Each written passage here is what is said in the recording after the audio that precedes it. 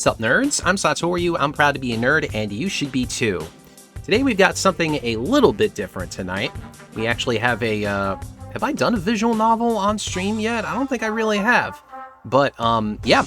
Tonight I am playing Apollo Justice Ace Attorney, the fourth mainline game at least, in the Ace Attorney series. Yeah, I think I remember really liking this one on the DS quite a bit. I mean, the whole series is pretty fun here. I know I have never streamed the original trilogy, but this is going to be the first time I'm replaying the game after how many years? I mean, back when I got it, you know, it was like... actually, I think the only way I was able to get it back then was I actually had a friend that worked at a GameStop, and they were actually able to clue me in. It's like, hey, we got one of these games in used, so you know, maybe get over here. We can hold it for you. So I think that was the only way I was probably able to get it. I mean, that was before like DS games got like incredibly out of hand in terms of price and shit like that. It's like you could actually find complete DS games in store back then. Couldn't even tell you when the hell that was. But that's neither here nor there. So this time I'm playing on the it's apparently Apollo Justice Ace Attorney Trilogy collection, which has the 4th, 5th, and 6th games up on it, which, I don't know, calling it the Apollo Justice Trilogy is... I don't know, from what I remember of Dual Destinies and Spirit of Justice, that might not be as, not be all that, I don't know, I think that's a little misleading. Also, Sup Saya. That's cool, you're actually looking to do something for Ace Attorney. That sounds really cool. You got your first Wii from a Blockbuster because your dad was a regional manager. Oh, wow. Nice! Oh, that is really cool. You get someone in the know. Oh god, I can only imagine what my dad had to deal with to get a Wii when it first came out in 06. I can only imagine. He was like that with the GameCube too. Probably like waiting online at, you know, standing outside a Toys R Us or something like that. But we can reminisce all we want here. Let's shoot on over to the game screen here. Let's see what they got here.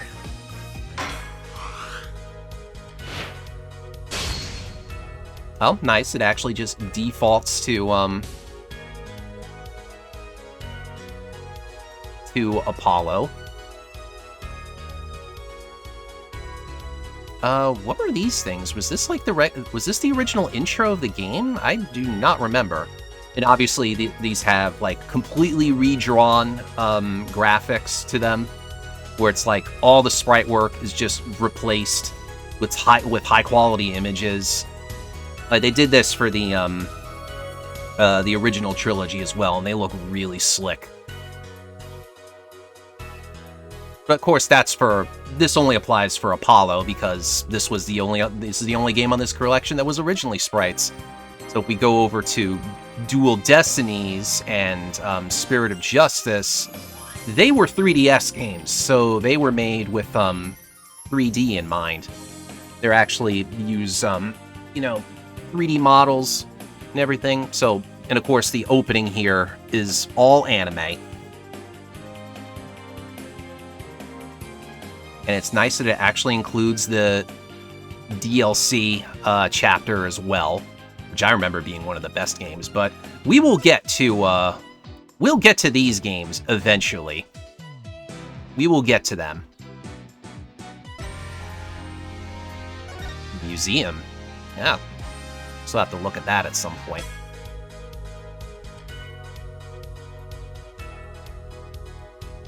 Let's just begin. Let's begin. This game came out in 2007 originally? Jesus Christ. Oh, I'm happy I'm censoring that name. That name means something else nowadays.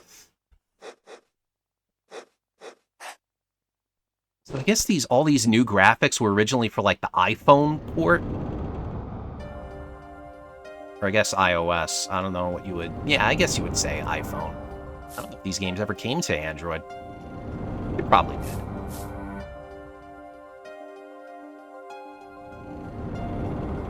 Showdown time.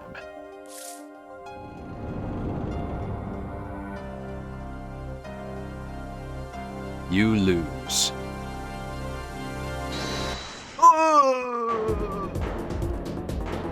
I can't stand losing!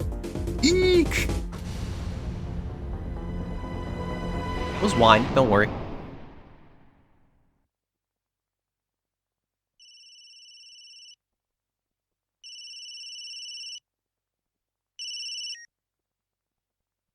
I seem to be in a bit of trouble. Something like that. Dead. Someone hit him. Hard. Me? Please. The cops should be here any minute. I'm in your hands. Should it come to that. Love this case more than I should for a first case? Oh, really? April 20th, 9:37 a.m. District Court, Defendant Lobby 3. Happy 420, everyone. Panicked, palms sweaty. I can admit it, I'm nervous. Mom spaghetti? Who's saying? Ah, good morning. Good morning, sir. You look tense, Justice. Wound up tight. Wound up, sir? No, I'm loose. I'm fine. That screeching noise, is that your voice? I suppose it's to be expected. Your first trial and it's a homicide. I guess justice doesn't start small, huh? I'm fine. I got up at 5 a.m. to do my Chords of Steel voice workout. I'm fine. Ah, that explains it. I did detect a certain rasping quality to your screech. Ugh. I overdid it again. As you know, your client today is a good friend of mine. I wouldn't want to let him down, if you get my drift. Drift gotten, sir. I'm all over that drift. As it happens, I dined with him the night of the murder. We can't let this case fall through. Oh, you know what? We actually have access to the court record already. Attorney's badge. How long did I yearn for one of these? Just putting it on makes me feel ready. Submits autopsy report. Can I? Oh, you can actually examine this already. Oh yeah, this is all the touchscreen stuff, right? Yeah, look at that.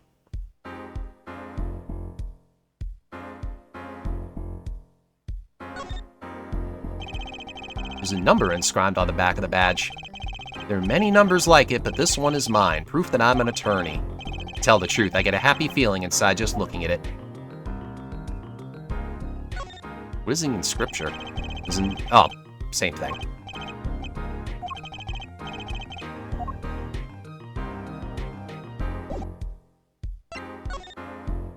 Victim's name, Shoddy Smith. Age unknown. Male. Estimated time of death, April 17th between 1:45 and 2:15 a.m. Cause of death, cerebral hemorrhaging resulting from blunt trauma to the forehead. We want to do first crime photo. Yep, lost in a game of cards.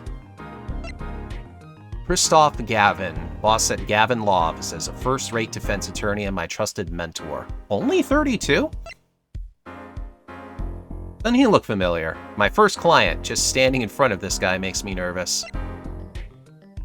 There's Shoddy Smith, the victim in this case, traveler only recently back in the country.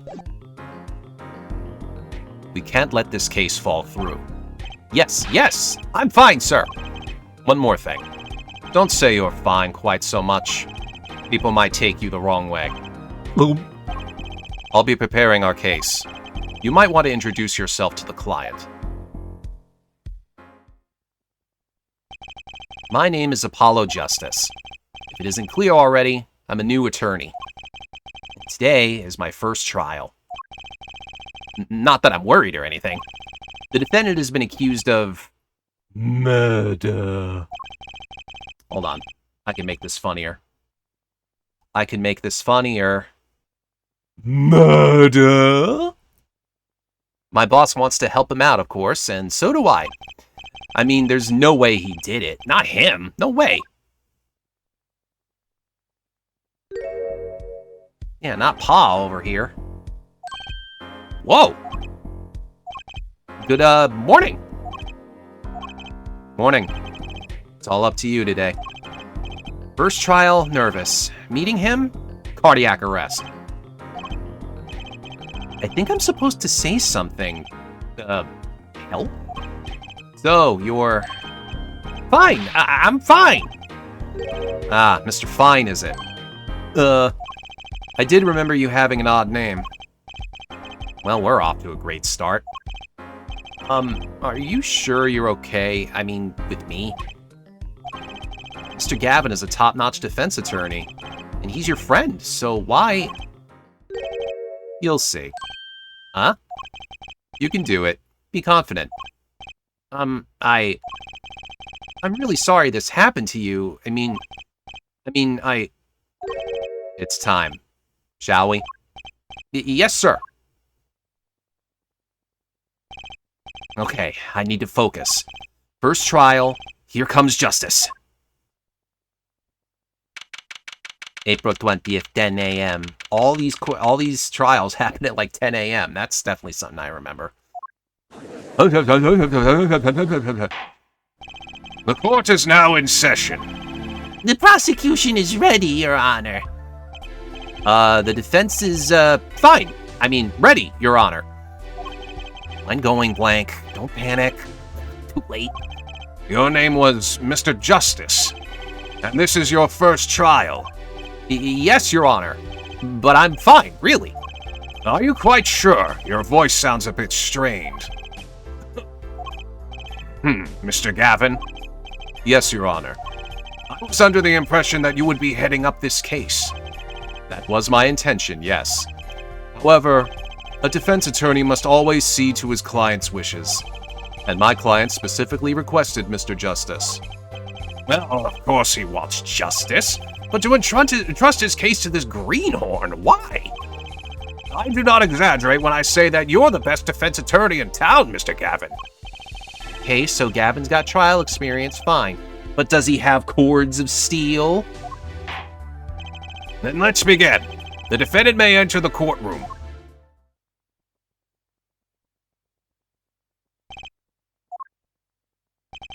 This is truly an unfortunate turn of events. I'm sorry we had to meet again under these circumstances. Long time no see, Mr. Wright. Let's put the past behind us, shall we? These days, I'm merely Phoenix Wright, piano player. Mr. Wright? How could this have happened? I won't speak of it further, then. If the prosecution would be so kind as to explain the charges. Mr. Payne. To think I saw you enter this room a fresh attorney, and now I'll see you leave in chains. Ah, Winston Payne, subtle as ever, I see. Ahem. The crime occurred at the Borscht Bowl Club, a Russian restaurant. The defendant, Phoenix Wright, took the victim, a customer, and he hit him. Wham! On the head! Smack! Killed him cold! A customer at the restaurant, you say? And the defendant, you say he was... The pianist for the club, it seems. Phoenix Wright, a pianist? This is the weapon that took the victim's life. A bottle of grape juice. Grape juice is apparently our defendant's drink of choice. Court accepts the deadly bottle as evidence. Grape juice bottle used as the murder weapon bears the defendant Mr. Wright's prints. Something to note, Justice. All evidence is filed in the court record. Make practice of checking it frequently. Can we examine it? Yes, we can. Grape juice. How long has it been since I drank grape juice? Apparently it's Mr. Wright's favorite drink.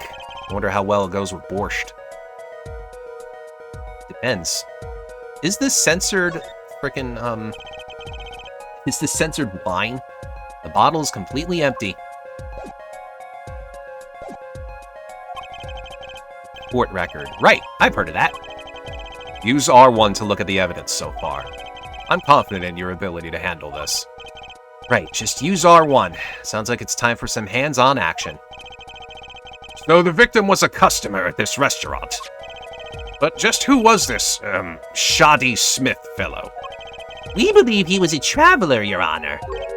A traveler? According to his passport, he had been out of the country for a number of years. He had only returned to this country recently, though his place of residence is unclear. And he had some sort of connection with the defendant. That, too, is unclear at present, Your Honor. We believe they first met at the Borscht Bowl Club on the night of the crime. They had only just met, then why murder? Perhaps the victim slighted the defendant's piano playing. That doesn't appear to have been the case. No, the motive had nothing to do with the defendant's lack of playing skill.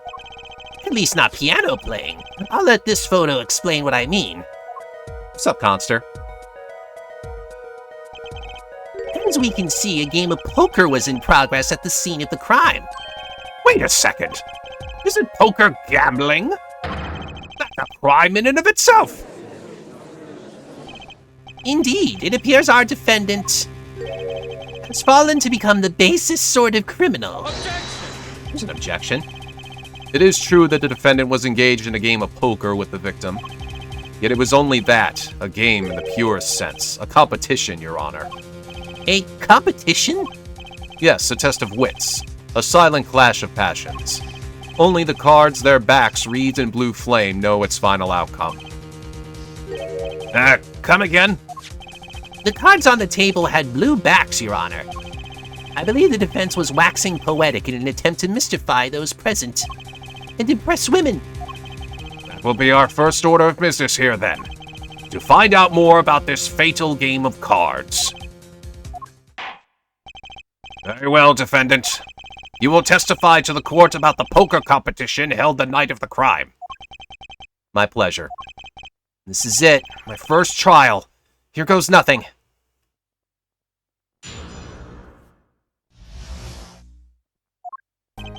I'm a pianist by trade, yet I can hardly play at all.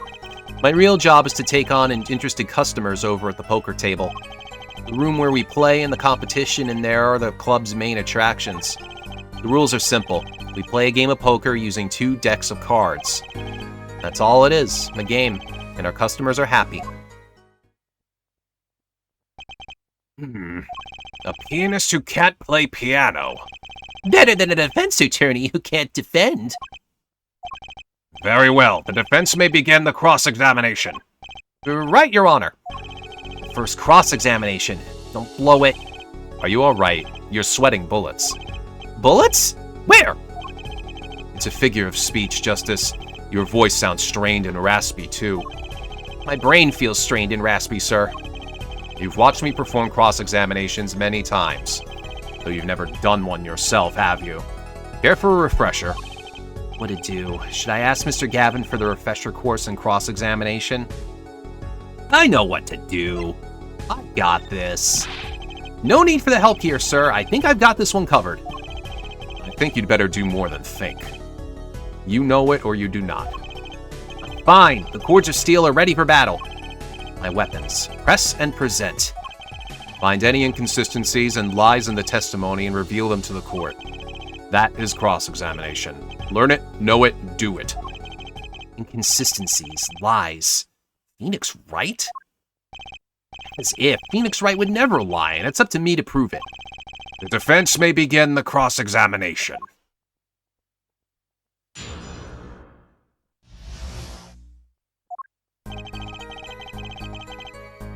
Alright. What else do we have, I don't think we have anything else to look at yet, right?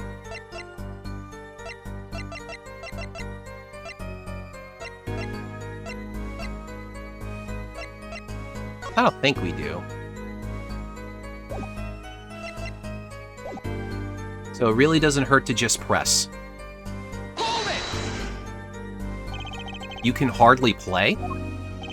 Oh, I play sometimes, when customers demand it. So I play them one song. That's usually all they want. Is that supposed to be a boast just now? The title of pianist is a mask, a respectable face I wear for the world at large. Then why are you really at the Borscht Bowl Club?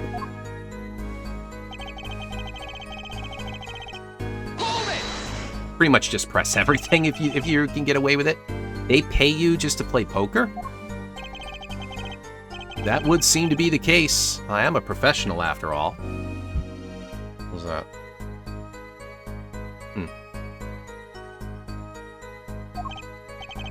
Do I detect pride in that statement? It's just hard for an honest, hard-working member of society like me to imagine. Yes, your imagination was always a bit limited, Winston. What? I played poker for 7 years in that little room, and I've never lost once. What? You see why the customers come now? Defeat the undefeated poker champion. Quite a draw. That is, I'm quite a draw. Wait, you've never lost once? Not even one time? As I said, I'm a professional. He's played poker for 7 years and not lost once. Is that even possible? Can we see the, I don't think we can determine the... Can we really determine the outcome from there? I don't even know.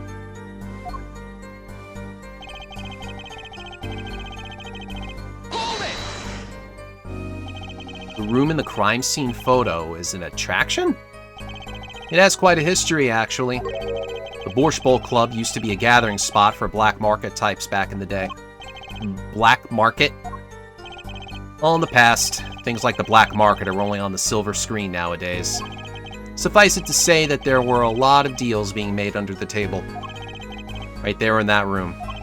A smoky room, gambling hoods. You know, just looking at this picture makes me feel bad.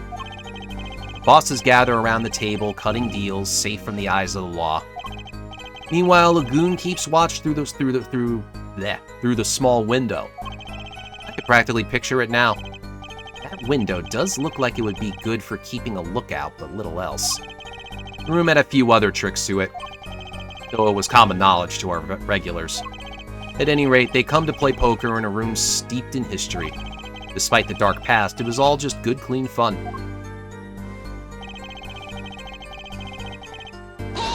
Yeah, what is this with 2 decks? Yeah, 2 decks of cards? A simple measure to prevent cheating. If you alternate 2 decks, no one can slip in cards. There's something else I noticed. In addition to the cards on the table, there are some lying scattered on the floor. Precisely. Cards on the table, cards upon the floor. Each one forming a complete deck. The crime scene painted blue by a sad sweep of cards. Poetic, really. Incidentally, we used 2 types of cards at the club. One deck of cards was red, the other blue. As I recall, in poker, you make 5-card hands. I can see how it would be easy to cheat. Yes, a game of hands. Eh? This competition you're talking about. I believe the court understands the nature of the game sufficiently. That's right. It was a simple game after all. Are you sure? Huh? People are not murdered over simple games, Mr. Justice. Defendant, you were in the room the very moment that crime occurred. Yet you claim no connection to the crime. Now that's strange. What's strange? I was testifying about the competition that night. Asking me about the crime at this point is against the rules, Your Honor. Of course, I expected to hear a cry of objection from the defense. I completely let that one slip by. Don't despair yet, Justice. Sir? Right, there's something I'd like made clear. Namely, your connection to the case at hand. And I'd like to hear it from you. Sure, why not? Very well. The defendant will amend his testimony. Just one little press. Got myself a whole new testimony. I plead silence regarding the murder, but I will say I never touched the murder weapon. Oh, come on, man. Come on, man. That's too obvious. I mean, he's clearly just testing Apollo here. Objection! I got a trophy for that. So you say you didn't touch the murder weapon, this grape juice bottle, right? So I said. Something the matter, Mr. Justice? My God, those luxurious locks on him. Too bad our new defense attorney never learned how to play dumb. What's this, Mr. Payne? I examined the bottle in question, you see, and it was covered with the defendant's fingerprints. Ooh, that's a big objection. No need to shout, Mr. Justice. I can hear you just fine. Excess yelling can damage the judge's ears, and our case. But what about my cords of steel? Anyway, what's so strange about fingerprints on a bottle in a restaurant? Well, that's true. The prints alone don't prove he did. Oh, they wouldn't prove a thing if they were normal fingerprints. Huh? But the fingerprints on the murder weapon were upside down. Upside down? What does that mean? It means he was holding the bottle inverted, and there can be only one reason for that.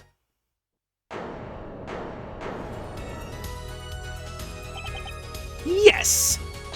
To brain someone with the bottle. God. Mr. Gavin, I think things just took a turn for the worse. Oh? I see no problem, Justice. Huh? The only thing that matters is the truth. There's a good reason for everything. You'll see.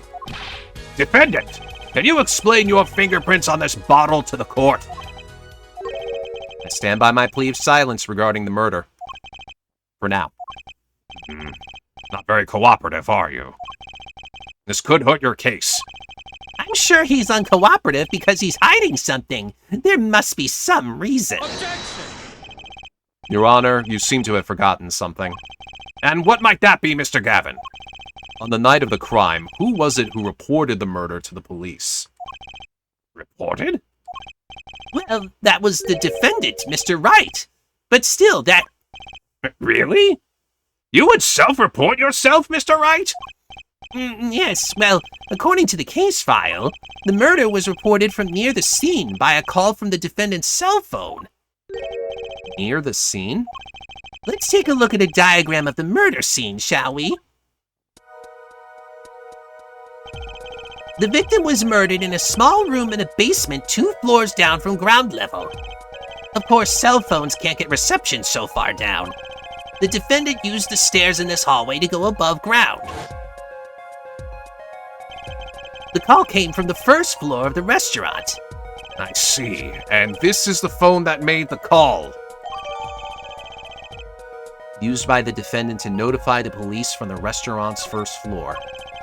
The defendant could have just fled the scene of the crime if he so chose. Can I look at it?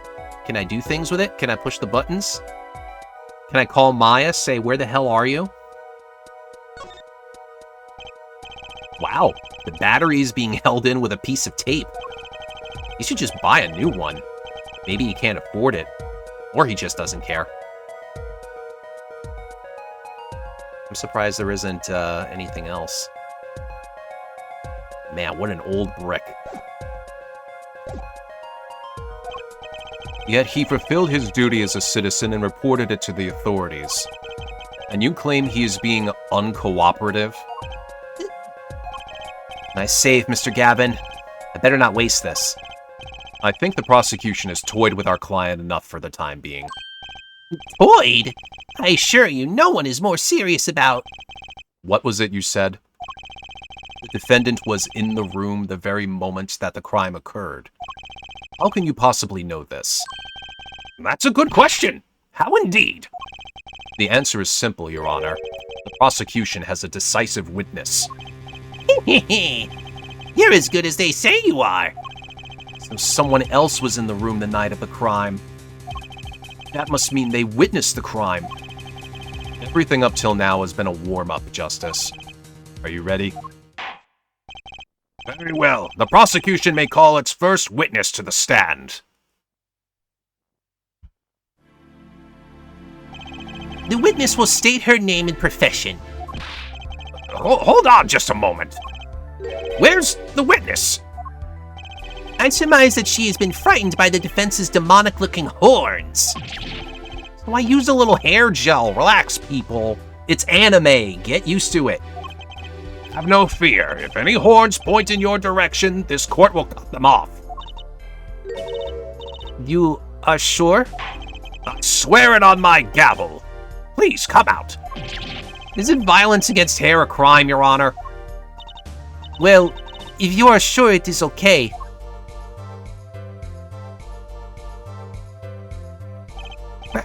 Now, the prosecution. Wait a minute. Would the prosecution care to explain the witness's, paraphernalia? Yes. She is a professional, Your Honor. Those are merely the tools of her trade. And that would be... My name is Olga Orly. I am employed as a waitress in Borscht Bowl Club restaurant. Then why the camera?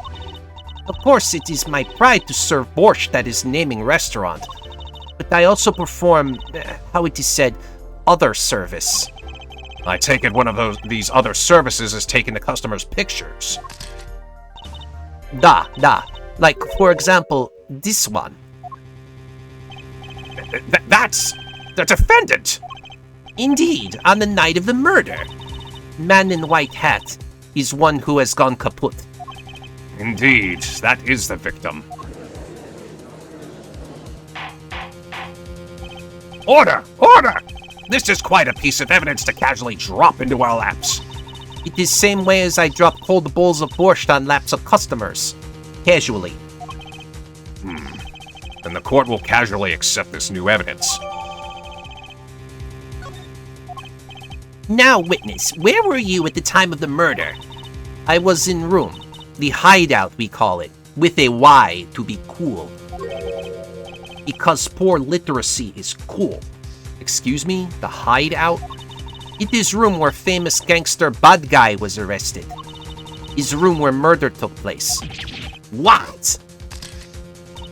Your look of utter surprise. It is lovely. I will post my courtroom door later for you. Photos will be numbered and you will write which ones you want copy of. So there were 3 people in the room at the time of the crime. The victim, Shoddy Smith, Mr. Wright, and Olga Orley, our witness. And if Mr. Wright isn't the killer, that means... Very well. Witness, you will testify to the court about that night's events.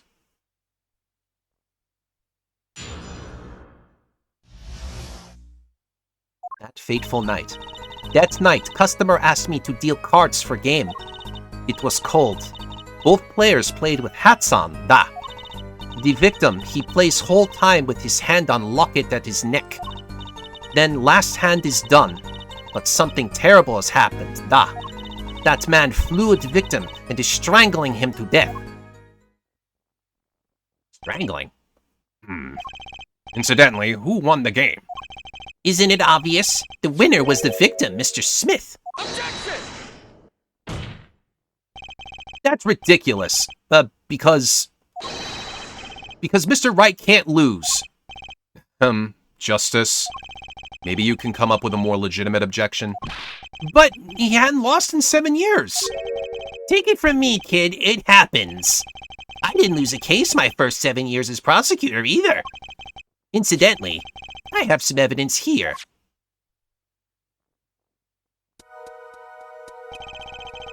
These are the poker chips as they lay at the very moment of the crime. The hand and chips on this side belong to the defendant, Mr. Wright. Those on the far side belong to the victim, Mr. Smith. Chips, you say? I mean, yes. Imagine that poker is war. Your hand is your army, and the chips are the spoils. I know that. After all, in my youth, I was known as the poker head of courtroom number 3. I think he means poker face. Looking at this picture, it does seem that most of the chips are on the victim's side of the table. Very well. The defense may cross-examine the witness. I want to look at the picture one more time. What's up, BB?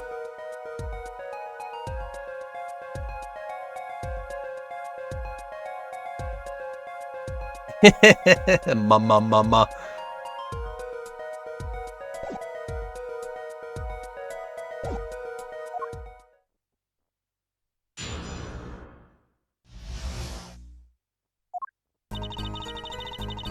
Let's see. We got to...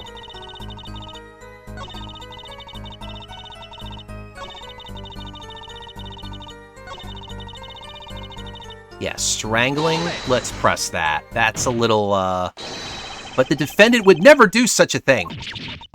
Eek. Well, now, I can't say I've ever heard the defense try this tactic. If possible, please refrain from embarrassing me. Still, why would anyone do something like this over a game of poker? Perhaps it is because defendant has lost game?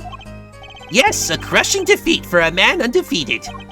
Though it always is with men like him.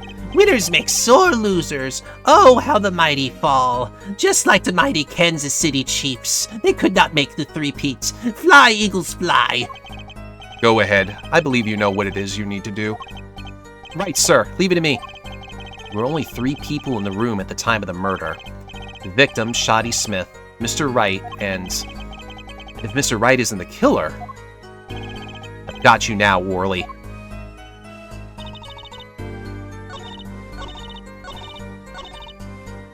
So here we present the autopsy report. Objection! Oh, really? Yeah, that's where she gets her name. The oh, really meme. Man, that's really dated. Strangled, you say? That's odd. Duh, normal customers only choke on borscht. No, I mean this report shows that the victim died of a blow to the head. Miss Orley, really now, did you witness the crime? Neat.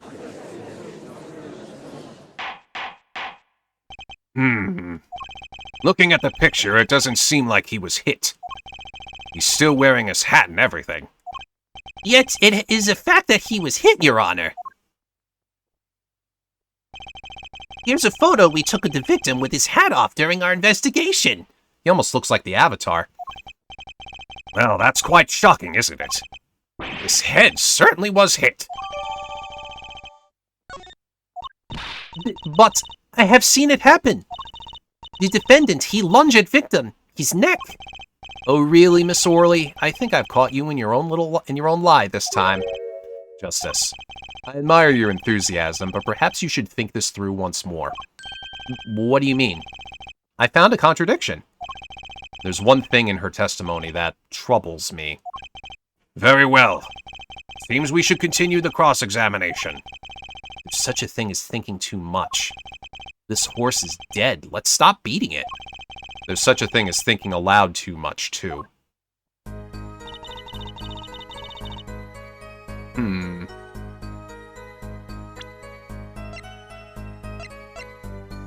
Do we learn something new from the photo?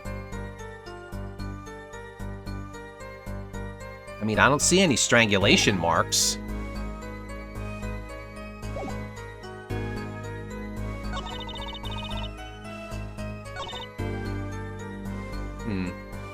The victim, he plays whole time with his hand on locket at his neck. Oh, that's it.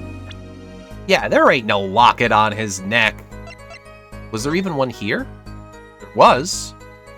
There used to be. But not here.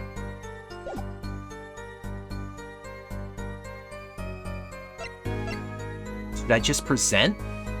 Like, that's clearly an issue. That is definitely an issue. Objection! Yeah, I figured that was it. You can tell when it's correct when the music stops. You know, there was one curious partner testimony, just like Mr. Gavin said. But what does it mean? Mr. Justice, would you care to explain what it is you're thinking so intensely about? Recall the testimony, Your Honor. The victim played with his hand on locket at his neck, I believe she said. I hope you aren't about to raise an objection to the witness's grammar. No, but look at this photograph. Look at this photograph! Do you see a locket on the victim's neck? Well done, Justice. I'm impressed. I knew you'd be able to handle this. But what does it mean? If we are to believe this witness's testimony as is, then the locket disappeared following the victim's death. Lockets don't just disappear, Your Honor. It's quite simple when you think about it. If the locket is gone, someone must have taken it off, no? Taken it off? Wait, you don't mean... So many song references tonight? Yeah. They make it too easy for me. The defendant wasn't strangling the victim at all. He was taking off his locket. Wouldn't that explain it?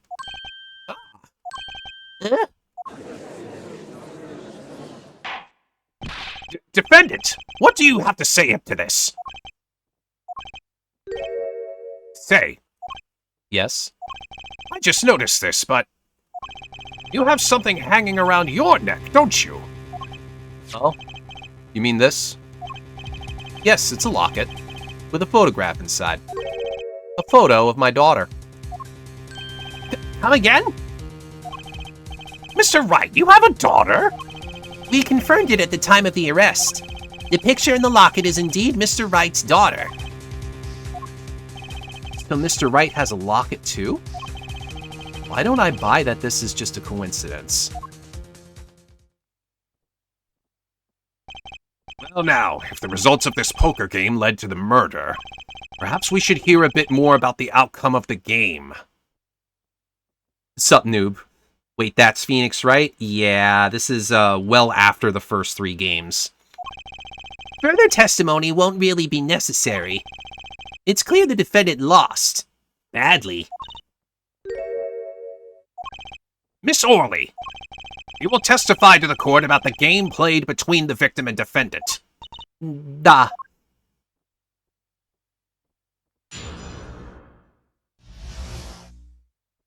Serious competition. The game began with 3,500 points and chips for each man. House chips come in 2 sizes, small and large. The one who was winning, it was victim. For last hand, defendant play with all chips on table and loose. The moment loss was decided, defendant grabs bottle from table and... Indeed, looking at this picture, it does seem to be a one-sided game. As the court knows, poker was the defendant's life. Failure must have been a bitter pill to swallow. How many times have I heard these words? I done it in a fit of anger. Whoa. That went way too quick. I done it in a fit of anger, Your Honor, and now I regret what I done. A common tale, but true. Methinks the judge watches too many old court movies. Mr. Wright said he hasn't lost in 7 years, so this testimony must be wrong.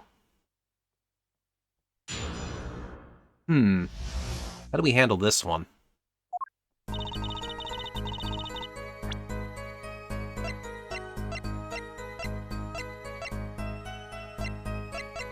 You know, we can't present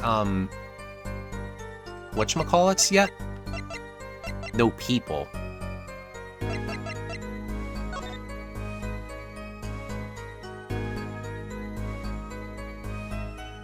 I mean, as far as I can tell, everything's legit. But wait until we find out there's, like, the 2 different decks of cards or something.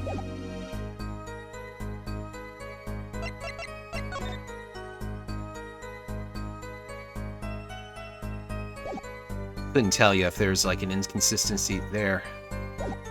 So really, I just gotta press. Just press on everything until something works. Are those the usual starting points? Were any special rules used?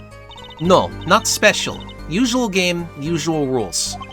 If each man began with 3,500 points, then the total would be, exactly 7,000 points. Please, this isn't calculus. It's not even long division.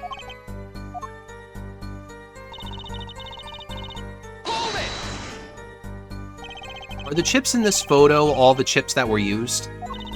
Of course! Something's fishy with these chips. Should I press harder? Maybe you could explain a bit about these chips. Explain? What is there to be explained? Poker chips are poker chips.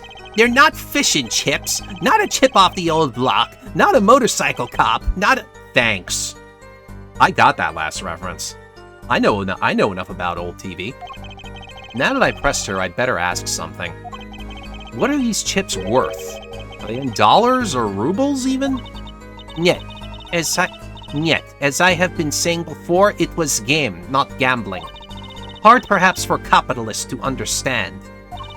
Two types of chip, 100-point chip and 1,000-point chip. It is not money, da. Justice. Sir, don't you find her comment interesting?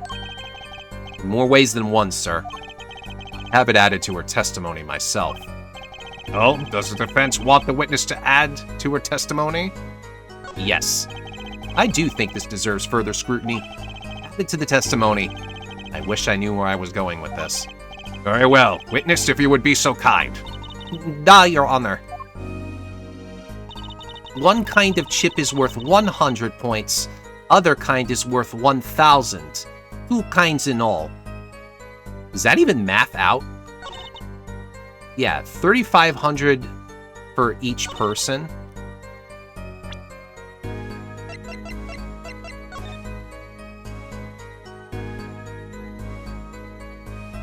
Let's see, 1, 2, 3, 4, 5, 6, 7, 8, 9, 10. Yeah, that's totally not right. That's totally not right. Unless they mean the smaller ones are the...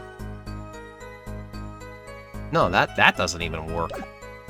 This has got to be it, right? Objection! Yeah, that doesn't math out. You're sure it was the victim who won? Absolutely sure? It seems our new attorney is a bit confused. A glance at the picture is enough to tell you who won. If you're not in kindergarten. Just for safety's sake, could you explain the problem to the court? Of course, Your Honor. In this photo, I see small chips and I see large chips. Tell me, which were worth 1,000 points? Why, the big ones, of course. Duh. Oh, I thought so too. But then the totals don't add up. The totals? Let's review what the witness told us. Each man started with 3,500 points in chips, and the combined total value of the chips was 7,000 points. Yes, if my calculations are correct. Let's see, 3 plus 1 carry the 5. They are, Your Honor. Now, look at this photo that allegedly shows all the chips. If the big chips are worth 1,000 points and the small chips are worth 100, and you add them up, how much is it? Do it yourself. You aren't in kindergarten, are you? 10,600 points. The chips don't add up. This clearly contradicts the witness's testimony. But why? How could this be? Exactly, Justice. Now that you know the what, you must determine the why. Right, there's only one possible way to explain this contradiction.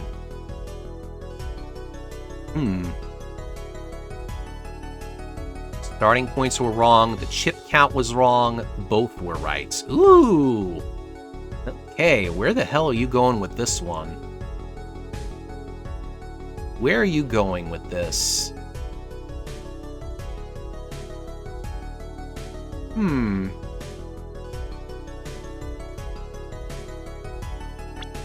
Let's look this over one more time.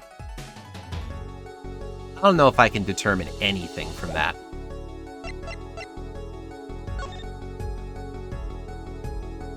There's no poker here.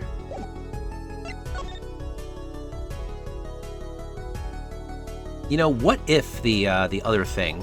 What if the other was true? What if the smaller ones were worth 1,000? That's 6 of them. And then you get 1, 2, 3, 4, 5, 6, 7, 8, 9, 10 for another 1,000. There, it adds up. It actually adds up there.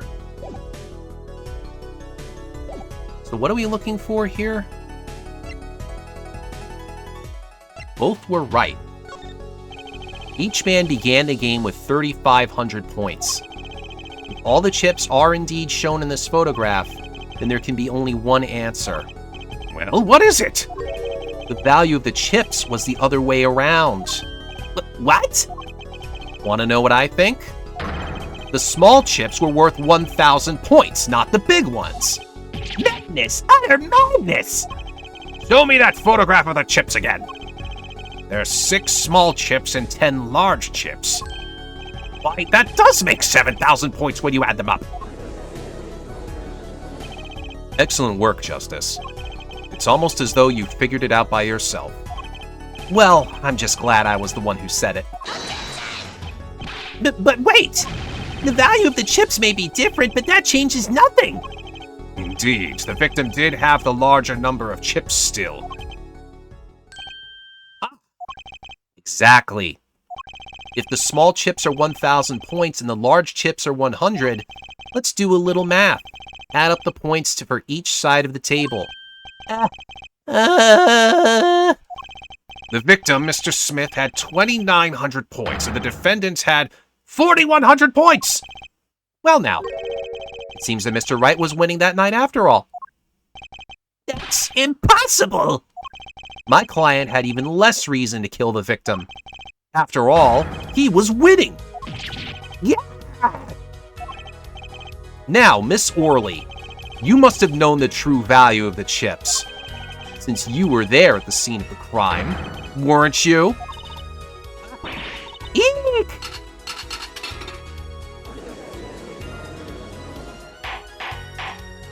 Order! Order! It appears our defendant has lost his motive, and Mr. Wright's supposed defeat never happened. We must now ask ourselves whether we can trust this witness's testimony. Hold it! Excuse me? What is it, Miss Orley? I did not want to be saying this, but actually, you see, See what, Miss Orley? What do we see? in the last hand, there was cheat. A cheat? You don't mean a trick? Wait, or do you mean a scam? They're all the same thing. Yes, there was cheat in last hand. That is why game ends with chips as they are. Great, just great. First we have lying, now cheating. Well, this case certainly has taken a turn for the interesting. Witness, you will please testify to the court. Tell us about this cheating in the final hand.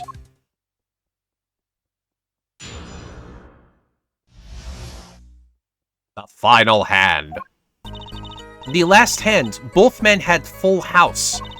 There is 4 of each card in deck from ace to king. If you look at both men's hands, cheat is more obvious. The next moment, game becomes argument, duh. The defendant's trick was exposed. He took bottle in his hand. Poor Mr. Smith. Miss Orley, why did you not tell the court about this from the very beginning?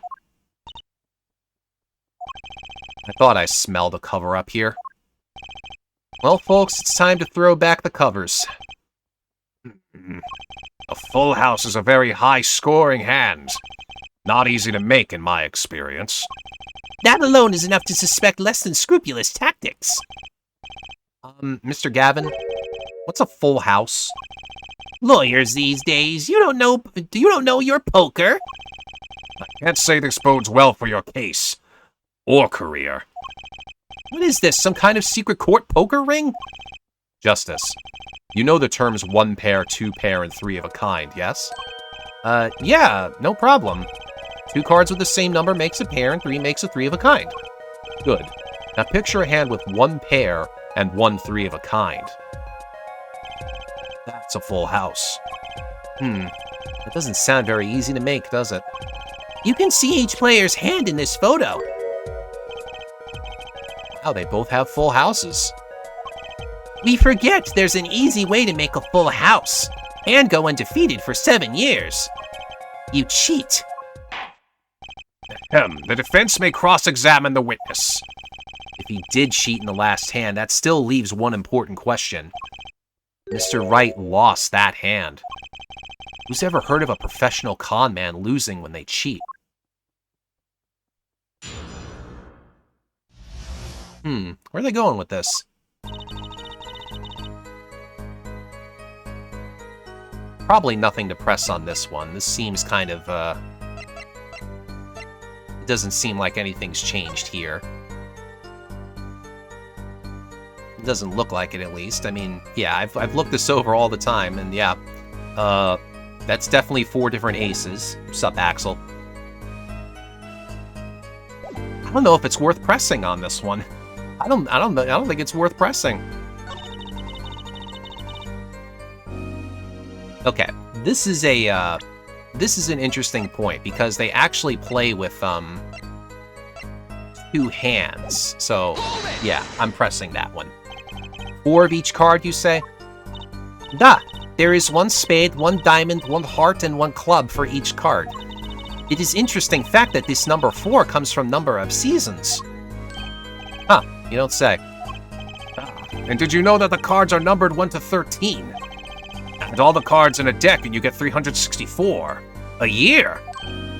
Huh, you don't say. Isn't that 1 day short? 1 day and a quarter. That's why each deck has 2 jokers. They say the second joker stands for the leap year. Thus you have a perfect representation of the year, all in a deck of cards. Huh, you don't say. I'm going to be in this courtroom for a year if it keeps going like this. Okay, that didn't help.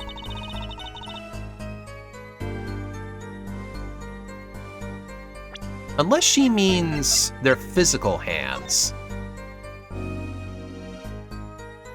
I don't see anything there. Because that's not how cross goes, of course. Look, they're in their own little fictional world.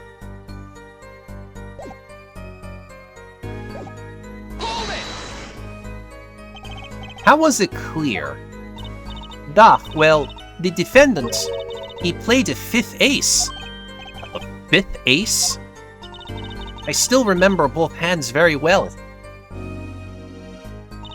Mr. Smith's hand has 3 aces. And Mr. Wright's, too. Obviously, cheating was afoot, or perhaps I should say, a hand. Your Honor, perhaps this can be added to the testimony without Mr. Payne's joke. Very well. The witness will add this detail to her testimony, please. Mr. Smith's hand has 3 aces and Mr. Wright's 2. It's 5 aces in all. But clearly, that's not what was shown here. Objection! That's not how it turned out. It appears the witness is mistaken. Mistaken? But my name... Look, this piece of evidence clearly contradicts what you said in your testimony. That's the photo of the chips, is it not? Justice, perhaps you ought to explain your point in a way that the judge can comprehend. In other words, use your finger to point out your point. Yes, please point out the contradiction in this photo. What particular point contradicts the witness's testimony? Oh, okay, I actually have to present. Miss Orley, in your testimony, you made the following claim. Mr. Smith's hand has 3 aces. But as you can clearly see, the victim's hand only held 2 aces. Eek in Russian. Well, maybe the witness was simply confused. Perhaps it was the defendant's hand that held the 3rd ace in question. Objection! Take another look at the evidence. As you can see, the defendant also had 2 aces in his hand. This isn't how objections work, it's how they work in Ace Attorney. Get used to it. Where's this 5th ace? I see cheating, all right, and it's going on right here in this courtroom. 2 aces in each player's hand does make 4 aces total. It's 2 NTG counter, I hate it. Hardly proof of cheating. Wait, please. It is true. I have seen it, the 5th ace. There was cheating, I swear to you. That's odd. She must be lying, and she's the most sincere I've seen her all day. You're right to trust your instincts. Mr. Gavin? Who knows what lies in store for us in the trial ahead? Your Honor, if I may, I have a suggestion. Is this Balatro or Ace Attorney? What might that be, Mr. Gavin? If you don't mind, perhaps we might examine the actual cards. The cards? Mr. Payne, Yes? the players' hands that night were set aside as evidence, were they not? The defense would like to request that the cards be shown to the court. Very well, the prosecution will submit this evidence. Which will you examine? The victim's cards or the defendant's cards? These cards don't prove cheating was going on, nothing will. Now, which of these hands is more suspicious? Where do I go with? What do I pick here? It's probably... I mean, we know something's up with the victim. It was the victim's hand that changed over the course of the witness's testimony. The defense requests time to examine Mr. Smith's cards. Very well. Mr. Payne, if you would. Very well. 3 kings and an ace. 3 kings and 2 aces. Well, time's a-wasting. Get to it, Justice. What do we get here? Ah, we actually get to peek around. There's a blue in here. Only one of the cards has a blue back. I'm much more of a red guy myself. Blue is so... not red, you know? So that means it's the King of Diamonds that's the... Wait a minute, do these even match up?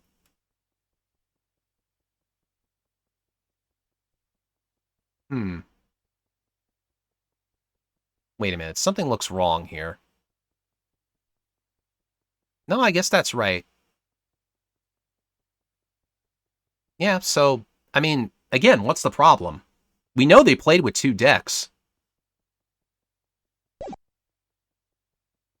Okay, before I continue, I'm going to go take my break. I really need a drink of something here, especially doing the, my particular voice for the judge. I'm definitely feeling it in my throat. So let me get a drink real quick, and I'll be right back.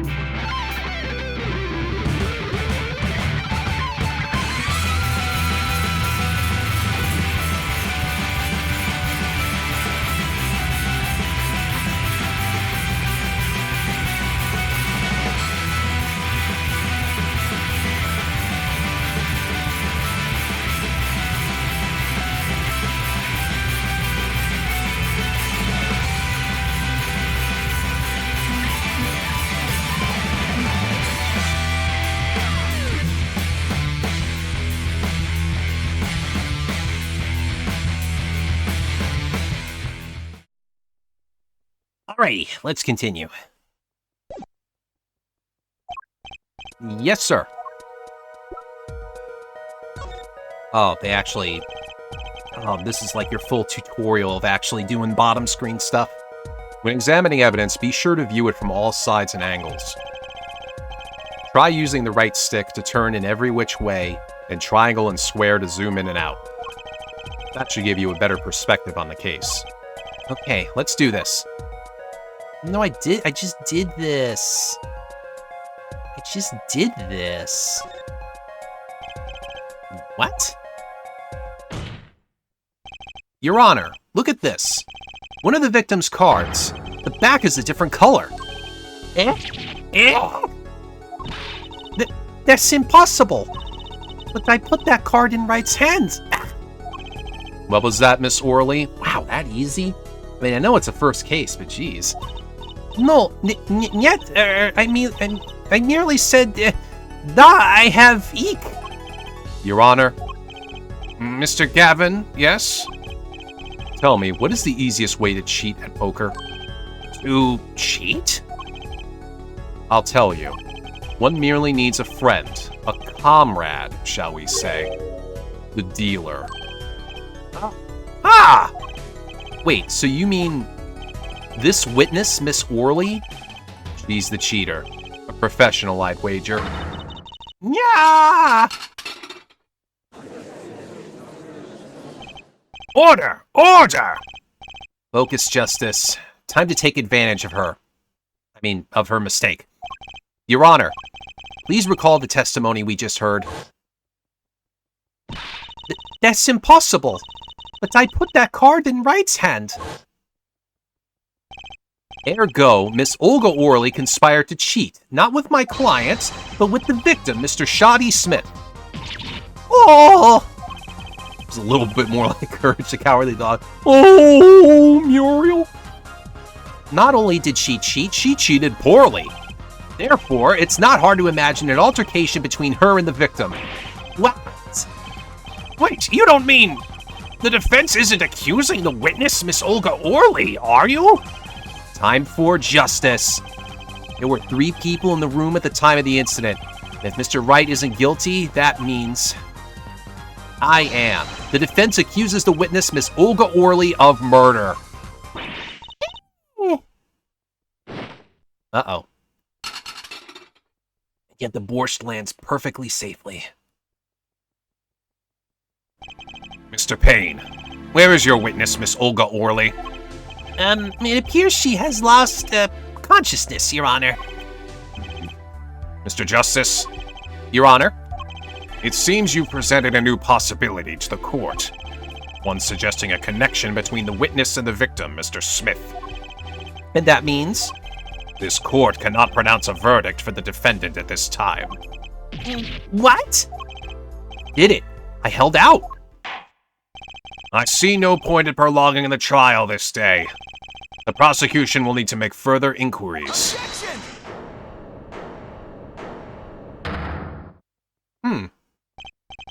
Mr. Wright? You can't end the trial here, Your Honor. Not yet. What nonsense is the defendant spewing now? Think. One of the cards has a different colored back. Don't you wonder what it means? What are you doing, Mr. Wright? Raising objections right when you're about to get off the hook? Ridiculous! Mr. Payne, you of all people should know. Mr. Wright has a talent for the ridiculous. Perhaps we should get to the bottom of things. Let's clear up the facts about the game that fateful night. As was said before, we alternated between 2 decks of cards that night. That was said before. The 2 decks of the club have different colored backs, blue and red. 1 color per deck. Why use different colored backs? If we use the same color, the 2 decks might get mixed. You use different colors and they still got mixed up. We used the red deck for the last game. I see, but that's odd. For some reason, I have this impression that you were using the blue cards. Yeah, me too. I'm sure someone said something about blue cards. Whatever, in the end, one card of the wrong color got into the mix. Which means there was cheating. Yes, a card slipped into the deck would seem to indicate cheating. Yet this card raises two serious questions. Apollo? Yes? Let's consider the first question, shall we? Think. In the last game, when was the card swapped? When? There are three broad possibilities here.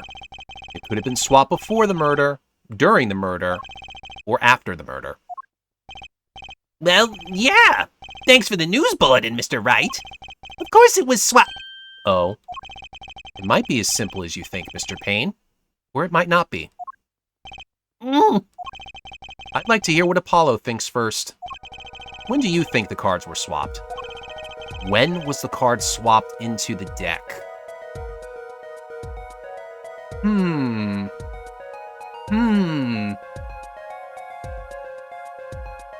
I sip as I think.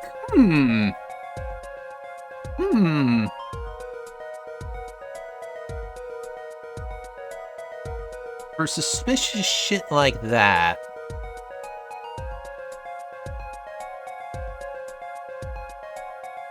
what makes the most sense here?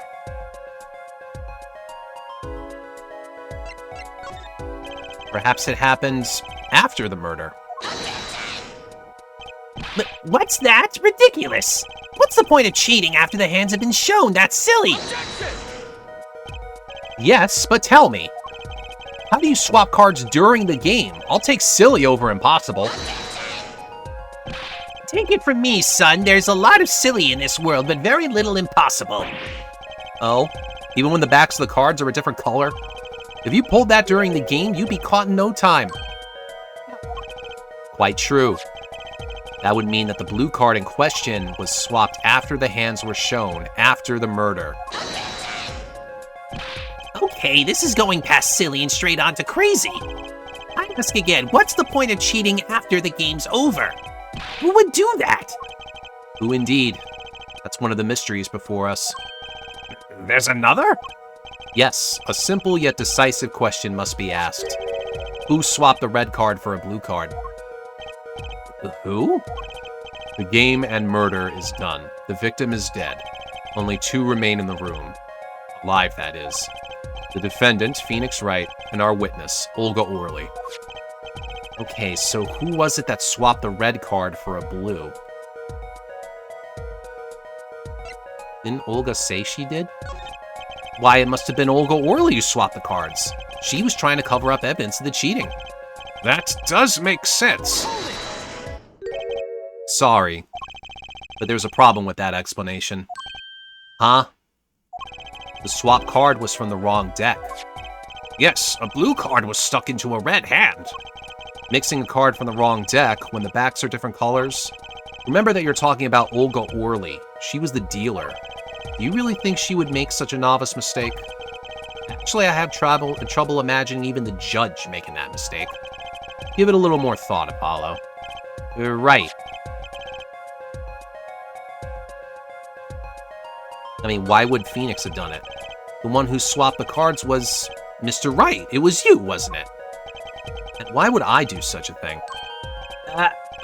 Well, because, maybe you were trying to hide the fact that you cheated? That would make sense, but the swap card was in the victim's hand. Oh. Sorry. I'm a nice guy, but I'm not that nice.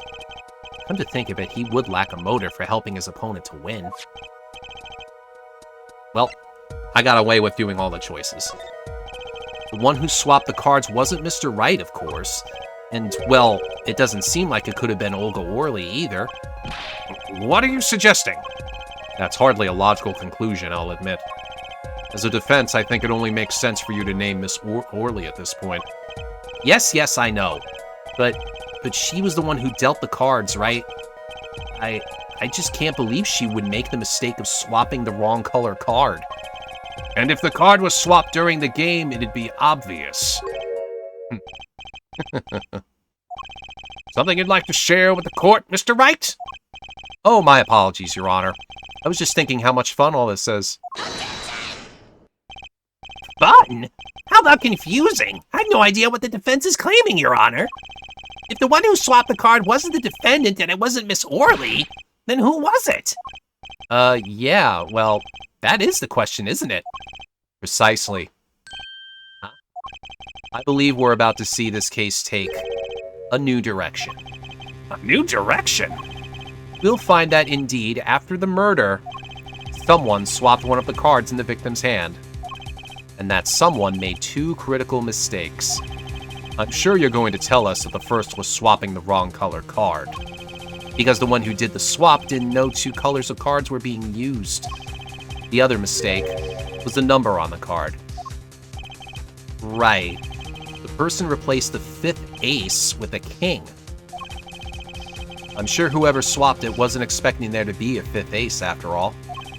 All they knew was that the game had been won with a full house. So they picked up a king from the table and swapped it in. But there's one problem. According to our case record, this person doesn't exist. True, not until now. But you have to admit the possibility of a 4th person. Though it's more than a possibility. There was someone else there that night at the scene of the crime. What? I believe the judge spoke truthfully earlier. You do make trials ridiculous, Mr. Wright. This trial has proceeded on one central assumption, namely that at the time of the incident there were only 3 people in that room. I believe this new evidence, shall we say, overturns that assumption. Problem is that you chose to conceal this information from the court. I suppose that is a problem, yes. Court is adjourned for a brief recess. Mr. Gavin, I'll see you in my chambers during this recess. Certainly, Your Honor. Very well. The trial will resume in 20 minutes.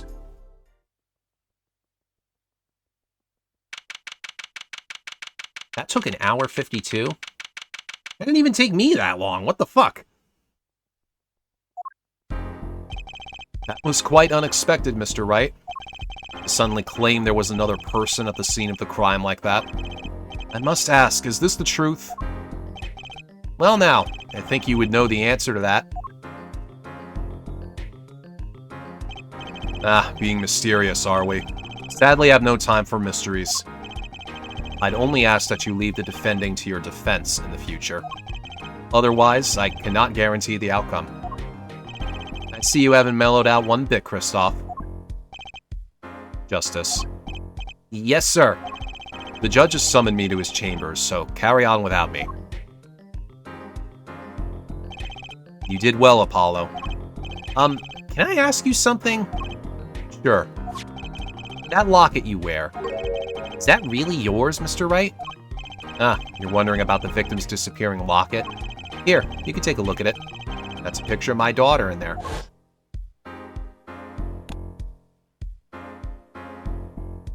Hi, Trucy.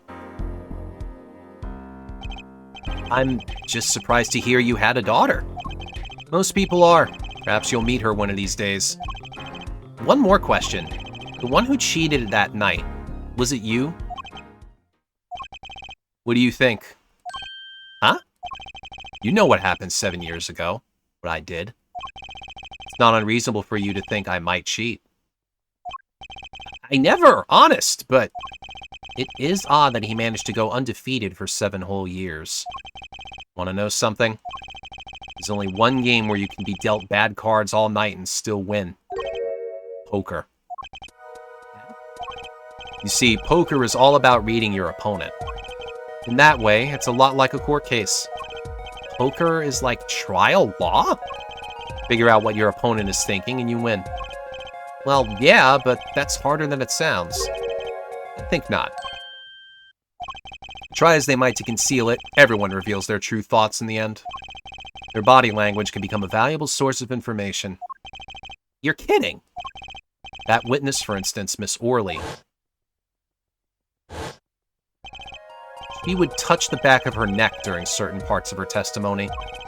Did you notice? No. Come on, who noticed that? Words, habits, twitches, it's all information for the reading. That's the secret to winning, Apollo. Someone taught me, and now I pass the secret on to you. But I'm not worthy. I mean, there's no way I'll pick up one on these signals. No, you can do it. Huh? You just don't know it yet. What's he talking about? But you will, soon. Almost forgot. One more thing. About this case, you should know, I haven't told the truth to anyone yet. What? I knew it! I have my reasons, of course. All shall be revealed. Sup, Rain? Yep, Ace Attorney indeed. How are you doing tonight? And Apollo, I need you to be there defending me. I need your power. My, power? I had no idea my cords of steel were that special. It's time. The real trial begins now. Good, how are you? Oh, I'm doing fine. Doing just fine. The real trial begins now. Do your best. Apollo is a good boy.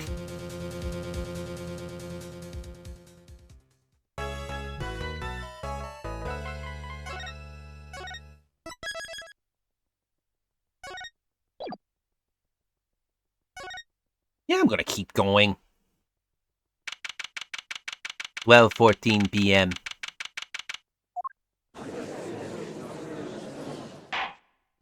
Court will now reconvene. Has our witness, Miss Olga Orley, recovered? Yes, Your Honor. Well, she's regained consciousness. Perhaps we can hear her version of the events again? That's the thing. You see, she's quite fatigued. You're looking a bit fatigued yourself, Mr. Payne. Sadly, fatigue is insufficient grounds for refusing to testify or prosecute. The defense would like to request that Miss Orley take the stand. Very well. The witness will take the stand. Perhaps you could repeat your name and profession. Or perhaps you'd rather admit that you are a poor liar and a poor loser. Yeah. Not. The reveal! He wasn't Russian at all. Name's Olga Orley. That's the truth. I'm a pro dealer. People call me Olga Quick Fingers Orley. Oh, really? Want to know something else? I'm not really Russian, and my last name sounds like oh really. There, that's the truth. I hope you're satisfied. They really explain the reference? Really? Make it that obvious?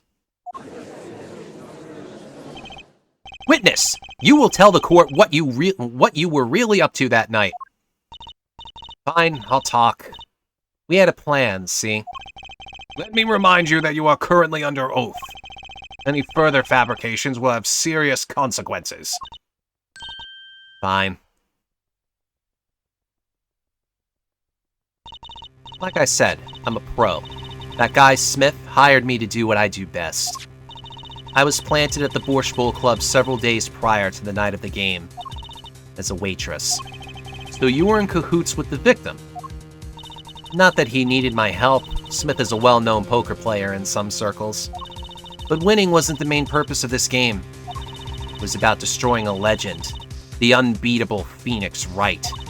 The plan was simple. Elegant, really. You see, we set up a trap of sorts. I was to plant a card in Wright's pocket beforehand, and then deal 5 aces during one of their games. When their hands were revealed, Smith would call him out and search Wright. He would then pull out the planted card and the trap would snap shut. You swapped the cards! Exposed as a cheater and losing on top of it, it would have made a great double play. Just like that, the legend would be dashed to pieces. Indeed. Getting caught red-handed at cheating would cast doubt on all his prior wins. A 7-year legend destroyed by one little card. That was the plan. Oh really, Orley? How droll. But it appears you made quite the mistake. A mistake? I agree the trap was elegant. Yet what happened to that planted card? Hey, that's right. He's lucky, I'll give him that. You'd have to be to slip free from a trap laid by Olga Quick Fingers Orley. Oh, really? The witness would be much cuter if she dispensed with the evil mastermind shtick. Cute? Who wants to be cute? I'm not cute. I'm bad, you hear me? Bad. When you're through being bad, perhaps you could testify to the court. Tell us about this trap and how it was sprung.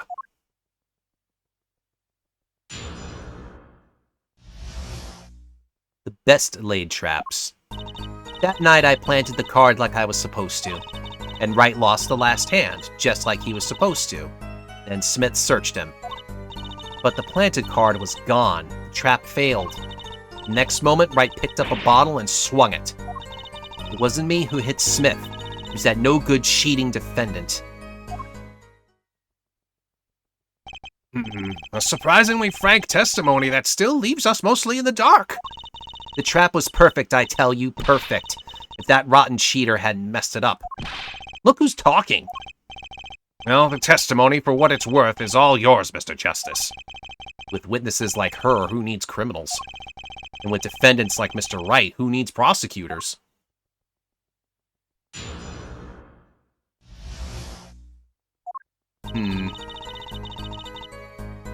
I think at this point, yeah, I'm pressing everything. This planted card, which card was it exactly?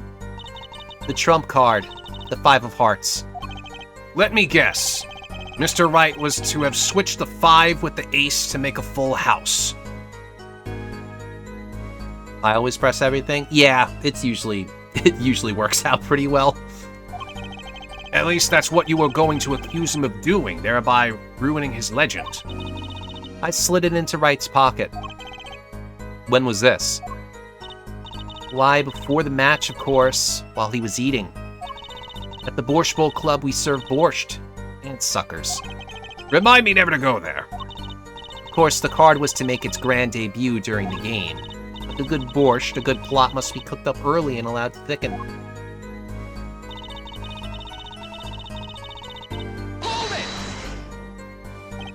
So everything went according to plan.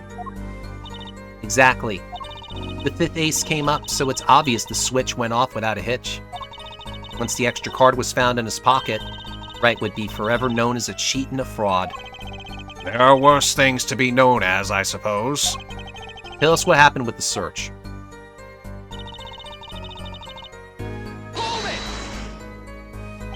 The card disappeared? Yeah, my trump card, the 5 of hearts. Gone, without a trace. Poof! Zippo. We searched every nook and cranny. Even inside his cute little hat. But the card was nowhere to be found, is this correct?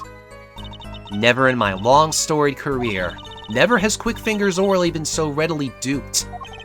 Oh, really? So what did happen to that 5 of hearts? Don't look at me. Why don't you ask that cheating, lying, two-faced defendant? So the 5 of hearts is still missing in action.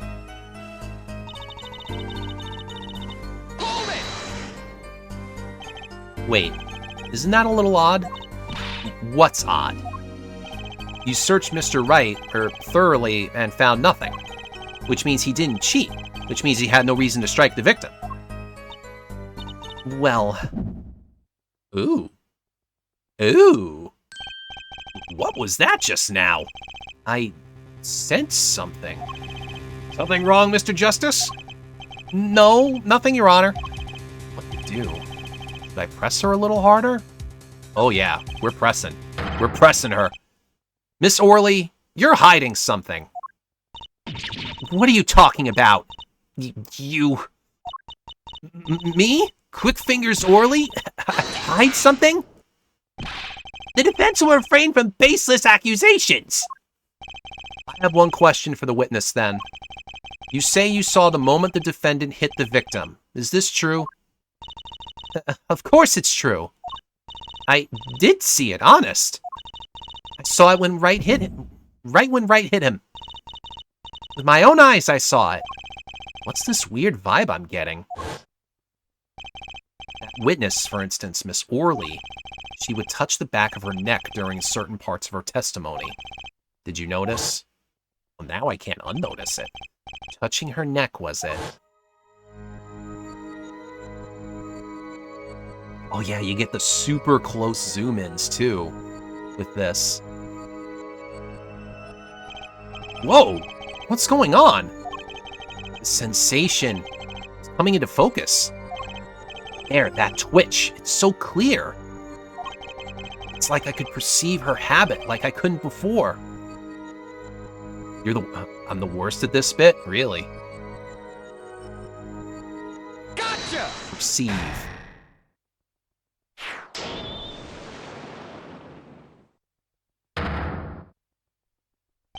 Miss Orley, perhaps you are unaware of this yourself. Unaware of what? Whenever you get to a certain part of your testimony, you touch the back of your neck with your left hand. My neck? So what? What indeed, Justice? I hadn't noticed anything of the sort. When she says that part of the testimony, she's subconsciously recalling something. Her body reacts to the memory and she touches her neck. I'm sure of it. Memory? Would someone care to explain what he's babbling about? This is highly unusual, but let's ask the defense. You claim the witness is remembering something. Maybe you have evidence of this memory to show us? Abbott is scratching her neck whenever she talks about the moment of the crime. So what would remind her most of the moment of the crime? Miss Orley, whenever you recall the crime that night, you scratch your neck. I've noticed it happens when you think about the moment of the crime. There must be some reason behind this habit of yours. I believe the weapon that left an inerasable impression on your neck is this. Huh. As I drink to think.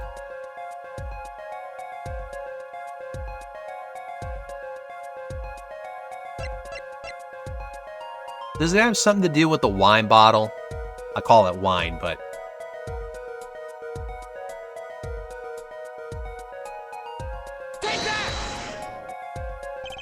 Whenever she talks about the moment of the crime, she touches her neck.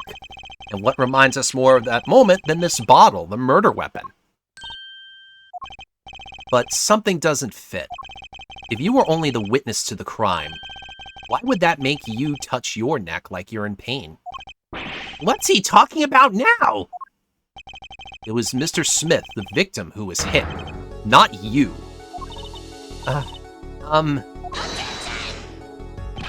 This is a cross-examination, not a cross-wild conjecture. The witness's habits? They're completely irrelevant. Justice, I'll admit I'm a bit confused myself. This is certainly a unique cross-examination. I'll explain later, just trust me. Now's our only chance to break her. Miss Orley, please testify in detail about the moment of the crime. The very moment. Niet. I am knowing nothing. We know you're not Russian. The witness will testify, please. Now, in English. Fine. He's the one who did it. I didn't let him out of my sight until the cops got there. Well, isn't that contradicted?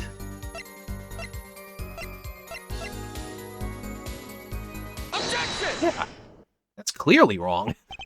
Miss Orley, we have a record here that clearly contradicts what you said. It states the police were alerted by a report from the defendant. And we know that the defendant left the room, climbed the stairs, and made that phone call from the first floor of the Borscht Bowl Club. So explain how you kept your eyes on the defendant when he left the room entirely. The borscht fell. Oh no. There's a whole lobster in there too. The man who picked up a bottle and swung it that night wasn't the defendant. It's so over the top. I know. That's what makes the series great. It's so fun.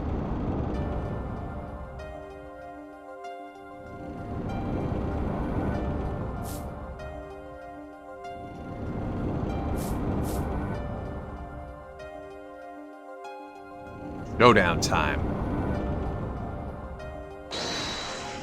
You dirty cheat. Check his pockets now. It's gone. The card's gone. You lose.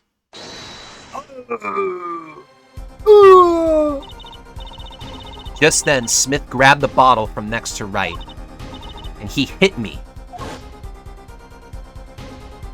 You! Some master of cheating you turned out to be. Eek. When I came to, The victim was already dead. Is that it? that's why I couldn't reveal who I really was. If I came out that I was in league with Smith, I'd be a suspect for sure. Well, where does this leave us? Madness! This is madness! I'm dreaming! It must have been me who was hit with a bottle, and I'm imagining all of this. It appears our prosecution is at his wit's end, and frankly, I can't blame him.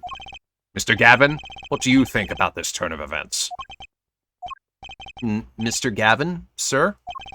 I believe that, as the defense in this case, we are compelled to call Ms. Orley a big fat liar. Leaves us with a wildly incompetent police force that found none of this. Oh yeah. I mean, remember, this is 7 years after the third game. There's no Dick Gumshoe to help us anymore. What? 3 were in that room the night of the murder. The defendant, victim, and her. And she has a motive. A motive? Her plot foiled, the witness got into an argument with her client, Mr. Smith. Have I played this before? Yes, I have. Yeah, I played this, I played the original on the DS. It's been a long time, though. It's probably been, like, 15 years, maybe. And the denouement of that argument was murder. What? I'm no killer. It's a trap. Someone's trying to frame me. You only got into Ace Attorney when it was ported to the Switch? Well, I guess that's about the time, I don't remember how long it took the original trilogy to, oh no, wait, Switch, yeah, I'm thinking back for, like, the Wii port or something like that. Oh yeah, but I've known about these games for quite a while. I never jumped onto them, like, originally when they came out. Like I was saying, like, I got the first few games, you know, well after, like, GameStops. You know, I bought them well after they were a thing, and then I kept up with them since. Like, I think I bought, what, Investigations? I think that was the first one I bought new? Maybe it was Investigations? And then definitely the 3DS games.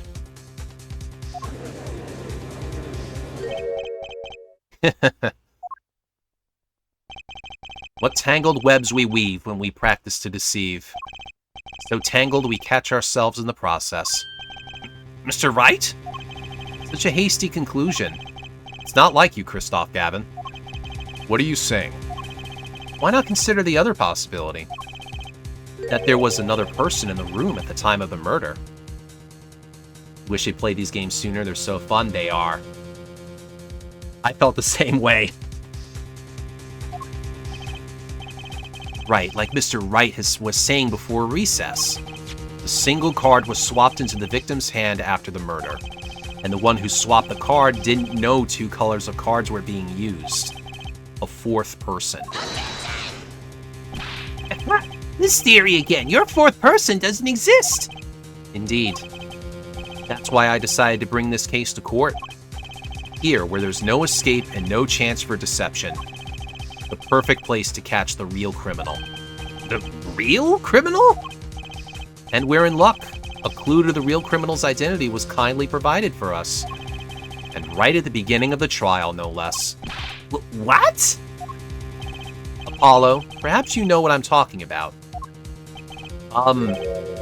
Sorry? Remember what I said. The 4th person who swapped the cards made one critical error. He or she wasn't considering the color on the backs of the cards. Right. But how could such an obvious mistake occur? The cards used for the last game were red. Yet there is one person here in our court who thought those cards were blue. Yeah, I had that impression too, but why? Well, Apollo, think you can figure out who it was? It's not me, I swear! Who is this fourth person? Do I always get put on the spot like this? Let's hear what the defense has to say. Who was it? Who thought the cards used in the final game were blue?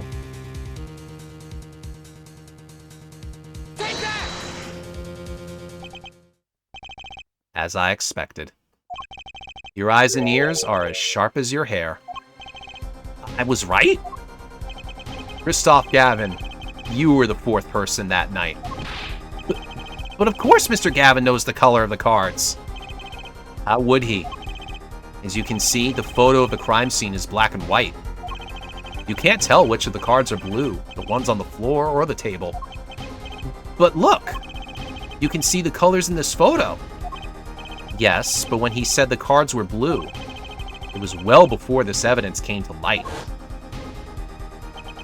It is true that the defendant was engaged in a game of poker with the victim. Yet it was only that, a game in the purest sense, a competition, Your Honor. A competition? Yes, a test of wits, a silent clash of passions. Only the cards, their backs wreathed in blue flame, know its final outcome. Damn, man. That is a good setup. Well, Christoph? Mr. Gavin? Mr. Gavin, is something the matter? No, nothing. Excuse me, it was just so sudden. Right? You aren't seriously accusing me, are you? Oh, Christoph? You know even I'd never take a joke this far. This has gone beyond ridiculous, beyond dumb. This is insanity. The defendant accusing his own defense attorney of murder? I assure you, I'm quite sane. But what possible connection could Mr. Gavin have to the victim? The way it screams is so good. Oh, yeah. I wasn't aware that I had a connection to Mr. Smith either. Yes, but Mr. Gavin and the victim have never even met.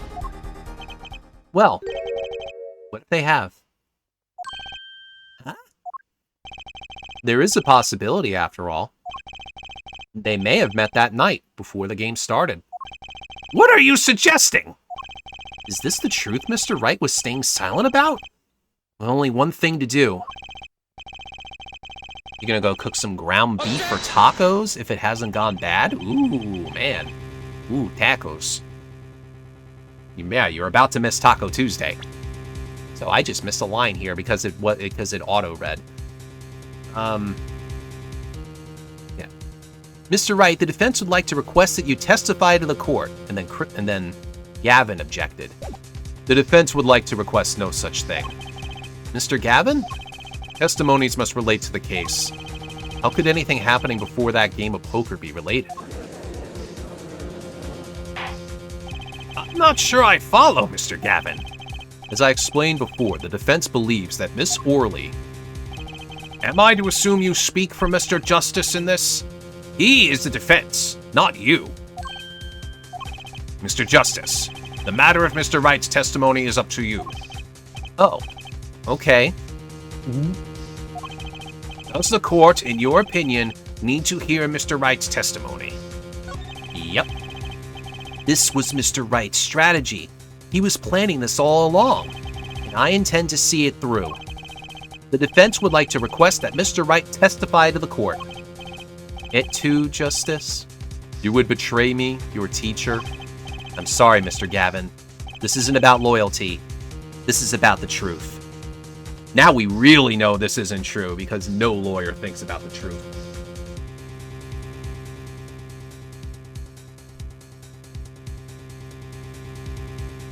Or courts in general, for that matter. They only think about the good old American dollar.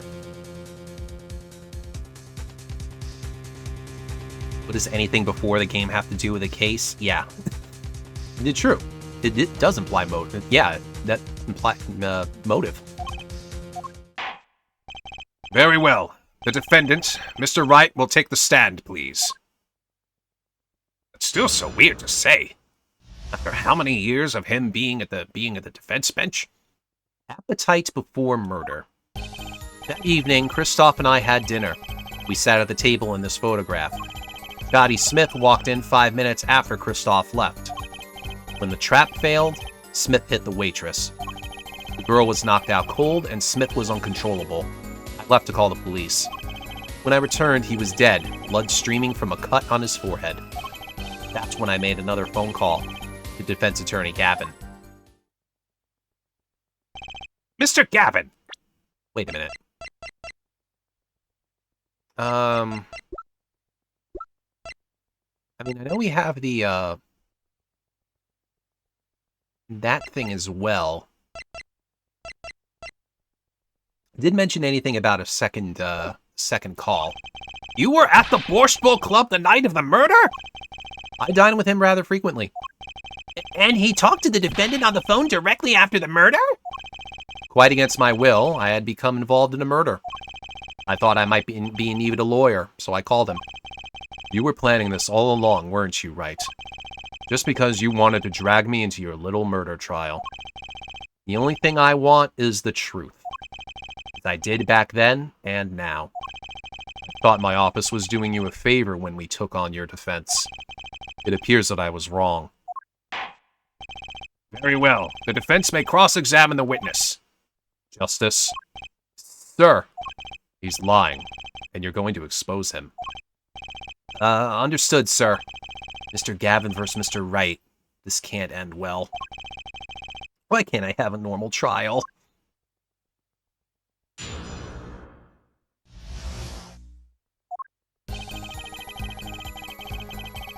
Hold it! You had dinner with Mr. Gavin? Yes, he dines with me at the Borscht Bowl Club quite frequently. We were enjoying a usual dinner at our usual spot. As usual. Usual? I always eat at the table closest to the piano. I see. Where Mr. Smith was sitting. So the plates and such on the table were from your dinner? Indeed, the remnants of my meal were with Christoph. We dined for 2 hours, then Christoph left. After that... Hold it! 5 minutes? So the two of them could have passed in the restaurant during that time. That would have been a fateful encounter, to be sure. Oh, Mr. Wright, what was it you said? Christoph Gavin and Shoddy Smith may have met? I believe I did say that. Here I was all nervous about this meeting. Now we hear they just passed in the hall? That does seem a little weak as a pretense for murder. Oh, it would be, if that were all that really happened. Come on, Mr. Wright. What are you hiding this time?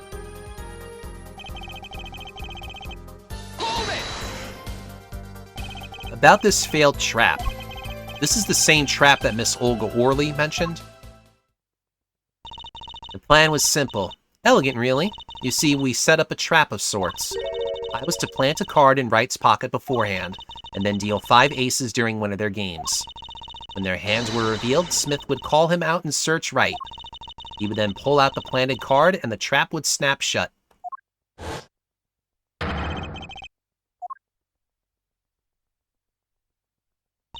Just like that, the legend would be dashed to pieces. Yes, a harmless prank in essence. It was by a quirk of fate that I happened to discover it. A quirk? I happened to put my hand in my pocket and found a card. A card she planted. Yes, I snuck a peek at it and found it was the 5 of Hearts. I had a feeling something might happen, so I disposed of the card before the game. Disposed? Where? It was an empty bottle of grape juice I had been drinking right beside me. I threw the card inside the bottle. An empty bottle of grape juice? The murder weapon?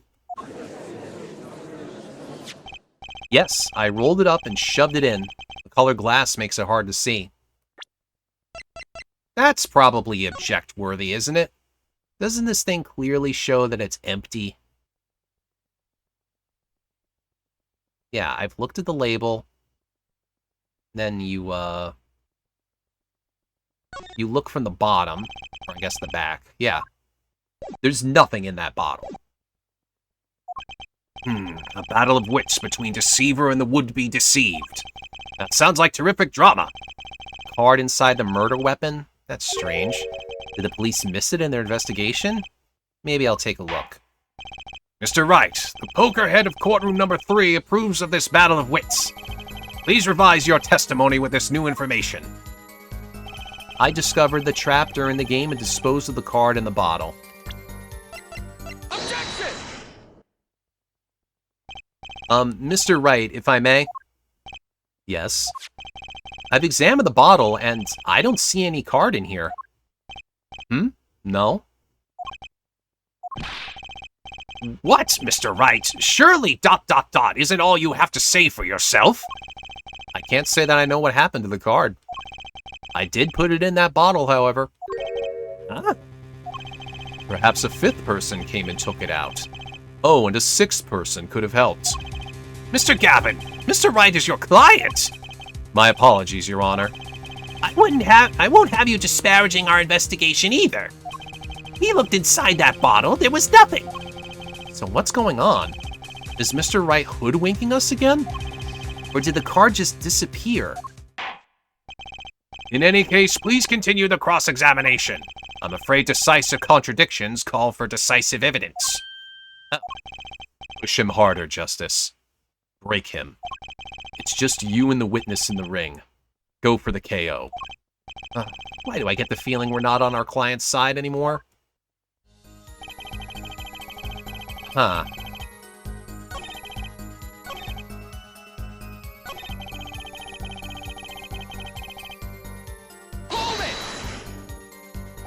You made the call to the police from the 1st floor of the restaurant, correct? Exactly. Cell phones don't get a signal down in the hideout. Was anyone else on the 1st floor at that time? Not a soul. It was the middle of the night after all. So there, in the darkened restaurant, I called the cops. After making the call, I returned to the hideout. It didn't seem right to leave the injured waitress alone.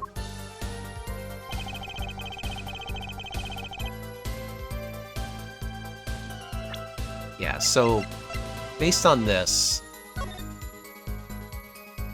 I mean, I don't see blood streaming from it. Well, it could be streaming backwards. And when you returned, the victim was already dead, yes. I'll admit, I was a little startled when I walked in. Little? He was bleeding from his forehead, after all. I guess I'd be startled too if I walked in on a scene like that.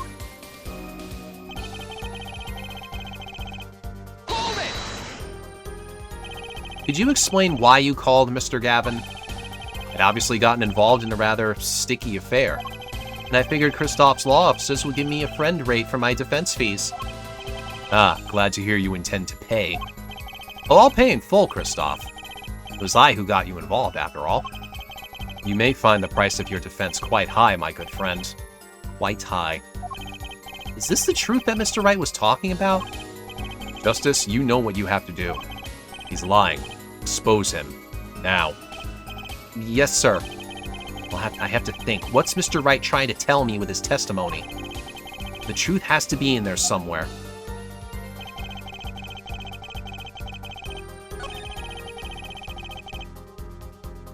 Yeah, where the hell do we go with this right now?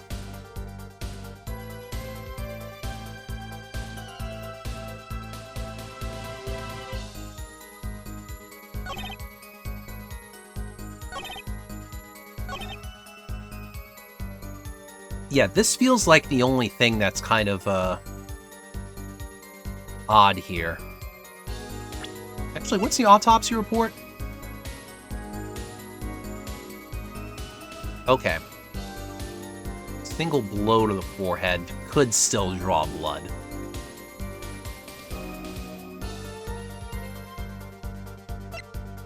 And again, in this picture, you can't see anything. Is this it?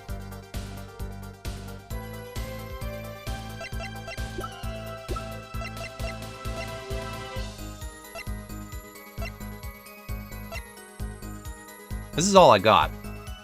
Then again, there was that other line that was added. Yeah, presenting this didn't even do anything. Why in the bottle? Perceived my opponent's intent immediately. I'm used to entrapment, you see. I knew it was coming. Ho ho! So you struck first! I like that! I know every trick in the book. They don't work on me. At least when you get lucky and stick your hand in your pocket, they don't.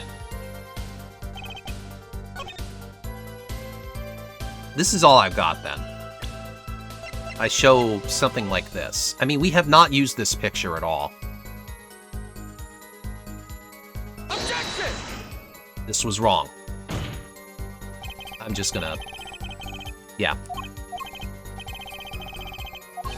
Yeah, one of these wrong answers? Okay. No flawless here.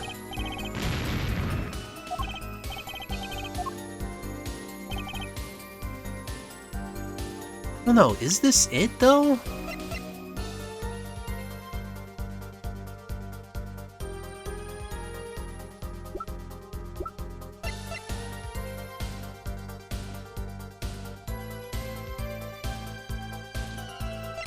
If this wasn't it, then...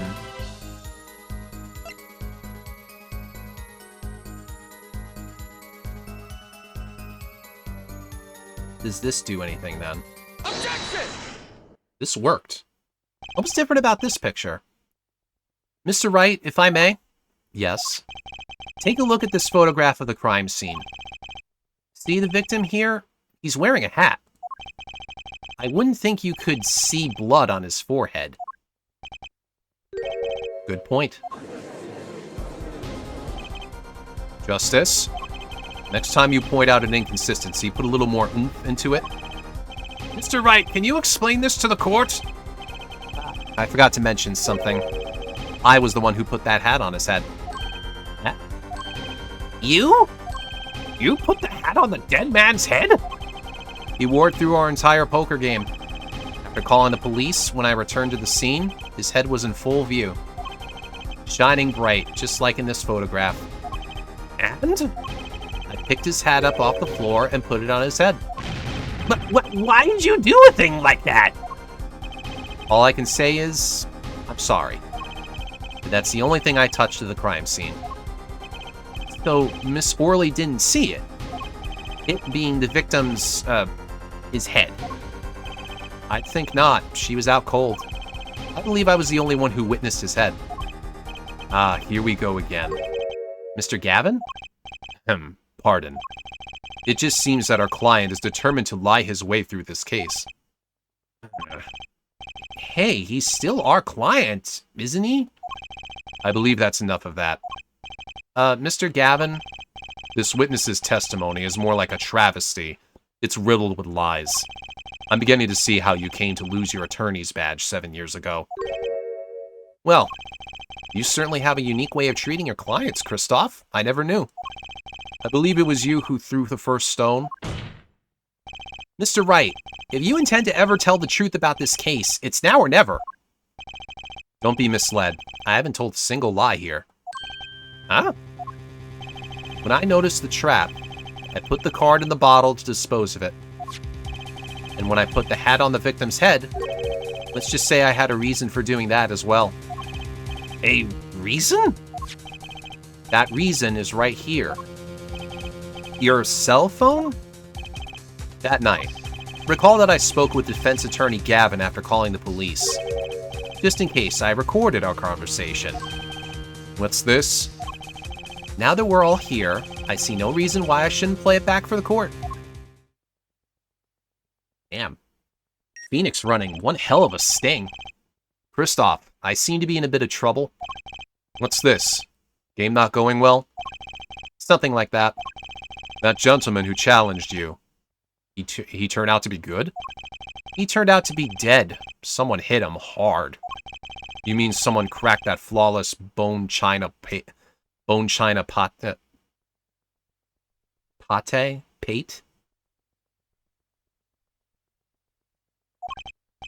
It wasn't you, was it? Me? Please. The cop should be here any minute. I'm in your hands. Should have come to that. Bone china plate? Oh, is that just a typo? Oh, is that why it didn't do the thingy, right? I saw that right? Yeah, it did. It is a typo. Oh, no wonder I couldn't read that. A kind of porcelain, very smooth and shiny. And not plate, but pate. Pate. Oh, okay. No, that was intentional. It's Apollo that got it wrong. No wonder he lost his license to practice law. This is some wildly unethical shit. But trust me, this is fighting fire with fire. Not plate, but pate. I believe he was referring to a certain gentleman's balding forehead. The court appreciates the defendant's discretion in not indicating my forehead. Wait a second. Something's not right about that phone call. So after Mr. Gavin ate dinner with you, he left the Borscht Bowl Club? Despite the reputation the Bar Association does actually care about being ethical, there's no bar association in this world. Most certainly. Then how did he know? When did he see this bone china pate? Oh, that's right! Yes. That was when I began to see my good friend in a different light. Troubled, I returned to the crime scene. And when I spotted Mr. Smith's head again, I realized exactly what was wrong. Well, Mr. Gavin, the stage has been set. Perhaps you would like to explain this to the court. Exactly how did you come by your privileged knowledge of the victim's head? So, this is your reason. The reason why you put the victim's hat back on. Your point, Mr. Gavin? It's come down to this, has it? Phoenix Wright. Order! I will have order! Mr. Payne! Yes, Your Honor? I believe this court has been left with no other choice. Are you prepared to hear defense attorney Gavin's testimony? Well, as the prosecutor, Very well. We'll break for 10 minutes, after which Mr. Gavin will take the stand for a cross-examination. Are we all clear on that? Crystal clear, Your Honor. Very well. This will be the final recess for the day.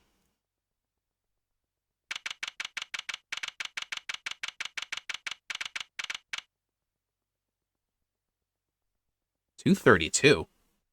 This started at 10 a.m. How has it taken them this long? And yes, this did take place on Weed Day. Mr. Gavin and Mr. Wright are both in the judge's chamber. Who'd have thought today would turn out like this? May I? Huh? What? Hello, sir. Please, pick a card. What's all this about? Is this one okay? Excellent. I have a message for you. The last hand is about to be played. You'll need a trump card to make it. A trump card? The card you have chosen is magical. Use it wisely and the game is yours. That's all. An ace. Where do I remember that card from? Mr. Smith's hand has 3 aces and Mr. Wright's 2. It's 5 aces in all.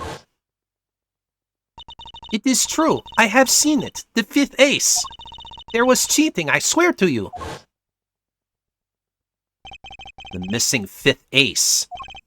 Wait, this blotch of red. Is this blood?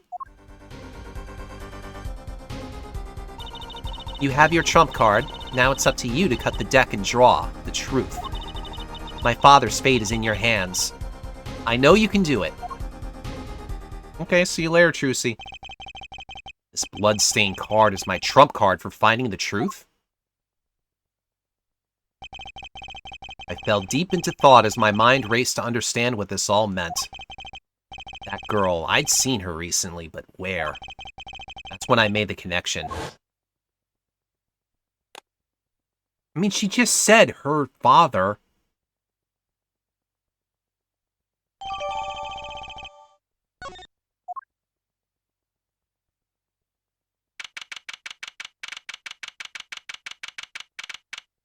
Can I examine it?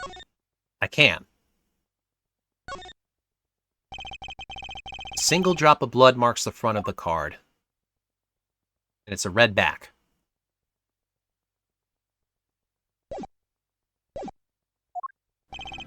Court will now reconvene. Defense Attorney Christoph Gavin, will you please take the stand?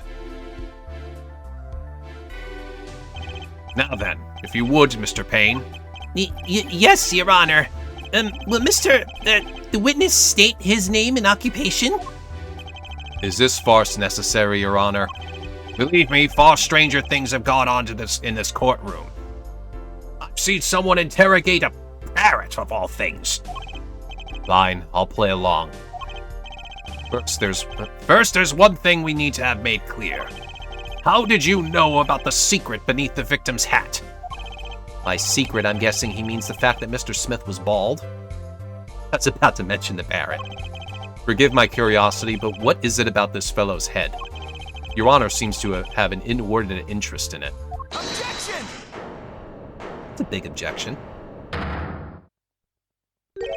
I wouldn't call it inordinate, Mr. Gavin. Mr. Wright? What do you think you're doing, Wright? Wow, things sure look different from the other side. You know what I mean, Apollo? Speaking of looking from the other side, let's consider something for a second. The victim wore that hat all night, never once taking it off, except for that one time. That one time being the instant he was hit. Oh! When Mr. Wright returned from reporting the crime, the hat was lying on the floor. Mr. Wright picked it up and placed it on the victim's head. In other words, in order to have seen Mr. Smith's bald head, you would have had to have been there in the hideout at the time of the crime. In other words, I must be the real killer, is what you're trying to say. Not bad, Apollo. Mr. Gavin? I'm afraid that I haven't been entirely honest with the court. No shit. What? Oh, I assure you, I had the noblest of intentions. I did it all to protect my client, Mr. Wright. Yet, I'm afraid in the current situation, I see little reason to hide anything. Very well, allow me to tell you the truth of what happened that night. Finally, you may begin your testimony. Tell us, how were you involved in the events of that fateful night?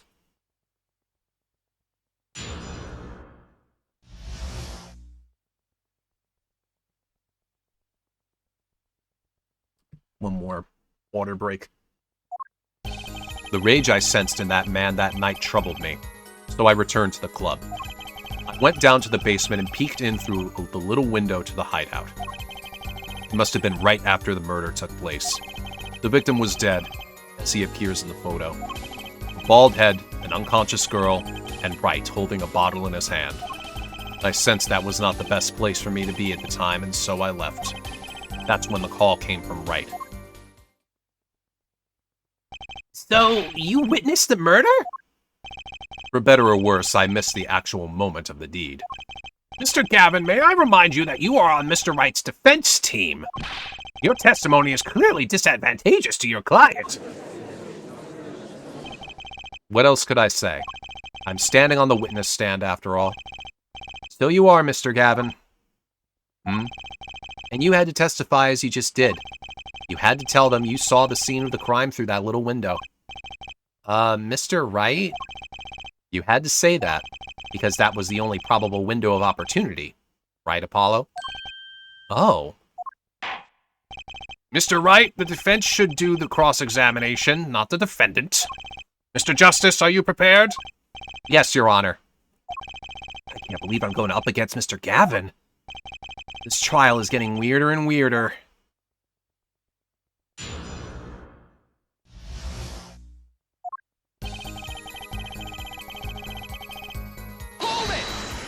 Press everything, press everything. That man? You mean Mr. Smith? He was different from the other customers. His aura, shall we say.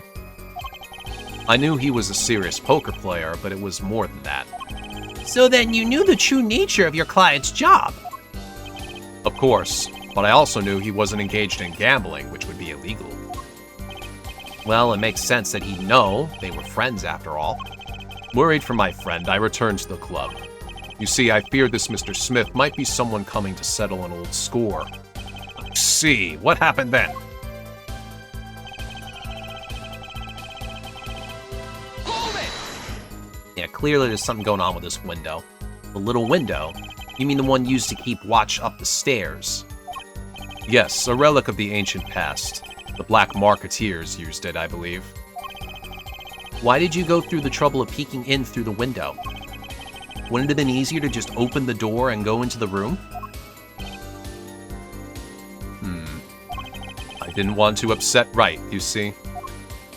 Upset Mr. Wright? Yes, what if my fears had been unfounded? I'd be walking in on their match. Bad form, to say the least. So far everything he's saying makes sense.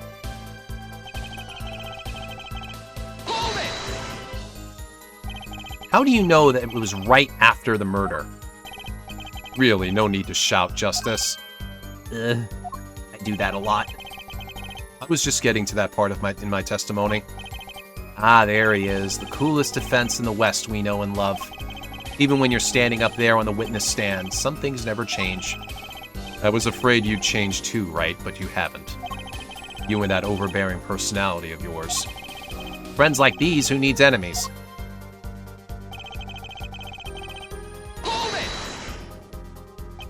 By photo, you mean the second photograph of the crime scene. Precisely. You see, he wasn't wearing his hat then. I saw his head when he was dead. And then Mr. Wright came along and replaced his hat. Can you describe the scene of the crime for us?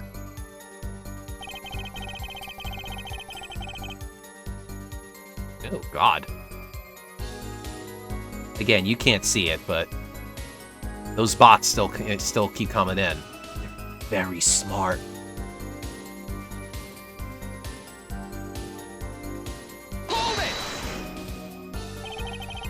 Those are the only three at the scene of the crime? Yes, as far as I saw at least. Then we're back where we started. The killer was the defendant, Phoenix Wright. Who else could it have been? But why didn't you talk to the police? 2 reasons. First, I didn't actually witness the very moment of the crime. Second, my office was asked to defend Wright. Even after seeing what I had seen, I couldn't abandon my friend. There must have been someone else there at the moment of the crime scene. At the crime. Justice, I just said I saw no one, not a soul. But that goes against what Mr. Wright said. Yes, this mysterious fourth person, who would conveniently be the real killer, I suppose. Glad to see we agree, Mr. Gavin. Let me pose a question, then. Tell me, what possible reason did the real killer have to swap cards in the victim's hand? Perhaps you can show us a reason why such a thing would be necessary? How can I show something I can't find myself? Remember, Apollo, the card that was swapped out was the 5th ace. 5th ace, right. Well, Mr. Justice, the question of why the killer would swap out a card has been raised. Can you point to a reason? Of course I can. Now or never. The defense would like to present evidence to the court. Evidence showing the reason why a card was swapped out. The 5th ace attorney? No, not quite. This is only the 4th. Then go ahead and point out your reason, Mr. Justice. Why did the killer take the 5th ace? My reason is, this. Is that an ace? Why, it's got blood on it! Right next to the spade! What? Ooh, man, look at that twitch. I mean, you already knew this guy was bad news, but yeah. That's not an endearing look. This is insane! Why wasn't I told about this? Why? Could this be the missing 5th ace? Get fucked, unicorn hair. Inconceivable. Could you? What are you doing with that card? Well, that's the thing. Why is Mr. Gavin so upset? It's just a fishy card from some fishy girl. Oh, that card. It's mine. That is, I picked it up at the Borscht Bowl Club that night after the murder had occurred. I gave it to my daughter. Cards are her stock and trade, after all. No, Impossible. Unacceptable. The court can't accept this evidence. It's a fraud. A fraud? How can you be so sure? What? I would think the only person who could claim it was a fraud would be the one who took the real card from the crime scene. The real killer. Allow me to elaborate. What if this trace of blood was the reason? The reason for the killer to take the card from the scene of the crime. Where are you going with this? Take another look at the photo and at the victim's head. At the moment of the crime, his hat fell to the floor, and a trickle of blood ran from his forehead down the back of his head.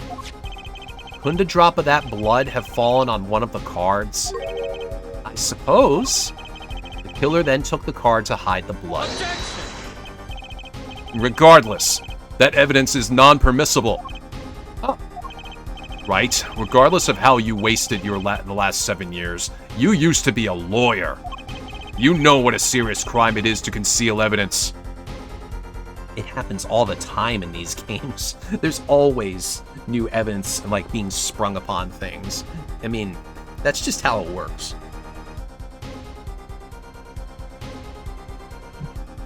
It's just how it works here. Oh, we can discuss the finer points of our legal system later. What's important now is that I've answered your question. What are you talking about? You wanted to know why the killer would have taken a card from the crime scene. And now I've told you. That one drop of blood would have been decisive evidence, you see. Objection! This is baseless conjecture. Baseless! Objection! Ooh, he did the point. He's doing the thing. Oh, I assure you, it's quite based. That's pretty badass, actually. What? It's amazing, really, how a single drop of blood on a single card can lead us to the truth. It's quite simple. Well, Apollo? Yes? Try picturing the scene of the crime. In your head.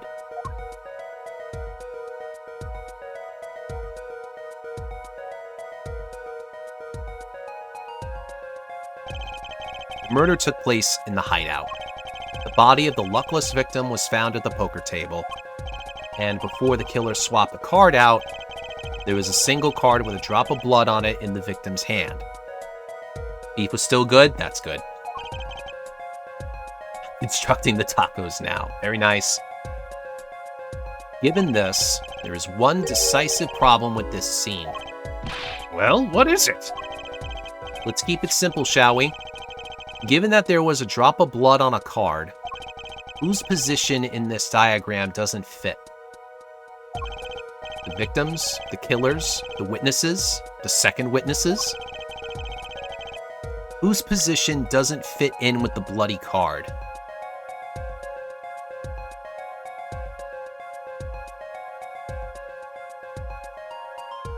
Huh. What are you getting at here?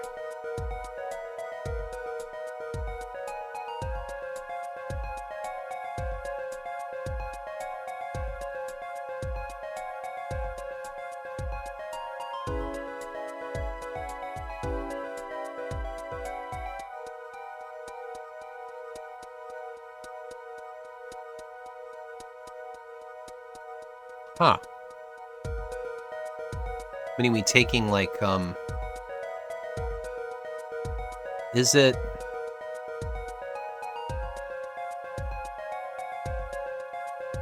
Hell yeah, more tacos.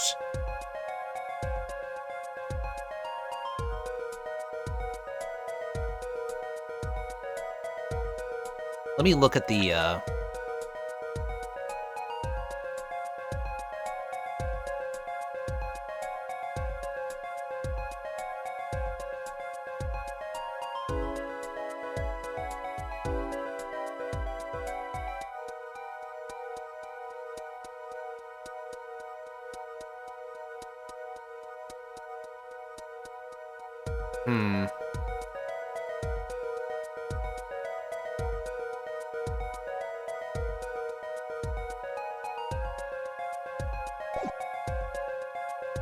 I mean, it's either the victim or Gavin. gonna say the victim. Well, isn't it the victim's position that's the problem? I don't follow your logic here, Mr. Justice. Well, look, the victim was struck on the head, sending him back in his chair. You'd think any blood would fall behind the body, not onto the table in front of him. Ah! Take a look at the photo again. If he bled in this position, the blood would fall on the floor, not on the cards. Why, that's right! So what does this mean? Incidentally, we were sitting in swivel chairs. Swivel chairs? Oh, man. Apollo, try turning the chair around. Huh.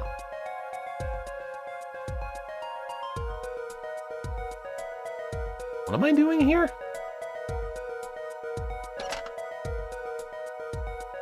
Huh. The chair was facing the other way? It would have to be. So we have to assume that at the time of the murder, the victim's chair was facing away from the table. When Mr. Wright returned from informing the police, which way was the chair facing? When I came back to the room, the body was facing as seen in this photo. That would mean the killer turned the chair back around. Let's take the next step. Look at the diagram once more. We know now the victim was facing away from the table at the time of the murder. But this creates another significant contradiction. Again? Let's test your reasoning skills again, shall we? Apollo, whose location on this diagram contradicts our new understanding of the crime? The victims, the killers, the witnesses, the second witnesses? Whose location creates a contradiction if the victim was facing away? What doesn't make sense is the second witness. You mean to say I don't make sense? Oh, no, of course you do, sir. As I thought. Help! Mr. Justice, I'm a little hard of hearing. Did you just say something? Would you be kind enough to show the court one more time what you mean? But what about the second breakfast? Okay, so that was wrong.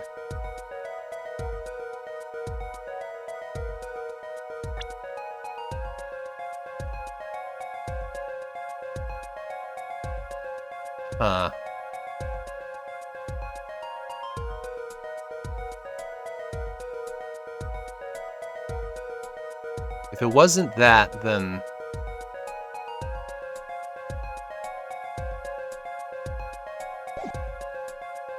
Well, how does that change any of this, then?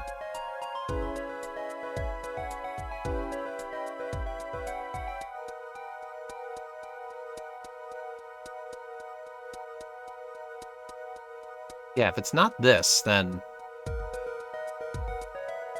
Do I just show the victim again? Is that all it is? I'm trying to think here.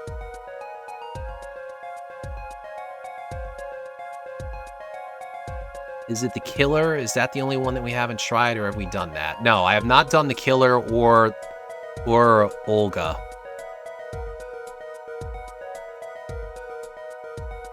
I don't see how Olga changes in any of this. And I guess this one implies that it's Phoenix.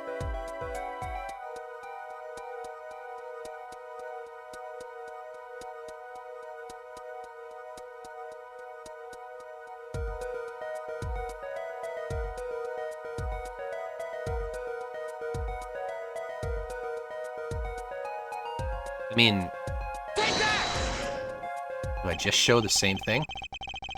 Well, the contradicting position here is the victim's. Again? How many contradictions can one man have? Though you're certainly giving him a run for his money. Uh-oh, I missed again. The defense will refrain from contradicting itself out of a case. I'll give him another chance, Your Honor. As you can see, he quite clearly regrets his mistakes. I'm not sure I see that, but very well. One more time, please. Well, I'm gonna win on this one, then. The victim was struck from the front, correct? Indeed. Well, wouldn't it be hard for the killer to hit him from the front, sitting where his indicator currently is? I would think it'd be quite hard, yes. Yes, but what you're saying makes no sense. Why would the victim suddenly turn to face the wall in the middle of a game? I believe a sufficient reason will soon come to light. But what? There's something in this diagram that makes far less sense, actually. Look again at the diagram. Hollow, if the victim was struck while he was sitting as shown here, where would his assailant be standing? Try marking it on the diagram. What? But there's no room to put a mark where the killer should be. Don't worry, let's think it through and see what we find. We know the victim was facing toward the wall at the time of the crime. That's the only thing we know for sure. Try to forget about everything else. Where would the killer have to be standing to strike our victim from the front? On this, whatever this bookshelf is. The killer had to be standing, well, here. You get points for flair, but that's about all you get. Ah, thought I was onto something there too. I hardly need to point out that standing there would be impossible. The victim is facing a solid cupboard. Or are you claiming the killer climbed the cupboard and hit him from above? It's simple logic, really. If this was the only place the killer could have been standing, then that means that at that very moment of the crime... Wait, I know! At the moment of the crime, the cupboard wasn't there. What's this now?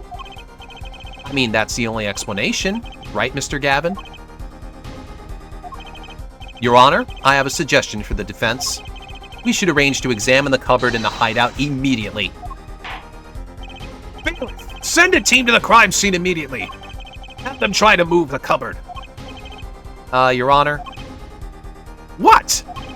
there's one more thing your men should look for. Please give this to the bailiff. Yes, I see. You do belong in the courtroom after all, Mr. Wright. I do my best. Oh, boy.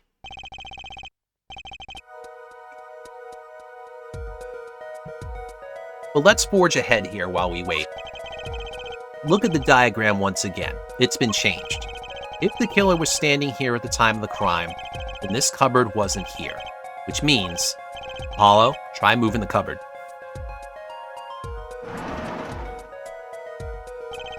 Thank you.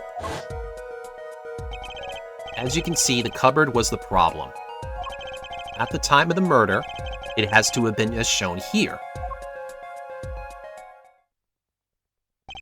Now everything is in place to reconstruct the moment of the crime. Oh my. What's this? What is it now? Look at the diagram of the crime scene once more. It appears we found yet another contradiction. What I believe to be the final contradiction, in fact. Huh? Oh, dang! Notice something, Apollo? Our line of deduction is rapidly approaching its logical conclusion. Now then, Mr. Justice, please point to the new contradicting indicator. Is it the victim, the killer, the witness, the second witness? Which indicator in this diagram contradicts what we know about the crime? Now it's definitely 2. You can't fucking see! About this cupboard, are we all okay with assuming it was moved?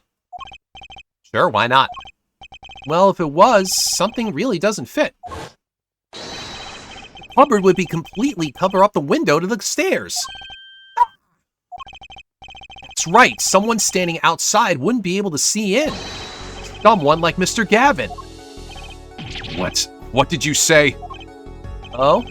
Is the coolest defense in the West losing his cool? Yeah. Don't expect me to play along with your little game, right? It's only a game until someone gets killed, Mr. Gavin. And someone was, while the window to that room was blocked by a cupboard. So, Mr. Gavin, perhaps you'd like to explain to the court exactly where did you witness the crime scene from? Excuse me, Your Honor! Order! This is a court of law, and I will have order! We just now received word from our investigative team at the Borscht Bowl Club. They've examined the cupboard in the hideout, Your Honor. Oh? And what did they find? Well, Your Honor, it turns out there is a secret passage behind it. What? Ah, yes, I believe I mentioned something of the sort before. This is one of the tricks to the room many of our regulars know about. I do remember him saying something about that now that he mentions it. A secret passage is a handy thing to have when you're engaged in illegal goings-on. Never know when you might need to duck away from the eyes of the law. So the room is a secret passage. Where does it go? The other side connects to the restaurant above. The underworld bosses could get away from the cops and enjoy a cold bowl of borscht, no doubt. Just like our killer.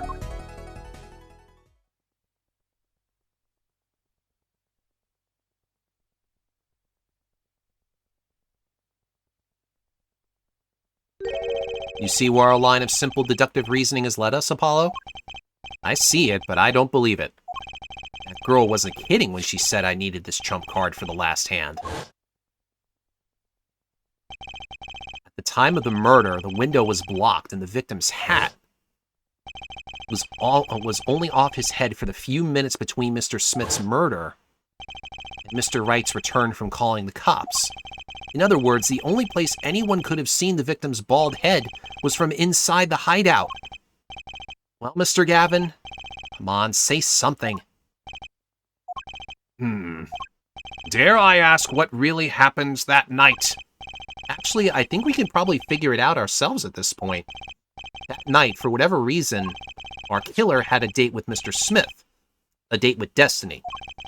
There he crouched, hidden in the secret passageway behind the cupboard, holding his breath, waiting for just the right moment. Then the chance came, and he took it.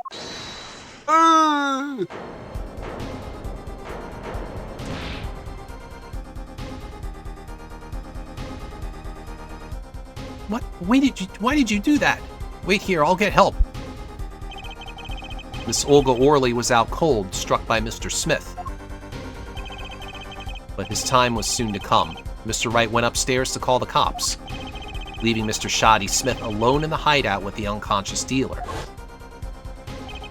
Then our killer stepped out from the secret passage and into the hideout. The victim must have heard the cupboard sliding aside. He wheeled his chair around to look and... After the deed was done, the criminal must have seen the blood on the card. He would have, of course, realized the need to destroy the evidence. That single spot of blood told the whole story of the crime. Too bad for him he didn't linger any longer in the hideout that night. If he had, he might have noticed the cards on the floor. And the fact that they were all red.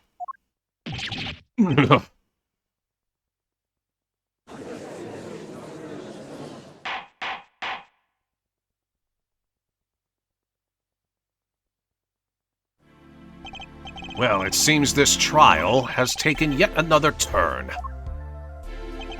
I'm truly, truly sorry I had to see this day come, Mr. Gavin. Mr. Gavin? Mr. Payne! Yeah? Yes, Your Honor. The prosecution will continue its investigation. As for Mr. Phoenix Wright, the defendant, he is hereby cleared of all suspicion. Ah! Believe me when I say that I don't believe this is happening, Mr. Gavin. But I'm afraid circumstances call for me to issue a warrant for your arrest. Immediately. Objection!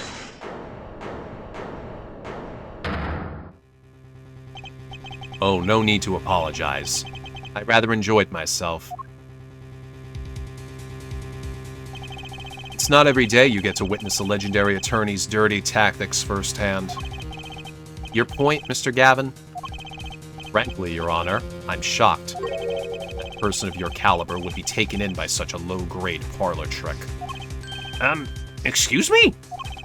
The defendant is cleared of all suspicion. This is hardly the time for jokes, Your Honor. Mr. Wright hasn't proven anyone's guilt or innocence here. What he has done is use illegal evidence to put the blame on someone else.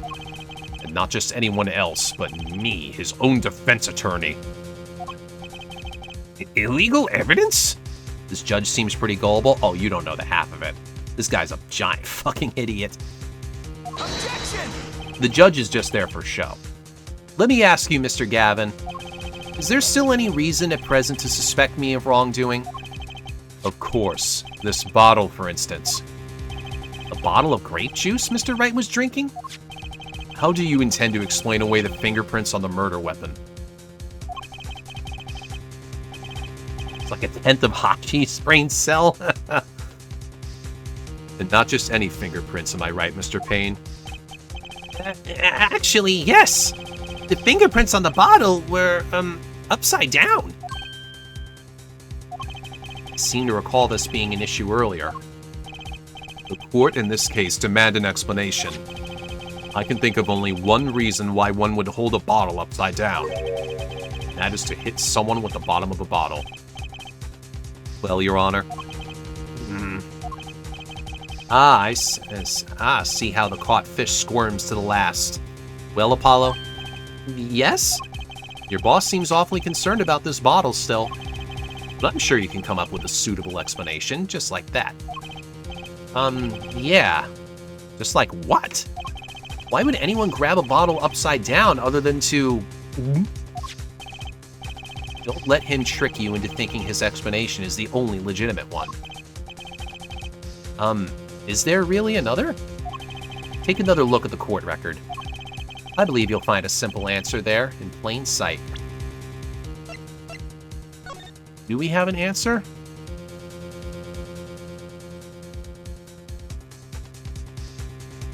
One-tenth of this feels like it's tough to live with.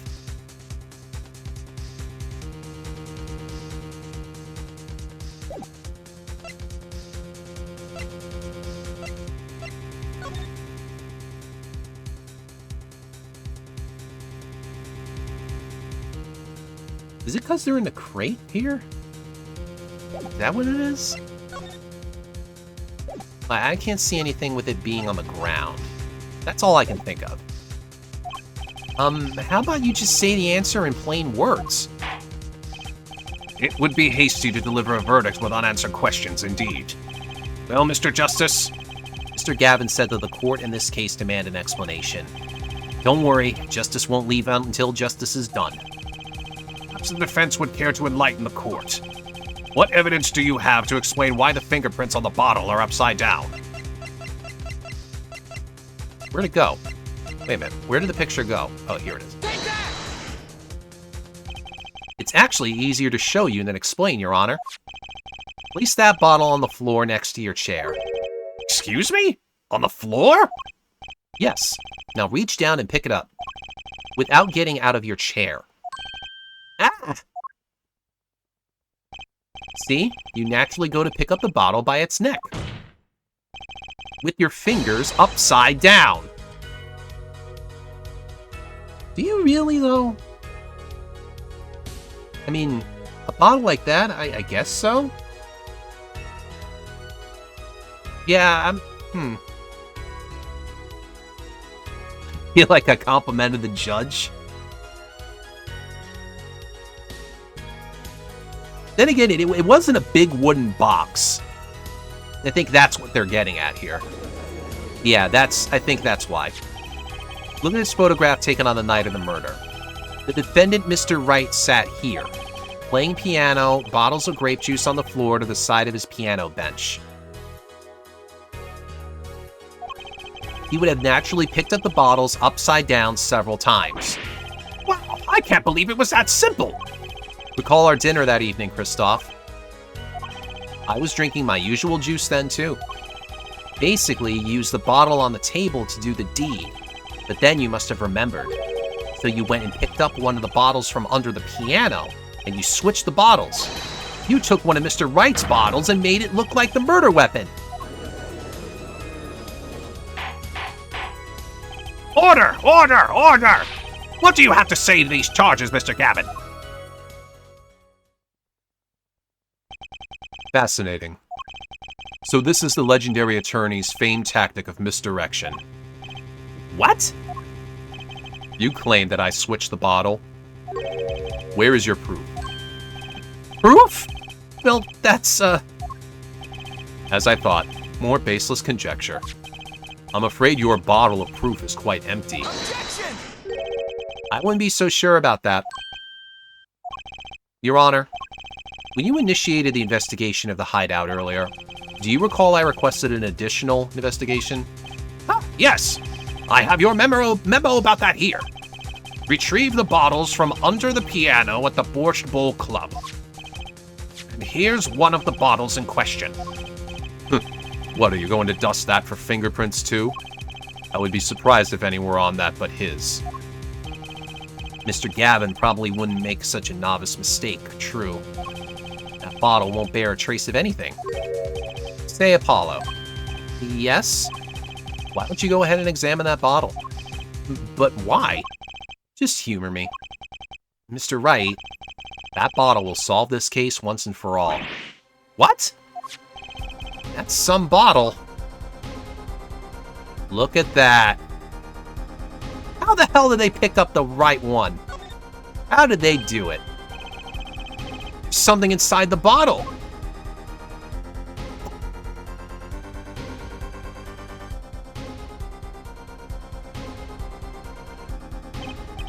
What's this? That card. It can't be. I love how Phoenix is so fucking smug in this. He is. Oh my god. Recall that unpleasant woman's testimony for a moment. Miss Olga Orley? Yes, our little swindling debauchka. That night I planted the card like I was supposed to. And Wright lost the last hand just like he was supposed to. Then Smith searched him. The planted card was gone. The trap failed. Wait, this isn't...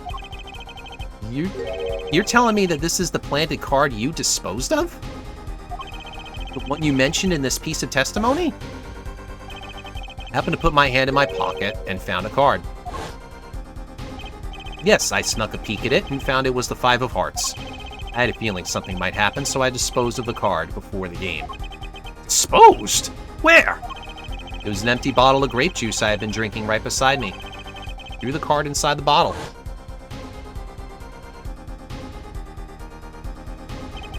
The 5 of hearts.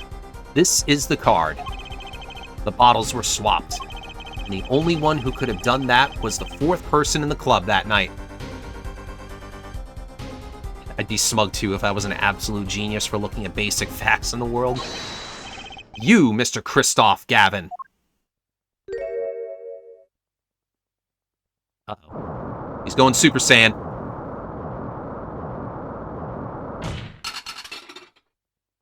He's about to.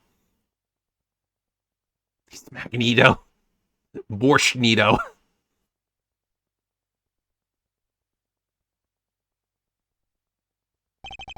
That is all.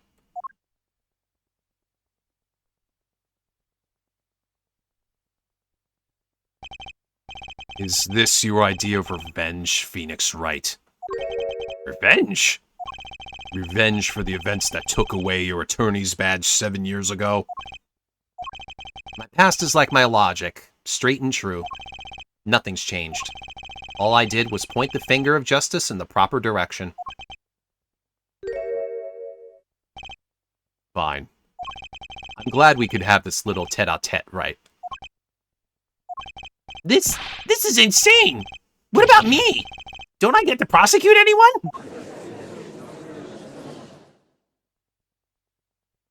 No, you don't. Now take those stupid sideburns off. I believe this time we've finally come to the end of our trial. Mr. Payne, do you have a report for us on Christoph Gavin? He's admitted everything. We're processing his arrest now. You would if you and the cops did your jobs anywhere properly.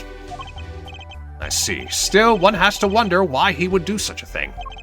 He didn't even have a connection to the victim, did he? None that we know of. Mr. Wright, have you anything to add? I'm afraid I can't shed any more light on the matter. About this victim, Mr. Shoddy Smith. His occupation was listed as traveler. An odd profession to be sure, and that's all we know about him. I'll arrange a follow-up investigation, Your Honor. Good. Mr. Wright? Yes. 7 years, and you still haven't lost your touch. Christoph Gavin was a man with much significance for me, both as a friend and a lawyer. He was extremely talented, to be sure. I needed two things before I could confront him. The first was a place where no injustice would be tolerated. This courtroom. The second was a man who would tolerate no injustice. In other words, a defense attorney. You, Apollo. Me? This is a dark time for our legal system. A twisting of justice brought on by our very own A twisting of justice brought on by our very own initial trial system. We have to set it right. Mr. Wright, our work lies ahead of us. And I, for one, am looking forward to it. Well, this seems like a good time to announce a verdict. This court finds the defendant, Mr. Phoenix Wright, not guilty. Hooray! Hooray! Hooray!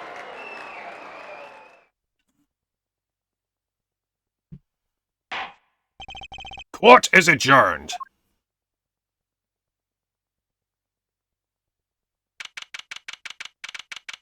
That took 6 fucking hours. 6.5. God damn. I mean, nowadays in our legal system, this would take 6 years. Thanks, Apollo. You came through just like I thought you would. I'm pretty sure I didn't do a thing in there. It was you who cornered Mr. Gav, the killer. I couldn't have done it by myself. You sensed it too today, didn't you? Your ability. Ability? Yes, a sensitivity I lack. You'll come to understand it soon enough. Yeah, but the average cop is also more competent in law, so the sandbagging rarely happens. You sure about that? Wait, I wonder if he means... I have one question for the witness, then. You say you saw the moment the defendant hit the victim. Is this true? Of course it's true. It's this weird vibe I'm getting. What was that, Mr. Wright? You'll have to find the answer to that question yourself. The answer. Right. Today was full of questions without answers. Most of them about Mr. Gavin. What possible reason could he have had to commit murder? Perhaps you'll learn that in the days to come. Huh? Wait, you don't know, do you? This locket is the key. Huh? Oh, that reminds me. I met the girl whose picture is in your locket.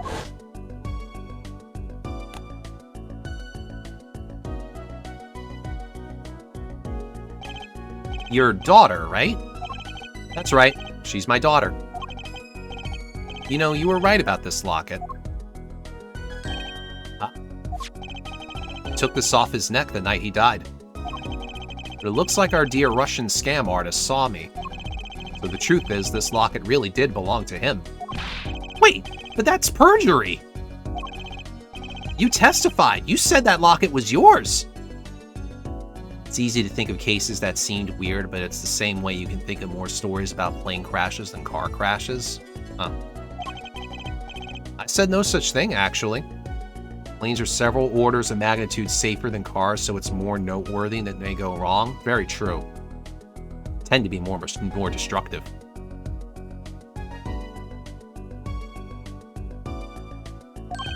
Huh? Recollection bias is huge. Absolutely, yeah. I merely said that it was a locket with my daughter's picture inside. Subtle distinction, but a distinction nonetheless. And it's the truth. Wait, but then why? Why was the victim wearing a locket with a picture of your daughter inside it? Sometimes the straightest path to the truth isn't the best one. Give it time. You're still just getting started with your career. Speaking of which, I may be out of a job. Work for Gavin Law Offices, after all. I still can't believe I just saw Mr. Gavin get led away in handcuffs. Apollo. Yes? How about coming to work for me? Like most cases and lawyers are actually done right, and also remember that corrupt cops can hide evidence, and that's really hard to uncover, sadly. It is. It really is. Eh? You mean at the writing company law offices? I mean, there's not a single attorney in my generation that doesn't know it. Can't imagine that to be true, but... Wait, but didn't you... You're not a... Oh, I turned in my badge, yes. I'm not an attorney anymore. That incident 7 years ago. That legendary trial. And at the middle of it all was one man, Phoenix Wright. The case reached its sad conclusion, and he left law for good. Have you ever thought about coming back to the courts?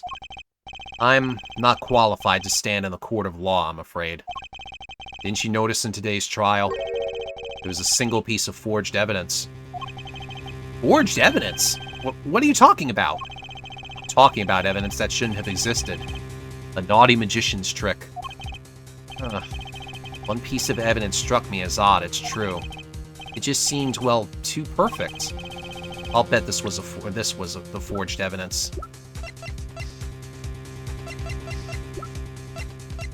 Oh wait, it didn't have the, Oh, I was gonna think it was the second bottle, but no, it must be the ace, right? Take that! You mean this, don't you? I got this from your daughter, Mr. Wright. Yes, that card couldn't have been found at the crime scene. Why? Because the killer took it with him when he left, leaving the wrong card in its place, luckily for us.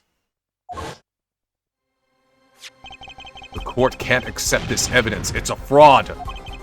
Fraud? How can you be so sure? I would think the only person who could claim it was a fraud would be the one who took the real card from the crime scene. The real killer. My verdict was already handed down 7 years ago. Then you really... Yes, I forged this card. One look at the crime scene should have told you it wasn't real. But you can't do something like that and call yourself an attorney. Who's calling themselves an attorney, Apollo? No, it's true. The rumor is true. 7 years ago. None of that matters now, does it?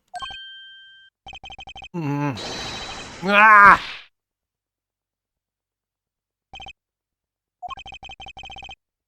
I punched him. It's your story from here on out, Apollo. Perhaps I can help you turn the next page. My office's address. Drop in if you like. Mr. Wright. Oh, about your uppercut? Try yelling, "Take that!" next time. I find it packs a little more punch. And Apollo, thanks for today. I had a good time.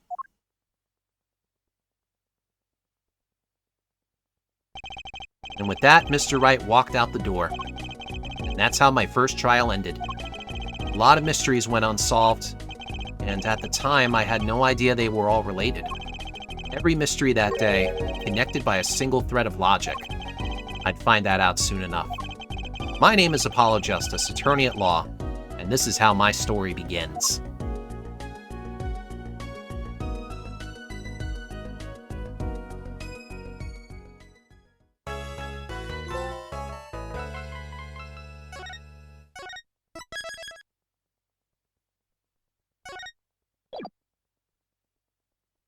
Yeah, I can keep going. Let's start Turnabout Corner. Definitely not going to get through this whole case with the time I have left. We'll definitely get it started. As long as we draw breath, the wheel of fate turns.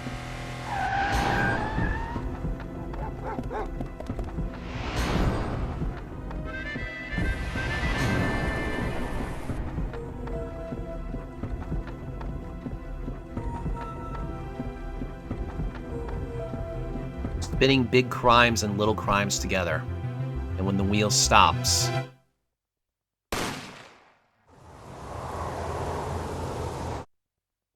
you die. Thank you, Rain. June 15th, 9:12 a.m. 2 months had passed since Mr. Gavin's arrest. My first trial, and I lost both my mentor and my job. Yeah, I'll admit it. I was screwed. But even when I hit bottom, I told myself I'd never come here, honest. Here being the legendary Wright & Company law offices. Okay, Justice, time to stop trembling. Ah, you must be here for the interview. Right this way. Huh? Hello there. You found the right place. Welcome. What's with this girl? Well now, shall we begin? Begin what? Right, first things first. Any special talents? Talents? Yes, well, you must have at least one. Well, I guess defending? Defending. An unusual talent, but it'll do. With a little jazzing up, of course. You think so? Let's give it a go, shall we? Huh? Go ahead, show me. Defend. Just give it all you've got. Don't hold back now. What are you talking about? I can't just defend here. First lesson, a professional can perform anywhere. Thanks. We want people to be laughing with us, not at us. Thanks. But I'm not sure why they should be laughing at all. What? What exactly do you think you came here to do? What? Defend. No? Excuse me, but do you know where you are? Huh? The Wright and Company law offices, right? Oh, I was afraid of that. Don't worry, you're not the first. Look, what's going on here? Who are you? I came here to meet with the person in charge. Well, you've apparently made no fewer than 2 mistakes. Mistakes? I got a call from Mr. Wright this morning. Perhaps you should go read the sign out front again. What's there to read? Look, it says right there. Oh. Why does it say Wright Talent Agency? Welcome to the Wright Talent Agency, where you've always come to the right place. I'm True C. Wright, CEO. I'm a magician. It all came flooding back. The trial, that girl. Hello, sir. Please pick a card. Yes, we get it. That's right, she's my daughter. True C. Wright. Here, check out our flyer. So, what's your name? Apollo. Apollo Justice, attorney at law. Oh, that's how they actually handle this. It's different. So, is this really a talent agency? You bet. Daddy started it 7 years ago when he quit law. Of course, we only have 2 people signed up right now. 2 people? Does that include you? True C. Wright, magician extraordinaire. I've done a lot of stage shows. Paid, too. I am a professional, you know. Right. Promise you'll come to one of my shows, okay? Let's see. Oh, and the other person our agency represents is Phoenix Wright, pianist extraordinaire. Your dad, in other words. Didn't he say he couldn't play the piano? Our agency doesn't see that as a problem. Why, there are many magicians who can't do magic. At least you're optimistic, I'll give you that. So you're Phoenix Wright's daughter. That's right. After Daddy quit law 7 years ago, I promised I would keep him fed. So I'm kind of his sugar daddy, get it? No. I'm in charge of this whole office, too. Pretty amazing for a young lass of 15, wouldn't you agree? 15? How old is Mr. Wright? Daddy? Oh, he's 33 this year. I'm sure there's a good explanation. I hope. About Mr. Wright giving up law. It was because of that incident 7 years ago, wasn't it? Huh? You know about that? Not the details. I remember the news, though. It was a big deal. So I hear. I was too young to understand what was going on. I'll ask Daddy about it next time I get a chance. Daddy, right. That reminds me, about Mr. Wright. He gave me a call this morning to come in. Daddy's not here right now. He's in the hospital. The hospital? Yeah, he's on strict bed rest until he gets better. What? Okay. Which hospital is Mr. Wright in? I'll pay him a visit. Oh, the Hickfield Clinic. It's quite close. Right. Well, I'll be going now, and I'll, give this showbiz gig some thought, okay? Wait, I'll go with you. Oh, I didn't even get to talk to the plant. What the fuck is all this stuff? So this is Mr. Wright's hospital. Oh god. Okay, now we're getting to a really funny character here. Which is not the first time we've seen this character in the series. Okay. Gotta think of a voice here.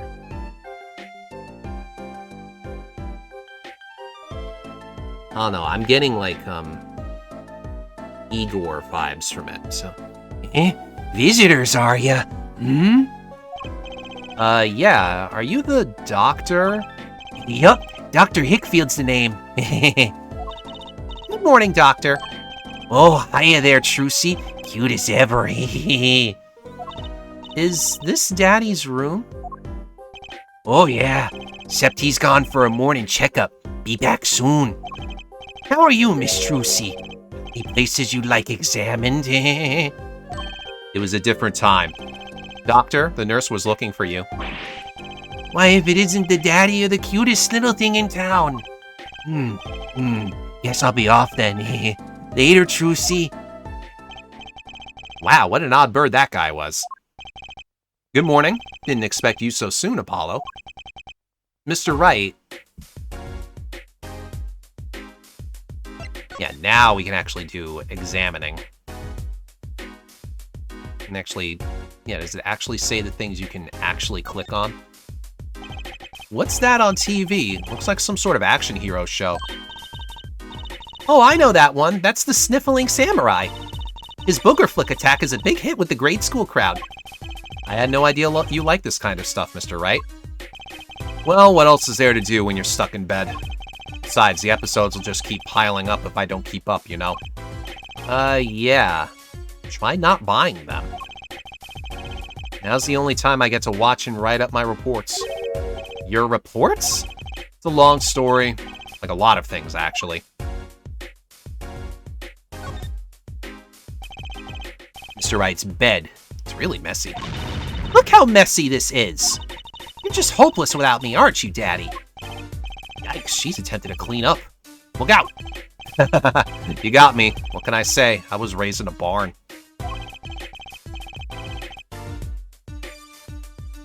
Remember that Japan's age of consent is lower than 18. The time this game was made, it was 13. Ew.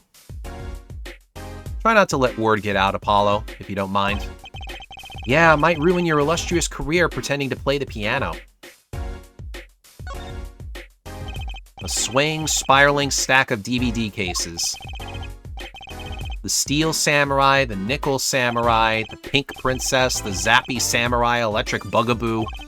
They're all children's action hero shows. This kid I know keeps sending them to me. Huh? Like a niece or nephew? Something like that. Quite the collection. This kid's parents must be really generous with their allowance. Funny, Mr. Wright doesn't seem the type that kids would like.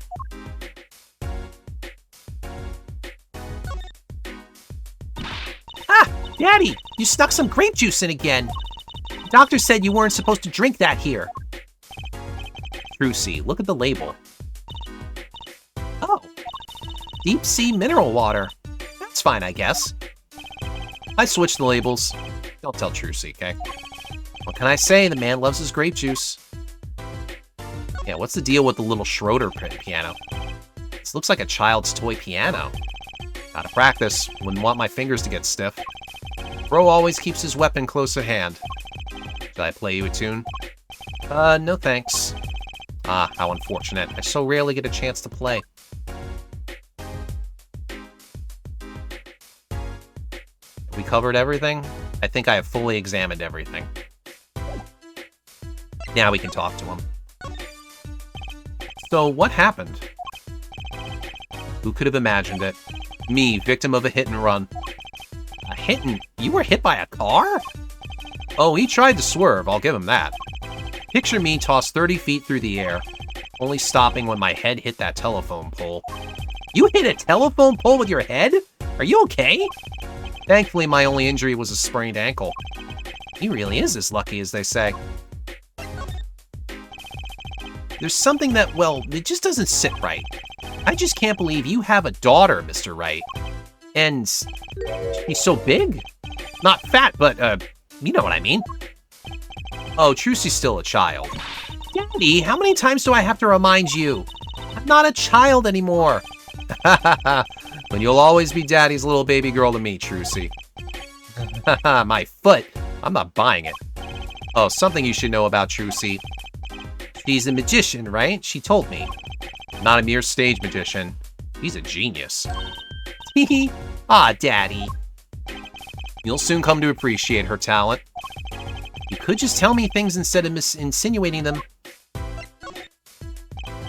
So, why did you contact me? What could the right talent agency possibly want with me? No need to get prickly now. Hey, I didn't ask to be dragged in like this. Huh? But didn't you come into the office of your own free will anyway? Well, yeah, of course.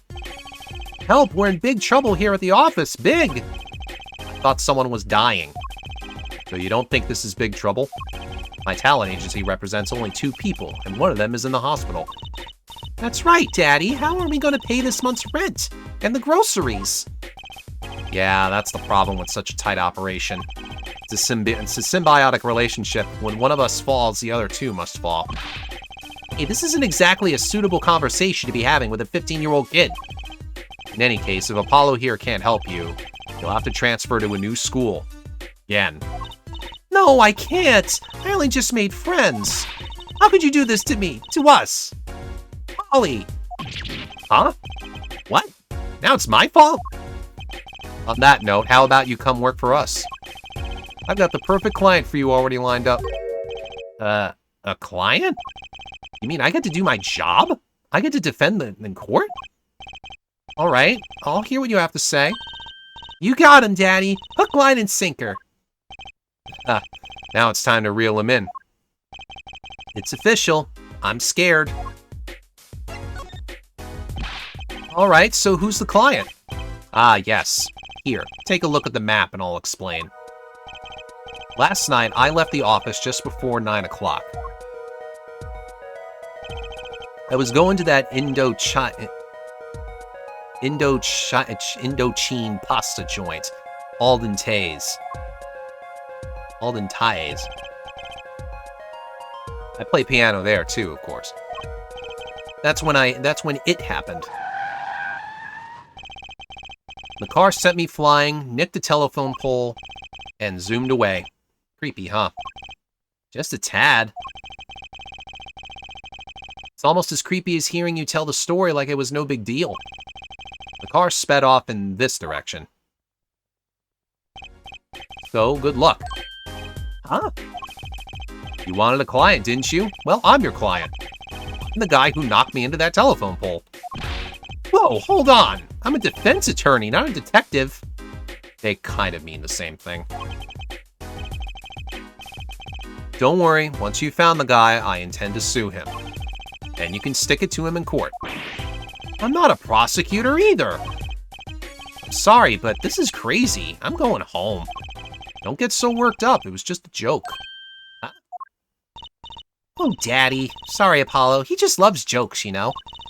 Even the ones that aren't very funny. Your real client should be stopping by the office any time now. The office? You mean the talent agency? No harm in going. It's not like I have anything else to do. One more thing. Do look into my accident, too, would you? I marked the scene of the tragedy on this map. It's right in front of this park. Should be easy to find.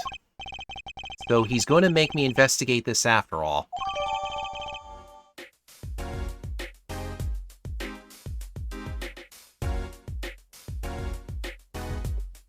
Definitely want to go back to the office to examine all the shit.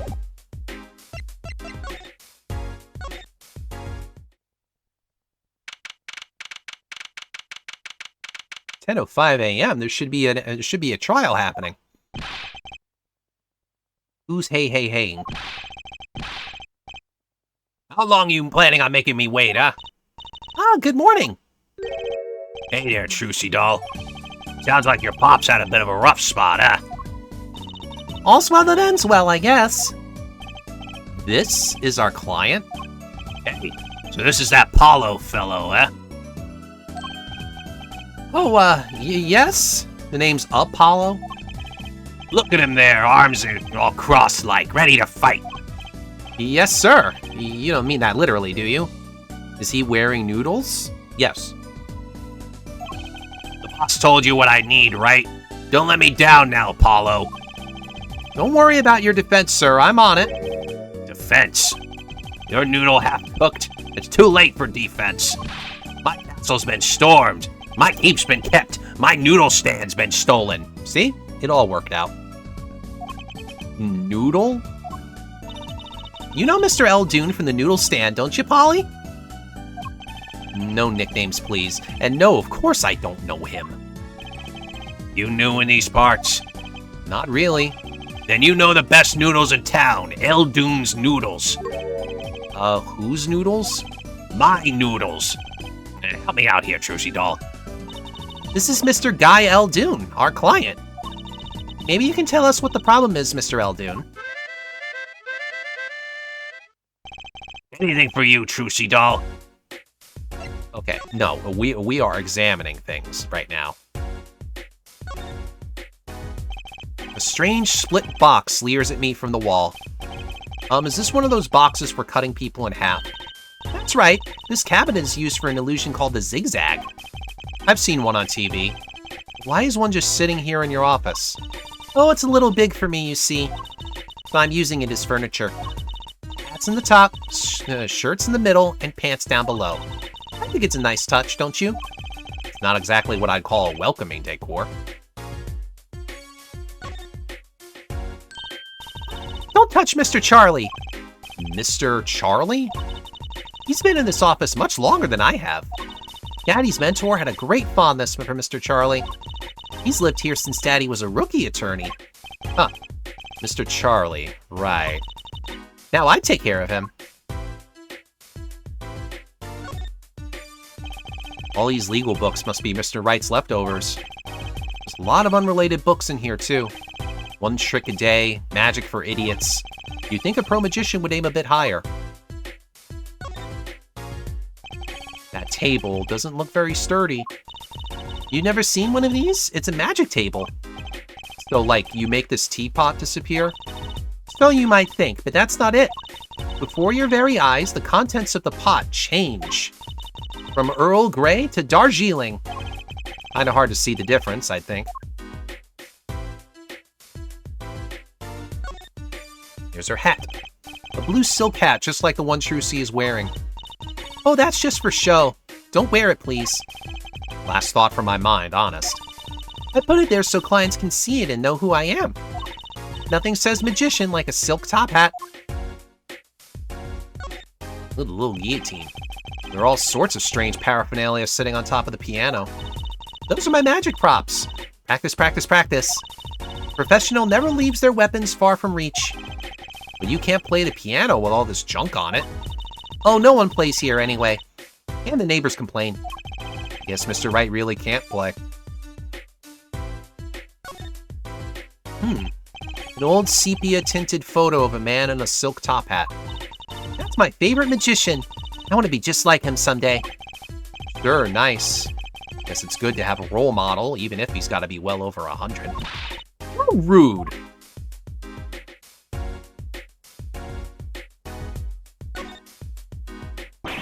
Whoa, that fork is floating! Not! Man, Wayne's World called.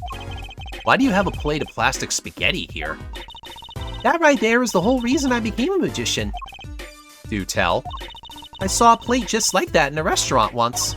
The floating fork looks so real. That's when I knew. Someday I'd make magic more amazing than that spaghetti.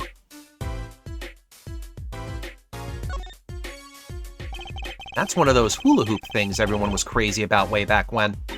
Really? I had no idea these were that popular. I'm not so bad with one myself, actually.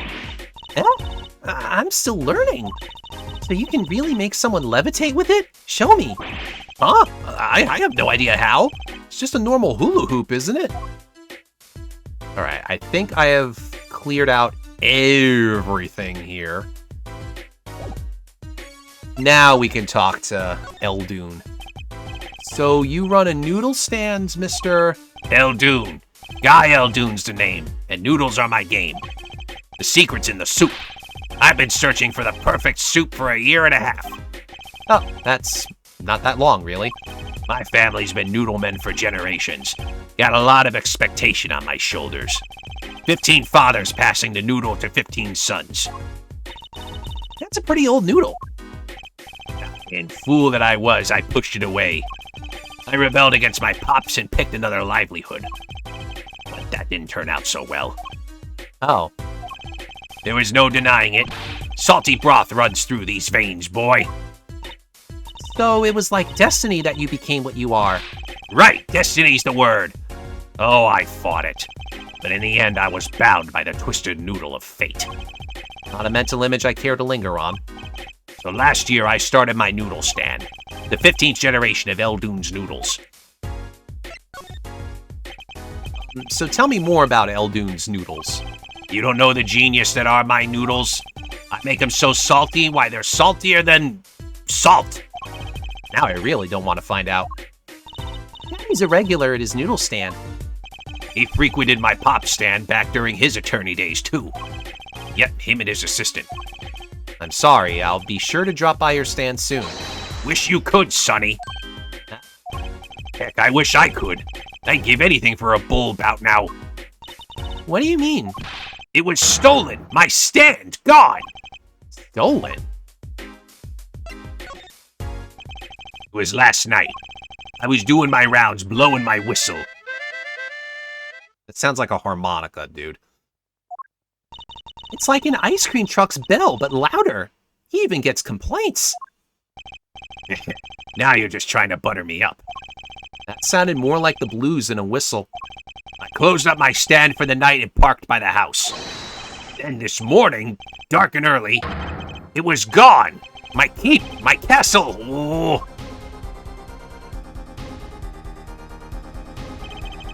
Maybe some bum carted it off? Just guessing here. Well, I don't care who did it. Got that stand, I'm finished. All my noodle bowls were in there too. You ever watch those really lame math videos in middle school where really awful detectives use basic algebra to solve crimes? This reminds me of them. I do not know. I've never heard of that.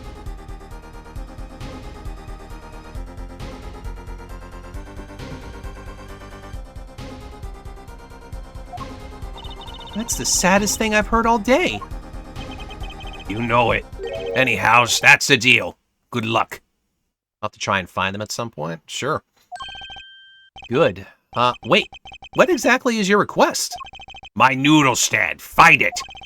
And the day you bring my baby back is the day you feast on as many noodles as you want. Of course I make it so hot and salty, 2 bowls would kill a man. Then I'd really need defense. Speaking of defense, that's what I do. I'm a lawyer, not a detective. This is where I live. You drop by if you need any info, okay?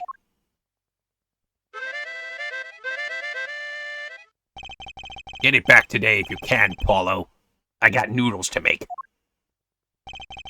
Things are certainly taking a turn for the bizarre. I love the way everyone just sort of ignores that he's a lawyer.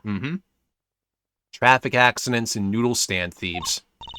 Actually, it was something I wanted to ask you about too, Apollo. I have a bad feeling about this.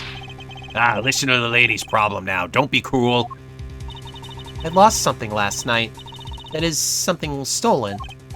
Hey, what's this? More thieving and skullduggery? Well, someone stole a pair of my panties. Panties? The panty raid. I guess you're gonna miss. So there were, stolen your, my panties, yes. Right. Panties. A crying shame, that is, Trucy doll. I was alone in the office last night. I had hung my panties out the window there to dry. When a thief came and took them, my favorite panties. I ran after him. Give those back, I shouted. Wait! Well, that was certainly brave of you. But I lost him. Without those panties, I don't know what I'll do. Darn crying shame, yep. Well, at least the scene of the crime is convenient. I'll mark it on your map. I'll be heading home now. Remember, find my stand or there's an empty bowl in your future, Paulo. Right. And you help out Trucy Doll here, too, you hear? Things have certainly picked up, haven't they? We had no work yesterday, and now we have 3 cases. I guess. Let's see where we stand. Not in a courtroom, that's where. Well, the first item on our list... Phoenix Wright, Daddy's hit-and-run accident. We have to find the one who hit him. Who's going to pay us for this again? And the second item, Mr. Eldoon's request to find his stolen stand. For which we stand to gain a bowl of salty noodles. And the last request is mine, to find my stolen panties. That bowl of noodles is looking better and better. Let's go, Polly, to the streets. Aren't you enthusiastic? How can I not be? Let's crack these cases, you and me. Guess we might as well get started. Let's see, a hit and run, a stolen stand, and last but not least, stolen panties.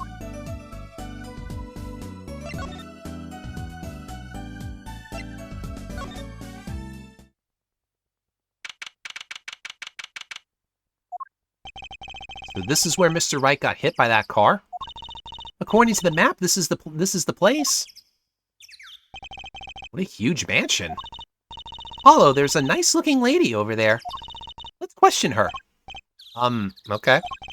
I'm a little curious about the park over there, too.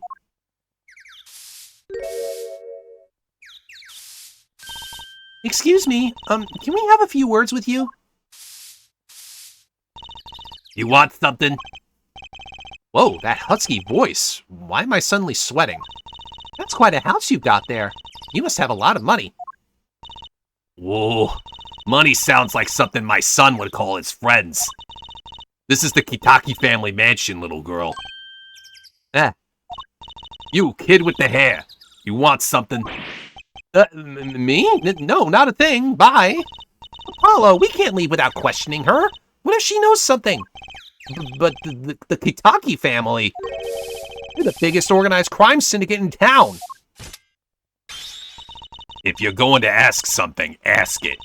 If you're man enough. Right. Yay, way to whip him into shape, man. Does she know no fear? I'm Plum. Plum Kitaki. Wife of the 4th head of the Kitaki family business. Friends call me Little Plum. I'm Little Apollo Justice, attorney at law. Look, if looks could kill, this woman would be a mass murderer by now. We're gonna examine shit first. Let's talk about the Tory Gate. Well, not a Tory Gate. Oh, what a big house. And the gate is so big. The Kitaki family is pretty big around these parts. I like the fox. It's so cute. That's a family crest from the old country. Your family crest? We're clever as the fox, and our teeth are sharp. So it's like a motto. You need a crest too, Apollo. Ooh, how about the Scales of Justice or a lunar lander? I'll pass, thanks. There's paint splashed all over this gate. What a mess. Was this paint knocked over by the car that hit my daddy? That's right. And I'm left to clean up the mess. If you find whoever did this, bring the scoundrel by, would you? Of course. Then you can make them clean up their own mess. You're cute. Naive, but cute.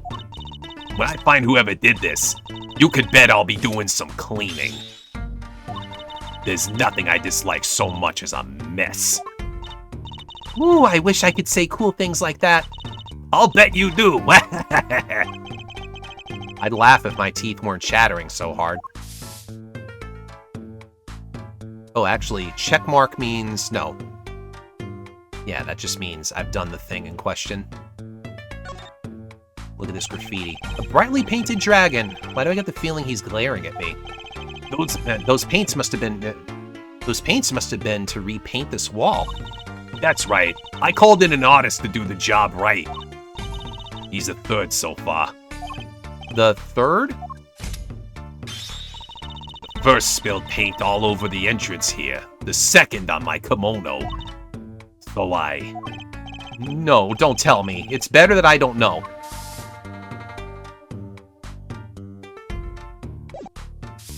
Okay, now we'll talk to her. Little Plum? That's a really cute name for someone so... Yes? Whoa! What is it, Apollo? How about you go through me when talking to her, okay, Trucy? Huh? That seems like a bit of a needless procedure. I'm a lawyer. I live for needless procedures. Oh, little girl, you should know. We're gangsters. Gangst? Oh, that means you're the bad guys. Trucy, through me. Please, I'm begging you here. The bad guys. I like the sound of that. I'm gonna need some warm tea after this. It takes a lot of hard work to protect the family fortune. Things aren't as easy as they used to be for us bad guys. So you're saying that business is in a slump? Let's not ask about business if we can help it, please. So there was supposedly a car accident here last night. Last night? Of course you wouldn't know about it. Sorry to bother you. Wait, Yes? you're talking about that man, aren't you? The one who flew 30 feet and just walked away. It's my daddy. I should have known. One of our capos thought he'd make a great point man. Capo? Point man? Could you avoid using too much, industry lingo? In any case, it's been nothing but trouble. I've been cleaning up this mess since morning. Blah. Cleaning up this paint? Was this paint spilled at the time of the accident? It was around 9 last night. I heard a crashing noise and found your father drowning in a sea of paint. So you came to his rescue? You've my husband, the boss, to thank for that. The car that hit your father knocked over this paint, then turned the corner and sped away. We're in the middle of repainting our wall, you see. I'm sure that dragon is glaring at me. But why are you out here cleaning it up? What do you mean? I mean, aren't you a gangster? Don't you have any goons to do your dirty work for you? Please, go through me when you want to. Don't be such a stiff, lawyer boy. I suppose we gangsters do have a certain image.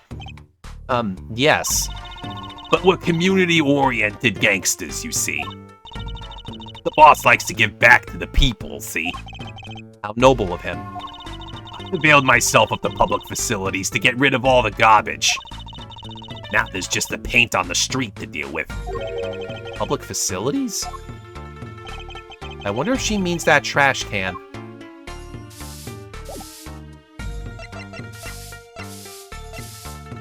Oh, we used the right stick to change focus. Who's that? She's looking at the park. She's pretty. I bet she has a story, you know? There is something about her. Too bad she seems to be in a bit of a rush. Oh, I'm sure she won't be important whatsoever. There's a big trash can on the way into the park. I guess we could check it out. The detective's life sure is a hard one. I'm an attorney, actually. Huh? 2 pieces of garbage with paint on them. These are slippers. They look like those slippers you get at the hospital. Look at this, Apollo. Doesn't this go on a car? It's a side view mirror. Looks like it was torn off when it smacked into something. Or someone. Wait, you don't think... I do. This could be from the car that hit Mr. Wright. Wow, and he took off its mirror? I never knew Daddy was so strong. I only have room in my pocket for one of these, though. Which do you want to take? Weird. It's a weird thing to ask. Honestly, the slippers are way more suspicious. Slippers for patients at the Maractus Clinic. It was found in front of Kitaki Mansion. I don't know, I'm saying it like the Pokemon name.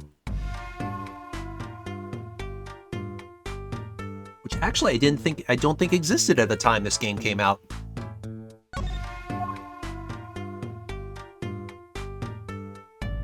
Oh, why can I click this again? There's a side view mirror with some paint on it in this trash can. Oh. Should I swap the slippers for the mirror?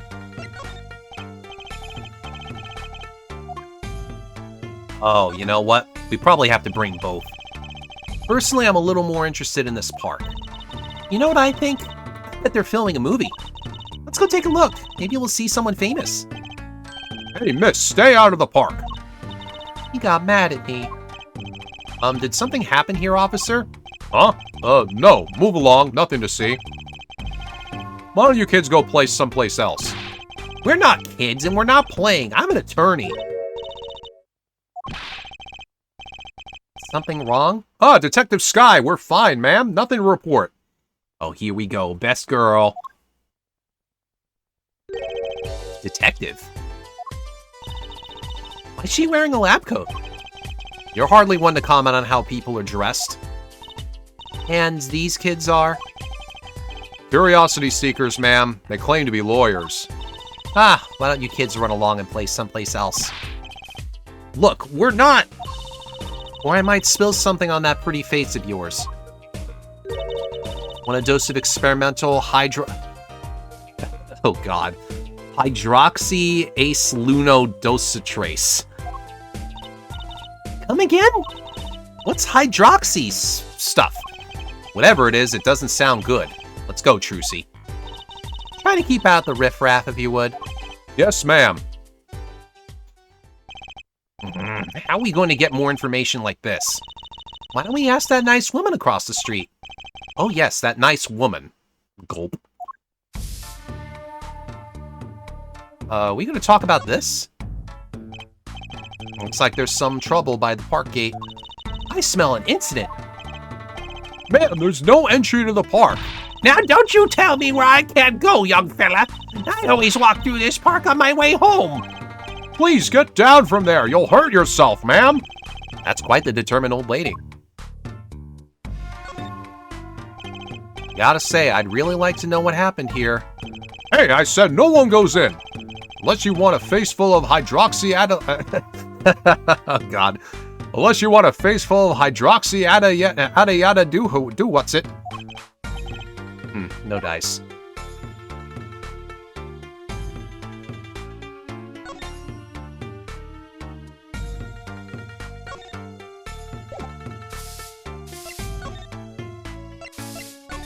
People Park. Can I ask you a question? What? What happened in the park across the street? Oh, yes, quite the commotion. Chicago lightning, as the boss would say. Chicago? Huh? Gunfire. Someone was killed. Strange circumstances, too. You're kidding! What a morning. Trouble everywhere. The park, the gate, even our house. Did something happen at your house, too? A crime without honor, without remorse.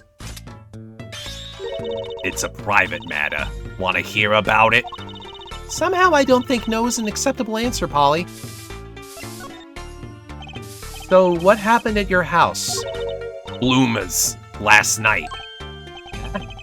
I got a bad feeling about this. Me, Little Plum Kataki, the victim of a panty snatcher. What? So it wasn't just my panties that were stolen? Got you too, did they? Poor thing.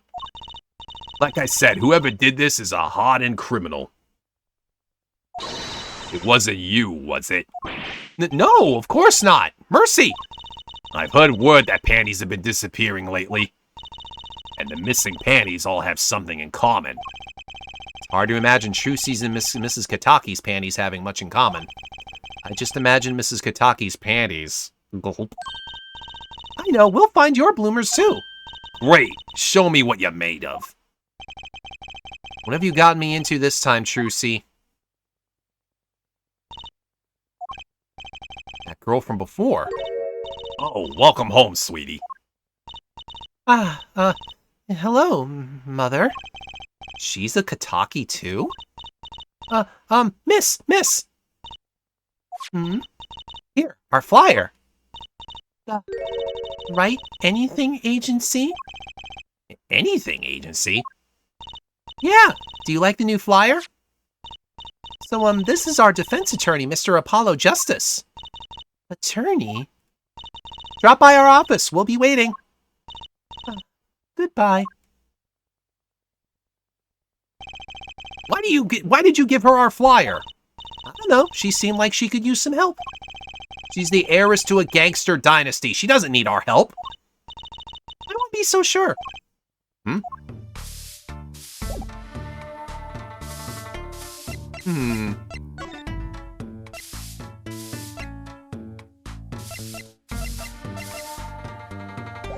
don't know if there's anything we could really present right now. Here, but we should definitely, like, ask him to... No. Nah, I didn't think so. Unless we go to, I think we might be done here for now. Oh, we haven't even seen this place yet. Scene of the stand theft. No. So what's this place? This would be Mr. Eldoon's house, silly. Oh, so this is where his stand was stolen from. I can see a piece of evidence lying on the ground already. Hey. Look, there's a police car parked over there. You're right. What's with the sparkly entrance? What is this place, a hospital? There's a sign, Maractus Clinic. Oh, that's where the thief went. The thief? The one who snatched my panties. He ran into this clinic last night. Wait, maybe that police car is here to find my panties. I doubt it. Well, there's only one way to be sure. Let's investigate. Ah, there you are, Sonny. Well, you find anything yet? They might be, but not for crime reasons. No, not yet. The longer you loaf around here, the saltier your victory bowl gets. Just remember that. This bowl of noodles is sounding less like payment and more like punishment. New. That's quite a sign. I take it that's new as opposed to old.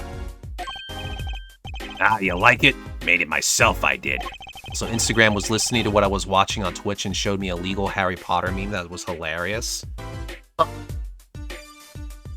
What the fuck? Wait, Instagram's been bugging you?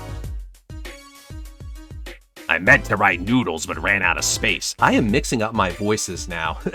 They've been too much aplomb. Oh god. Prior planning prevents poor performance. Lucky for me, it spells a word all by itself. And spruces up my image, it does. Does have a certain power willful denial thing going for it. I technically have no evidence, but it would surprise me if the Instagram app tried to listen constantly.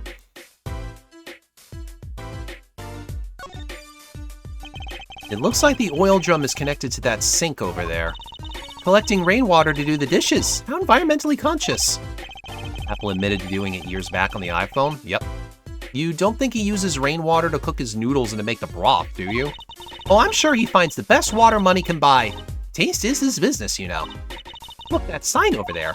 Eldoon's only uses water from all natural sources. I think I'll take a rain check on eating here.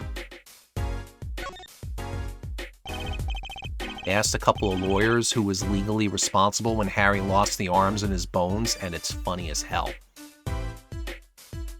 Huh. There's a handwritten sign here, Save the Light.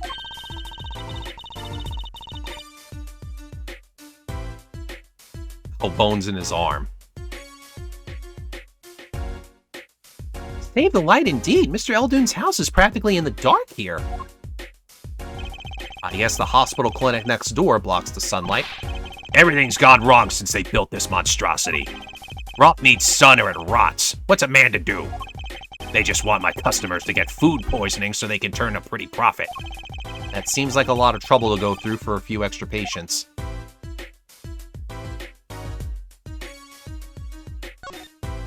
A brush? This house is... well, it's old. It's been well loved, that's for sure. I lived here with my wife for many years now. Got character, though, just like my soup. I always thought character was a positive thing. What's the tarp? That's the place, right there. That's where I kept my stand. Covered all nice and purty with that blue tarp there. So you use this plastic sheet to cover your stand at night? I see. You see? What? Did you figure out why it was stolen? Well, no, but it does suggest that the thief knew what he or she was looking for. They clearly knew what was under that sheet.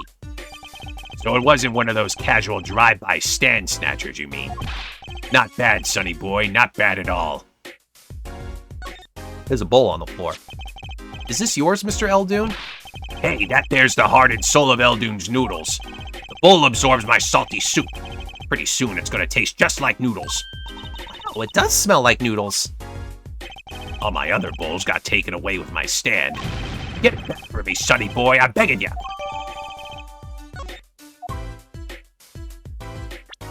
Actually, yeah, I should be able to actually look at these things. Yeah, obviously, the Maractus Clinic. They got paint on them, of course. The bottom is covered with paint. Huh? What's this weird shape here? Looks like a leaf was stuck to the bottom when the wearer stepped in some yellow paint. So the outline was left when the leaf was removed. Ah, I got paint on my hand. Apollo! I saw you try to wipe your hand on my cape.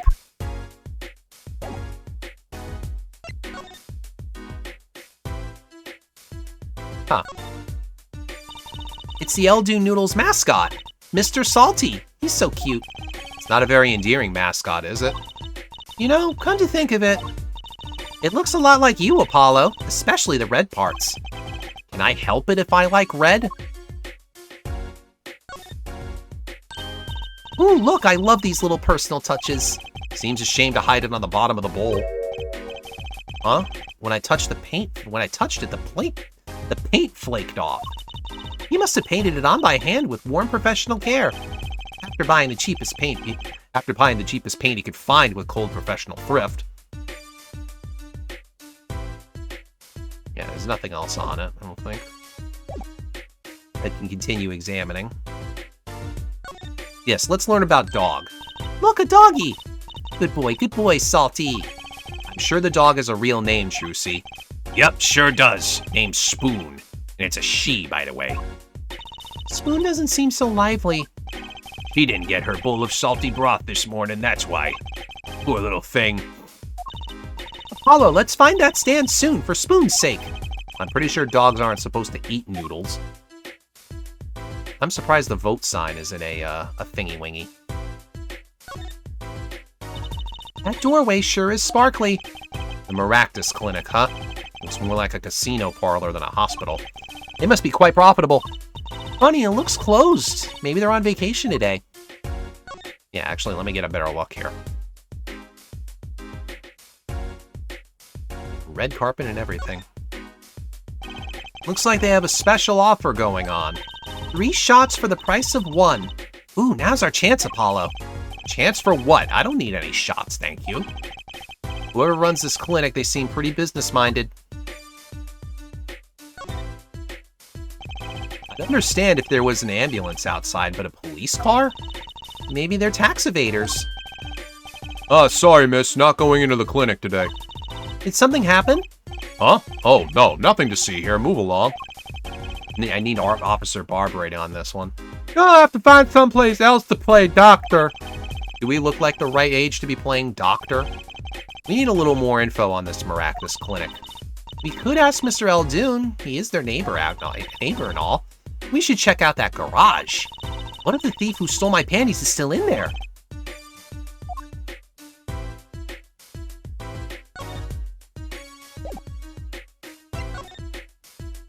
Actually, can I just talk to him? Oh, I haven't even talked to him yet. So your stand, Eldoon's Noodles, was it?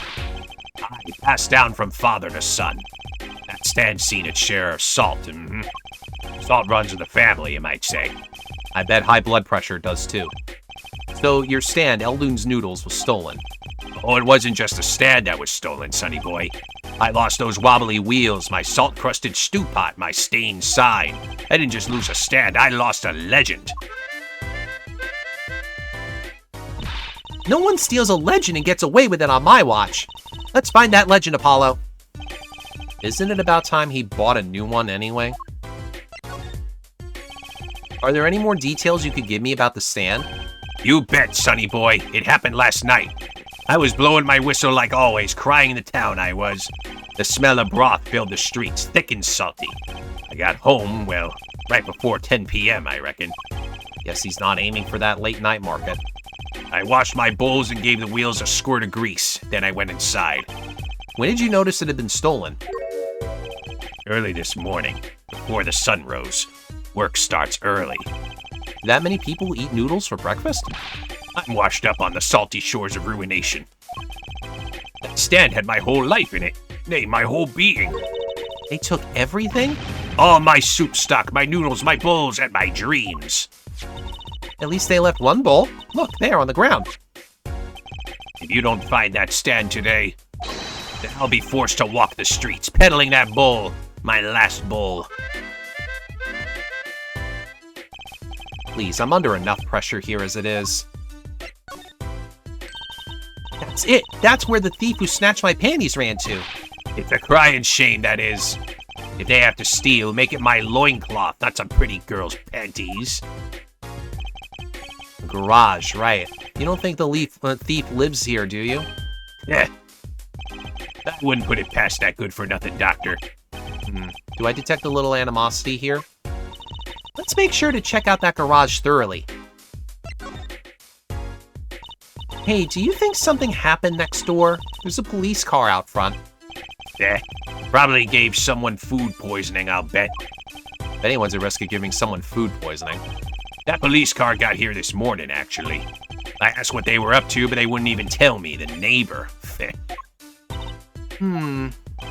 Not that I was surprised much. That doctor works for the wrong crowd. It was just a matter of time before he got what was coming to him. The wrong crowd? Never you mind about that.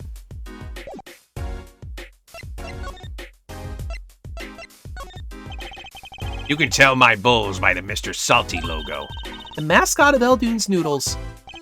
They come to the stand, they sit, they drink deep from that bowl, and when they see the bottom, their face looks just like Mr. Salty's. Genius, no? Very high concept. You can't ply a trade if you don't love the tools, remember that. Yes, sir. Juicy has a thing for professionals, clearly. Sorry, sonny boy, my interest is for my stand and precious little else. Get cracking on that case. Find my stand, I'm begging you.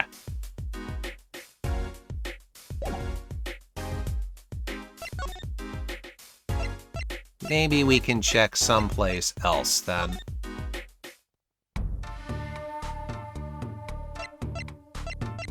I doubt we would have anything new to talk about.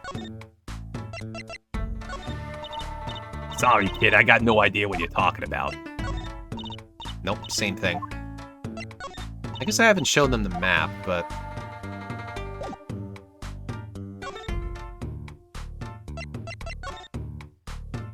Hold on, let's take the,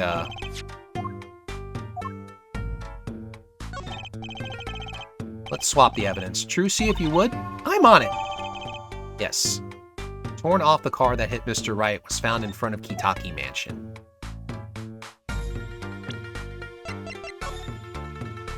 What are we looking at with this thing? There's paint on it. It's cut clean off. I wonder what's in there. Don't. There are bare wires hanging out. Let's see. Zap! Eek! What? Are you okay? Just a little joke. Don't scare me like that. You mean don't shock you? Zap! What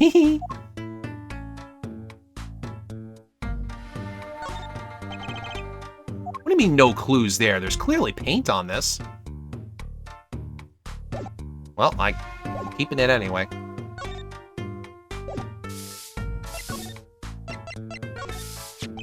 Can you tell me anything about this mirror?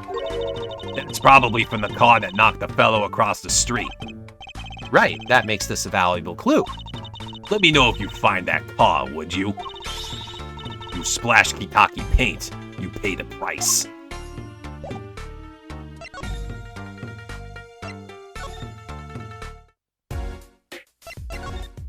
You have anything to say about this? Nope.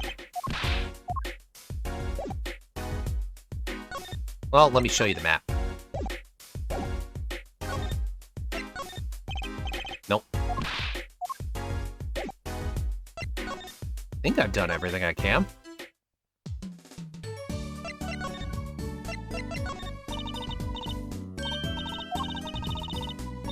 No. Watch as I make that evidence disappear forever. Whoa, no, don't. Sorry, my bad.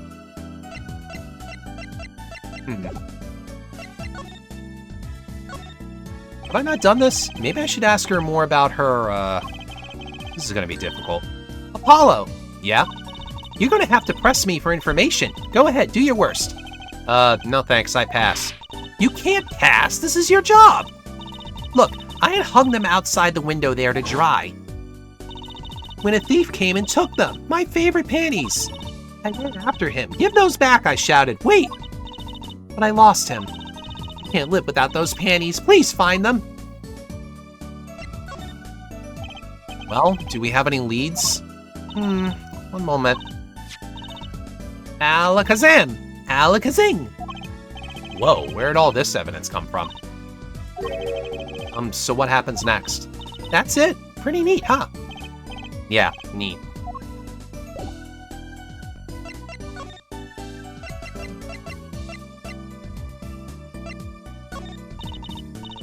Nope, same deal.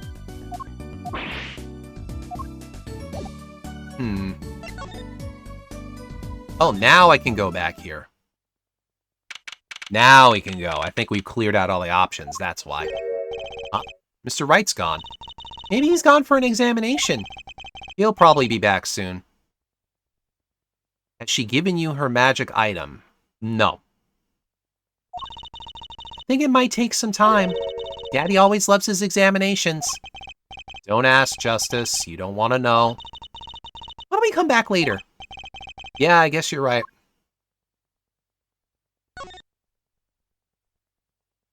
Oh wait, I looked at all these. I totally looked at everything. I'm not doing it again.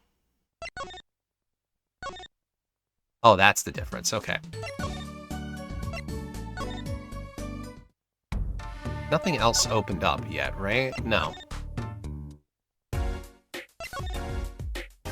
Oh, I haven't gone in here yet. That was the issue. There's a fucking skeleton in this garage. This is the place. This is where that panty snatcher ran. Are you sure? Maybe. Let's look for clues. Clues. Clues to a panty snatching. Clues like a pair of panties. Trucy. Did you try not saying panties so many times? Oh, there's a lot going on here. You're kitty cat. You're kitty, kitty, kitty. It actually meowed. It's not coming down. We do look kind of suspicious, you have to admit. It's okay, kitty cat. His hair won't hurt you. It's okay, kitty cat. She won't make you disappear in her hat. Okay, now we gotta talk about the ladders. Look, it's a folding ladder. Polly, that's called a step ladder. Come on. A step ladder? How is that different from a regular ladder, then? It's a much more complex piece of machinery. It's like two ladders stuck together. So you admit that basically it's a ladder, right? Wait, huh? You have to look past the form, at the essence of the thing. Let me talk about something else. Yeah, let's talk about this skeleton. Someone's there! Oh, it's just a gold-painted human skeleton. Just a human skeleton? And painted gold? There's a mannequin hand waving to us from the box behind the skeleton. This place just screams hospital storage, don't you think? It screams something, that's for sure. Okay, let's talk about this cell phone. There's something about this car. Let's take a closer look. Ka-chick, ka-chick. Oh, there's even more going on here. Again, cell phone. Look, a cell phone. Oh man, that's like... Okay, dating this game again. That looks more like a, That's more like a BlackBerry, right? Someone dropped it beneath this tire. If the car moved, it would be crushed for sure. I wonder if it belongs to the doctor here. We should bring it to him later.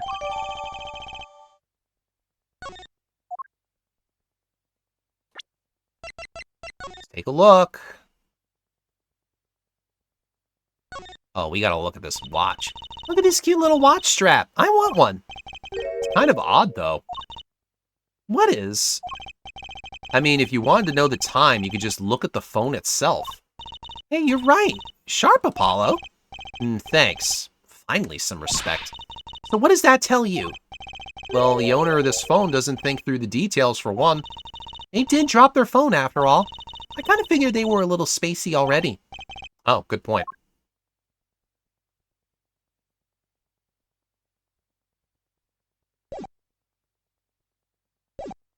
Okay, now let's look at the thing in the tailpipe. That reminds me.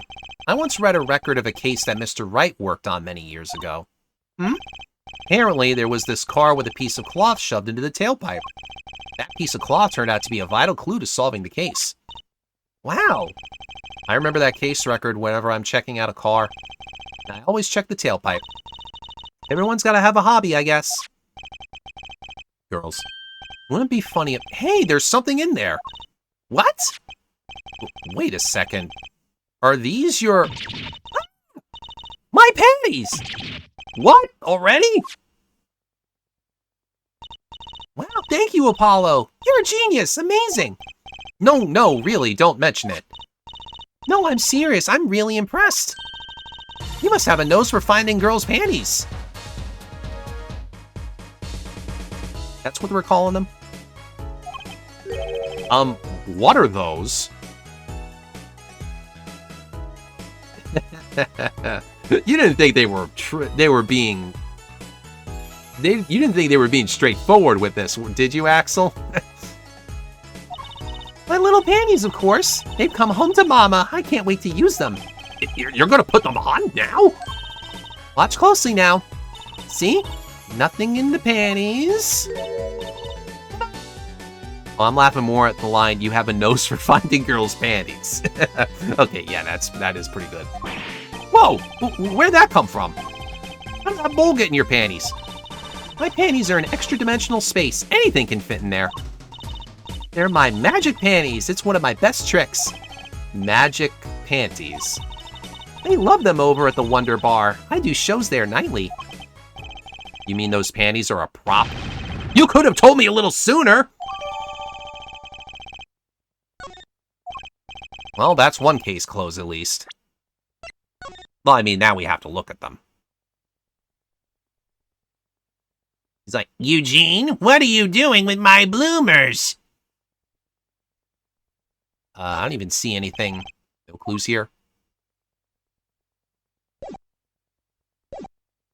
What are you saying? We still have to catch the sly devil that ran off with the tool of my trade. Oh, right. I warp any random object inside my panties because they have a third dimension in them. Something tells me we're not finished searching this garage anyway. Yeah, we gotta look at the frickin' mirror that's missing. Hey, look at that! The mirror's been broke off.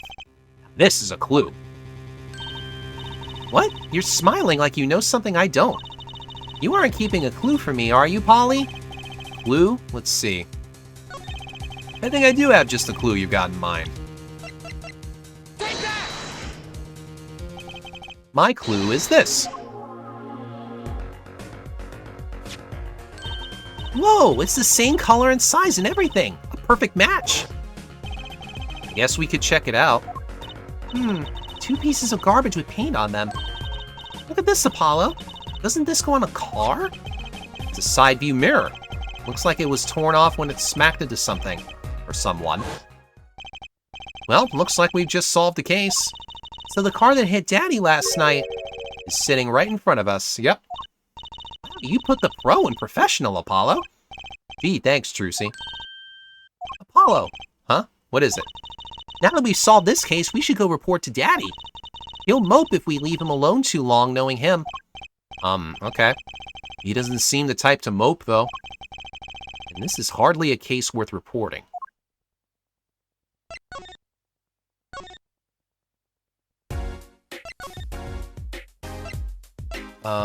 Where are we going? We gotta go back to agency.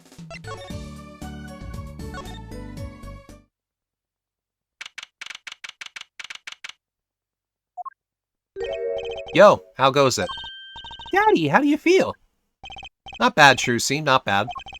It's good to have you youngins on the case. Let's old Daddy-O get some well-deserved R&R. The elderly need their rest. Isn't he 33? Okay. We said the same fucking thing. Isn't he only 33? We've cleared up most of the cases. I was right about you. Competent, capable. Tell me what you found out, if you want to. Your enthusiasm is overwhelming. Well, I certainly didn't expect you back this early. Polly's amazing. He found my panties so quick. Almost like he was the one who stole them. You have an interesting concept of praise. And? Did you find the mad driver who gave me that 30-foot toss? Apparently, it was a doctor from the Maractus Clinic. Maractus, huh? I've heard of them. Nothing good, mind you. That reminds me, a police car was parked outside the clinic. Maybe something happened. What is this Maractus Clinic anyway? All I've heard are the rumors. That clinic's been making good money in a bad way. Yeah. Ties to organized crime, the Kentucky family. The Kitaki family? He did that on purpose. Some injuries you can't take to a public hospital, see? They use the Maractus Clinic for their patch-up jobs. Interesting. It looked like something bad happened in that park. Ah, the body was found there in unusual circumstances. Something more unusual than being dead? It's not our concern in any case. Right, let's ignore that and find that noodle stand. Whatever happened to professional curiosity? Thanks, really. If I get tired of sleeping, maybe I'll head down to this Maractus place. Maybe hit him up for some reparations. A little legal action would do me some good. I was wondering when I get paid. We solved the case of your accident and, found a missing article of clothing. My panties! That leaves the noodle stand. Huh? Feel free to drop in if you get stuck. I'd be happy to help with anything not involving money. Goodbye, quid pro quo, hello, pro bono. Right, back to the office to plan our next move.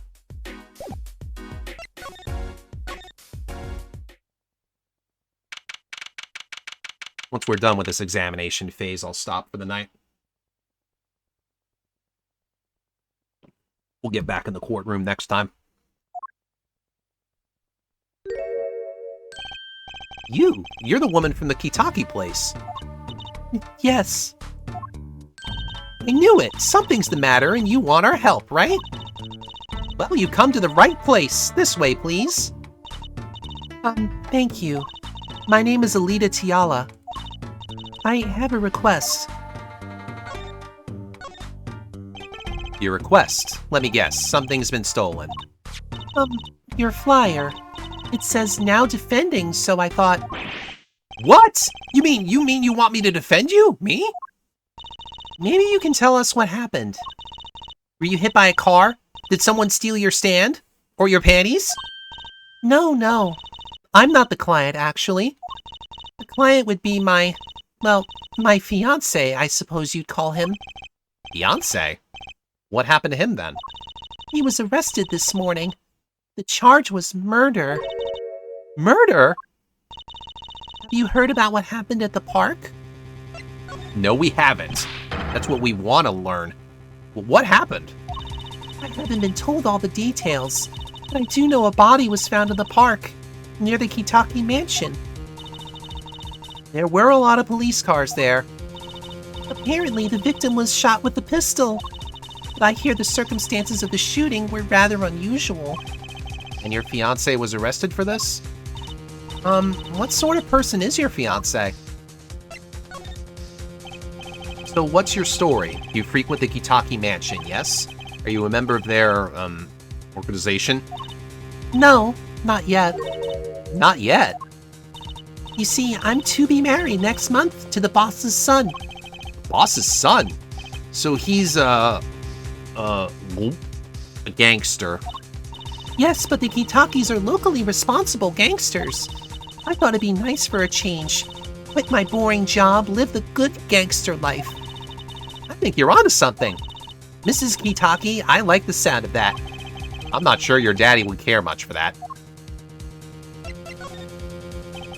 Your fiancé is the Kitaki family's only son, correct? His name's Waki. Waki Kitaki. I brought a photo. Oh, perfect. Well, that's quite the photo. I know. Oh, he can be powerful and menacing, but so cute. His name is Walking and Talking. Yep. There are many puns. I'm surprised you haven't noticed that. The series is all about punny names. But if he's the boss's only son... Yes, I'm sure he'll take his father's place someday. Hey, I'm a boss already. Of this agency. Please help my Waki, please. Right, my first solo defense case. If I'm boss's son or not, I'll prove he's innocent. I prepared a letter of request. I know you need those. Right, let's go check out the scene of the crime. Oh god, I thought that was it. Oh, we can go to the detention center too. Oh, we actually get to talk to Waki. Holly, you look as happy as a clam in its shell. For a lawyer, this is it, the place where the battle begins. You need something? Yes, we're attorneys. I was hoping we could see Mr. Waki Kitaki. Sorry, he's in questioning right now. Could take a while. Rat. Oh well, guess we'll have to come back later then. So much for that battle. Oh, shit. Oh, God. Does that mean we're going to, Oh, we have to examine the crime scene now, don't we? What? No, he needs to have his lawyer present. Do your job, man. I think it's like the prosecution is examining him. So this is it, my first murder crime scene. Now we'll keep going. It's you kids again. Look, can't you find some other place to play? We're not playing. We're, investigating. Aren't we, Apollo? For any and all questioning, his defense attorney must be present. It's not the same law. Sir, I have a letter of request here. Letter of... Huh? Why does it say hit request on it?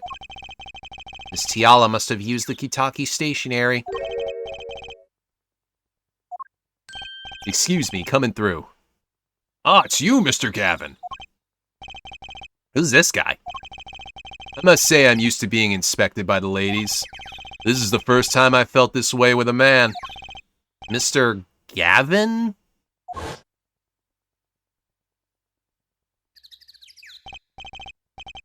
Fräulein, what is a sweet morsel like you doing in such a dismal place? Can I help? Yes! The policeman officer fellow here won't let us in. We even have a letter of request. You must be exhausted standing out here. I will take you to the scene of the crime. Ooh, really? By your leave, officer. Yes, sir. Of course, sir. Calling it attorney feels like a stretch at this point. I know. You do everything. You really do everything. Very well. This way, Fräulein. Whee!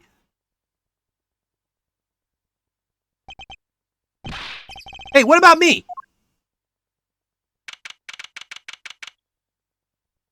You do everything except the actual lawyer part. Does that one make an interesting game?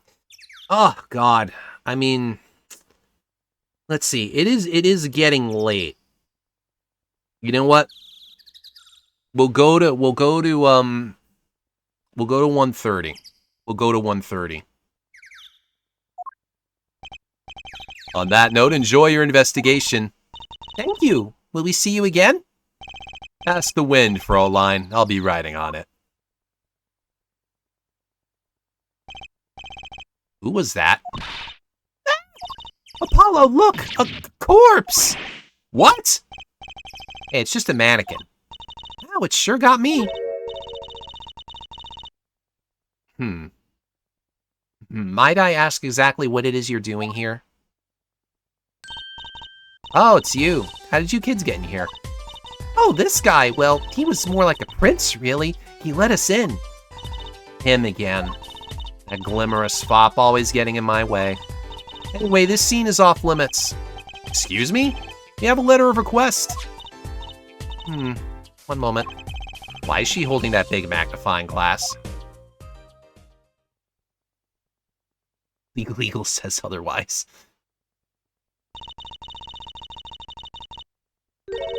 I'd recognize that handwriting anywhere. Scientific analysis says this was written by Alita Tiala. Thanks. It took you 30 minutes to figure that out?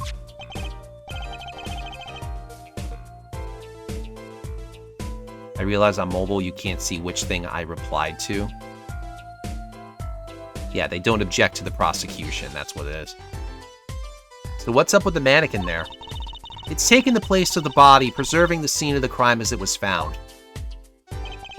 Body was pulling the stand? So you're a defense attorney, are you?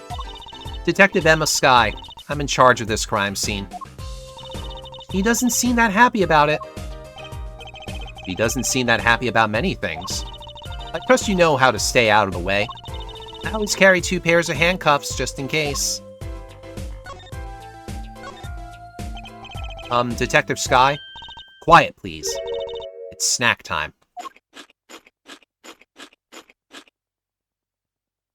Dang, this Detective Acuity. Oh yeah, best girl. Best girl. She'd take a potato chip and eat it.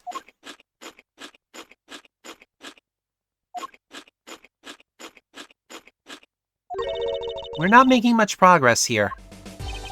She must not be very busy.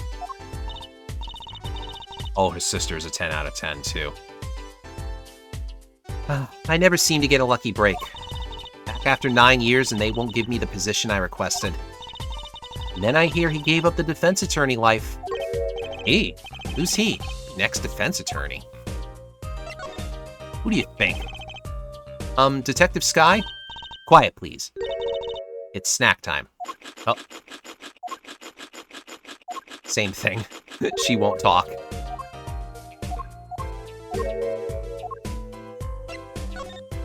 Same thing? Same thing.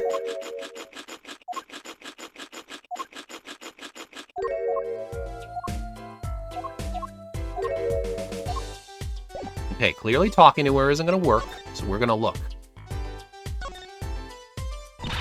Hey there, no messing with the crime scene. But we need to investigate. Apollo, look! That stand! It says Eldoon! I've noticed. Well, we've solved the case of the missing stand at least. Though the circumstances could stand to be better.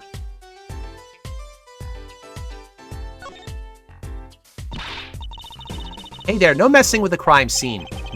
But we need to investigate. Investigations are to be carried out by professionals, scientifically. She's not going to let us check out the crime scene, is she? Hey, Apollo. My very unscientific analysis tells me something here is very suspicious. I think I know what you mean. Hard not to notice. Better check out what we came here to find, at least.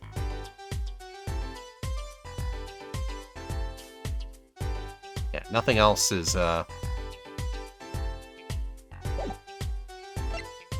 Can we present anything? If you could spare a moment to take a look at this. Can't you see that I'm extremely busy? Eating snacks, yes. Busy eating snacks, I'd say. This is going nowhere fast.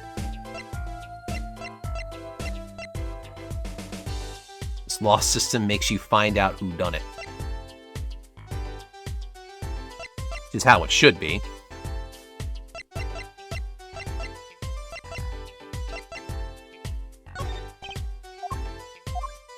Yeah, she won't do nothing.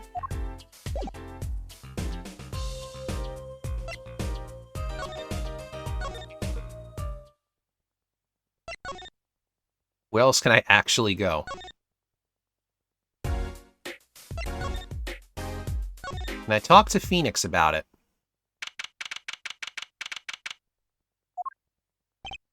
Ah, you're back.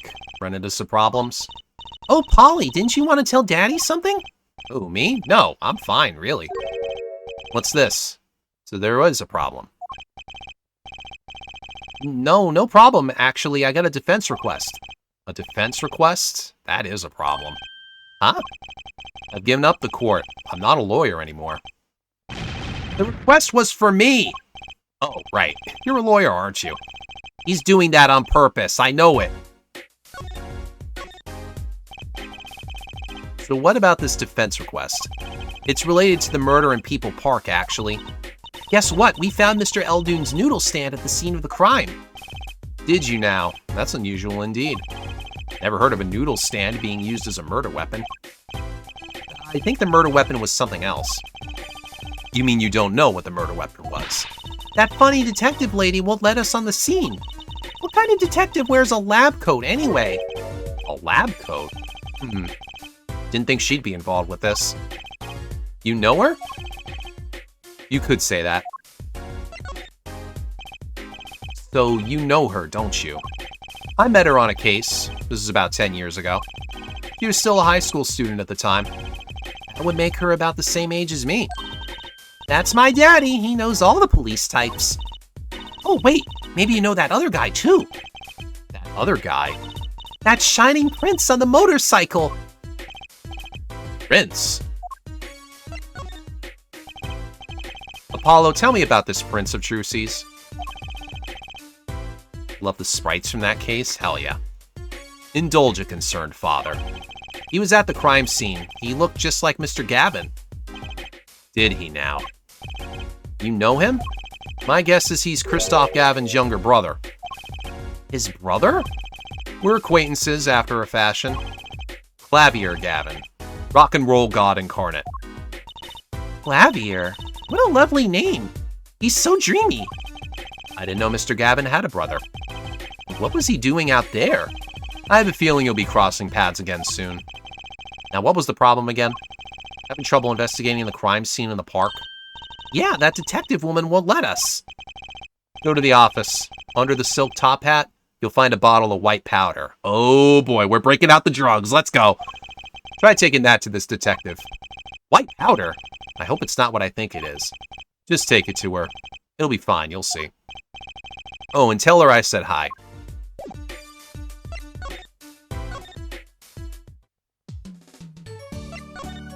Now we examine the top hat. So this must be the silk top hat Mr. Wright mentioned. Let's take a closer look. Huh? Whoa! You know what this is, Trucy? I remember finding some in Daddy's dresser when I was little. I thought it was sugar, so I licked it. He got mad at me. This is getting more and more suspicious. Let's go talk to that detective.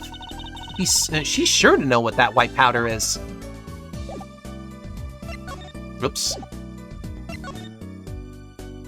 Why couldn't we tell Phoenix that we found Trucy's magic panties? I thought we did.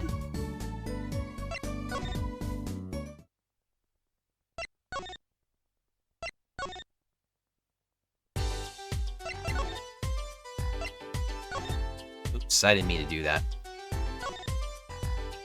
The bottle has a label on it. Can you read it? Not a word. I'm not sure. I speak whatever language this is written in. That's too bad. I guess we're stuck with this mysterious bottle of white powder.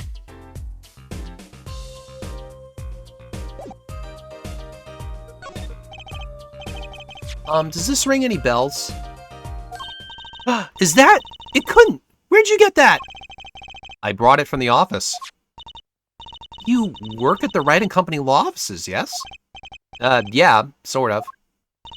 Detective Sky, how do you know my daddy? Daddy? I'm sorry, who did you say you were? Trucy Wright, Phoenix Wright's daughter. What? Mr. Wright has a daughter? You seem shocked. Well, if you're Mr. Wright's daughter and you're his apprentice, then I'm available to help you in any way I can. Oh, thanks. You can start by not calling me Mr. Wright's apprentice. That's everyone's reaction. This powder is used for detecting fingerprints. Fingerprints? I barely know him. Guess you might call it a memento from the time I spent with Mr. Wright. White powder memories. If you find any evidence with fingerprints on it, please let me know. We'll dust for prints. Well, she's quite the eager beaver all of a sudden. The report came in late last night. The body was found much as you see it now. Except it was a real body. But why? Why was a body pulling a noodle stand? If I knew the answer to that, I wouldn't still be here. Well, what was the cause of death? A bullet wound to the temple. He was shot by a pistol. A pistol? Not the easiest thing to come by in this day and age. Unless you're a cop or a gangster. Incidentally, the victim's name was Pal Maractus. Now we get the name, huh? I just received the autopsy report, in fact. I mean, really, what's up with this case? It's enough to make me want to run off pulling a mysterious noodle stand behind me. Not so mysterious, actually. We should tell her, Apollo.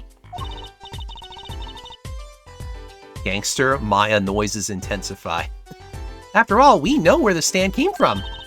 A likely story. I didn't come here to play games, you know. Actually, we do know where the noodle stand came from. The noodle stand's owner is... Who's the old guy? This is the proprietor of Eldoon's Noodles, Mr. Eldoon himself. He's famous in this part of town. Not bad, I guess Mr. Wright picked the right kids for the job. That saved me a lot of work, thanks. What sort of person was the victim anyway? You mean, what did he do? He was a doctor. A doctor? I'm starting to see a connection here. The abridged Ace Attorney has Maya as a gangster who stabs someone in the prison yard. Who, me? I'm just the supervisor for this crime scene. Detective Sky, I was out of the country for a while. I came back to be a forensic scientist. Ooh, were you studying abroad? Something like that. I was studying in Europe. Forensic sciences, mind you. But when I got back here, they threw me in criminal affairs, just like that. Why didn't you just become a forensics expert in Europe? Well, I suppose that was an option, but I had a lot of favors to repay to people back here. Favors? Wasn't she in high school when she left? What? What's that look for? I was involved in an incident before I left. But Mr. Wright and his people helped me out. I owed him. Really? I had no idea. If she's been out of the country for a while, he probably doesn't know about Mr. Wright's current state of affairs. Could you tell us a bit about the defendant? He's the only son of the Kitaki family, yes? Lucky Kitaki. I don't know if he is the boss's son, but he's certainly throwing his weight around. Violently. In the detention center. I see. Why was he arrested in the first place? You are a defense attorney, aren't you? You're not his, by any chance. Actually, yes I am. Well, we have a witness to the moment of the crime. Huh? The witness called the police. They'll be testifying during the trial tomorrow. What? Could you tell us a bit more about the victim? Well, let's see. Apparently he's the physician at a clinic in the area. Quite well off, too, from the sound of it.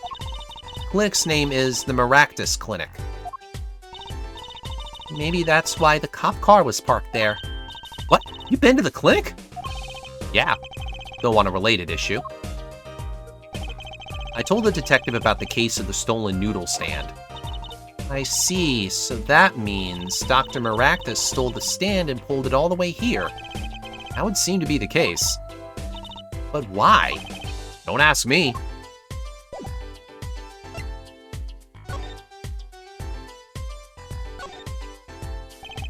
There's gotta be a good clue or two around here. You and your trash cans, go ahead and knock yourself out. Please, can't you see I'm doing my... Huh? Look, another pair of underwear. Wow, Apollo, you're a genius at finding panties. Stop saying that. Wait, these aren't... They're not mine. Could these have been stolen too?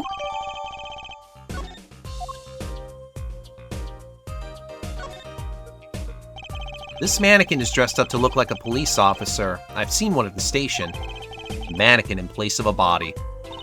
The body of the victim has already been removed.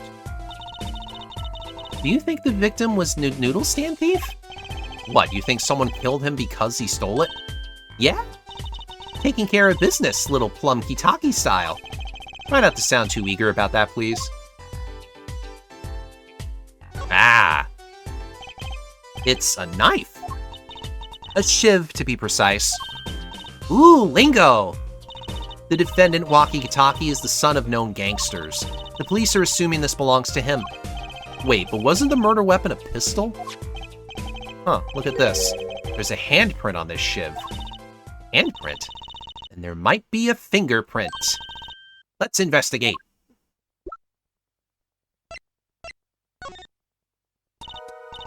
Right, first, choose the fingerprint you want to examine. Choose a fingerprint? Look closely at the handle. See, there's more than one fingerprint on there. Those black spots? That's right, pick the one you want to analyze. Right, let's get detecting. Wow, she's practically glowing with excitement. First, sprinkle some aluminum powder over the print. With a press of X like this, see? The oil left by the print absorbs the aluminum powder, so you just dust it on and blow it off. Blow? It's like whistling. You know how to whistle, don't you? Just use triangle and... Oh, amazing! It's like magic! Isn't it, though? And of course, on the DS, you would actually blow into the microphone. Right, let's give it a shot. Incidentally, it's important that you cover the entire fingerprint with the powder. Yeah, just lob it all on there.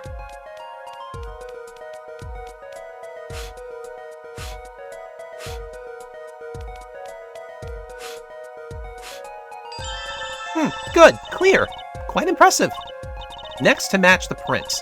The police office has samples, so you can tell whose finger this print belongs to. That doesn't sound like as much fun as actually finding the print.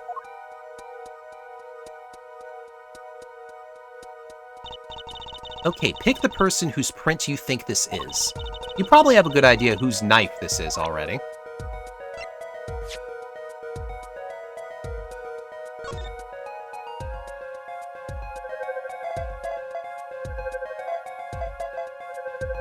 Obviously, it's a perfect match.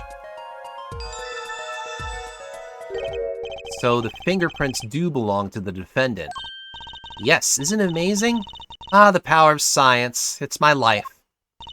Apollo, she's sparkling. And I'm dimming. Look sharp, spirits up. The real fight is yet to come. Chin up, Polly. Trial hasn't even started and I'm already losing. So, have you met the defendant? No. Visiting hours are almost over at the detention center. You might think about wrapping up here and heading over. Good idea. I don't know what good it will do. We have a witness and a knife with prints. Have I mentioned I've got a bad feeling about this? Don't worry, it's like a right tradition. Some traditions I can live without.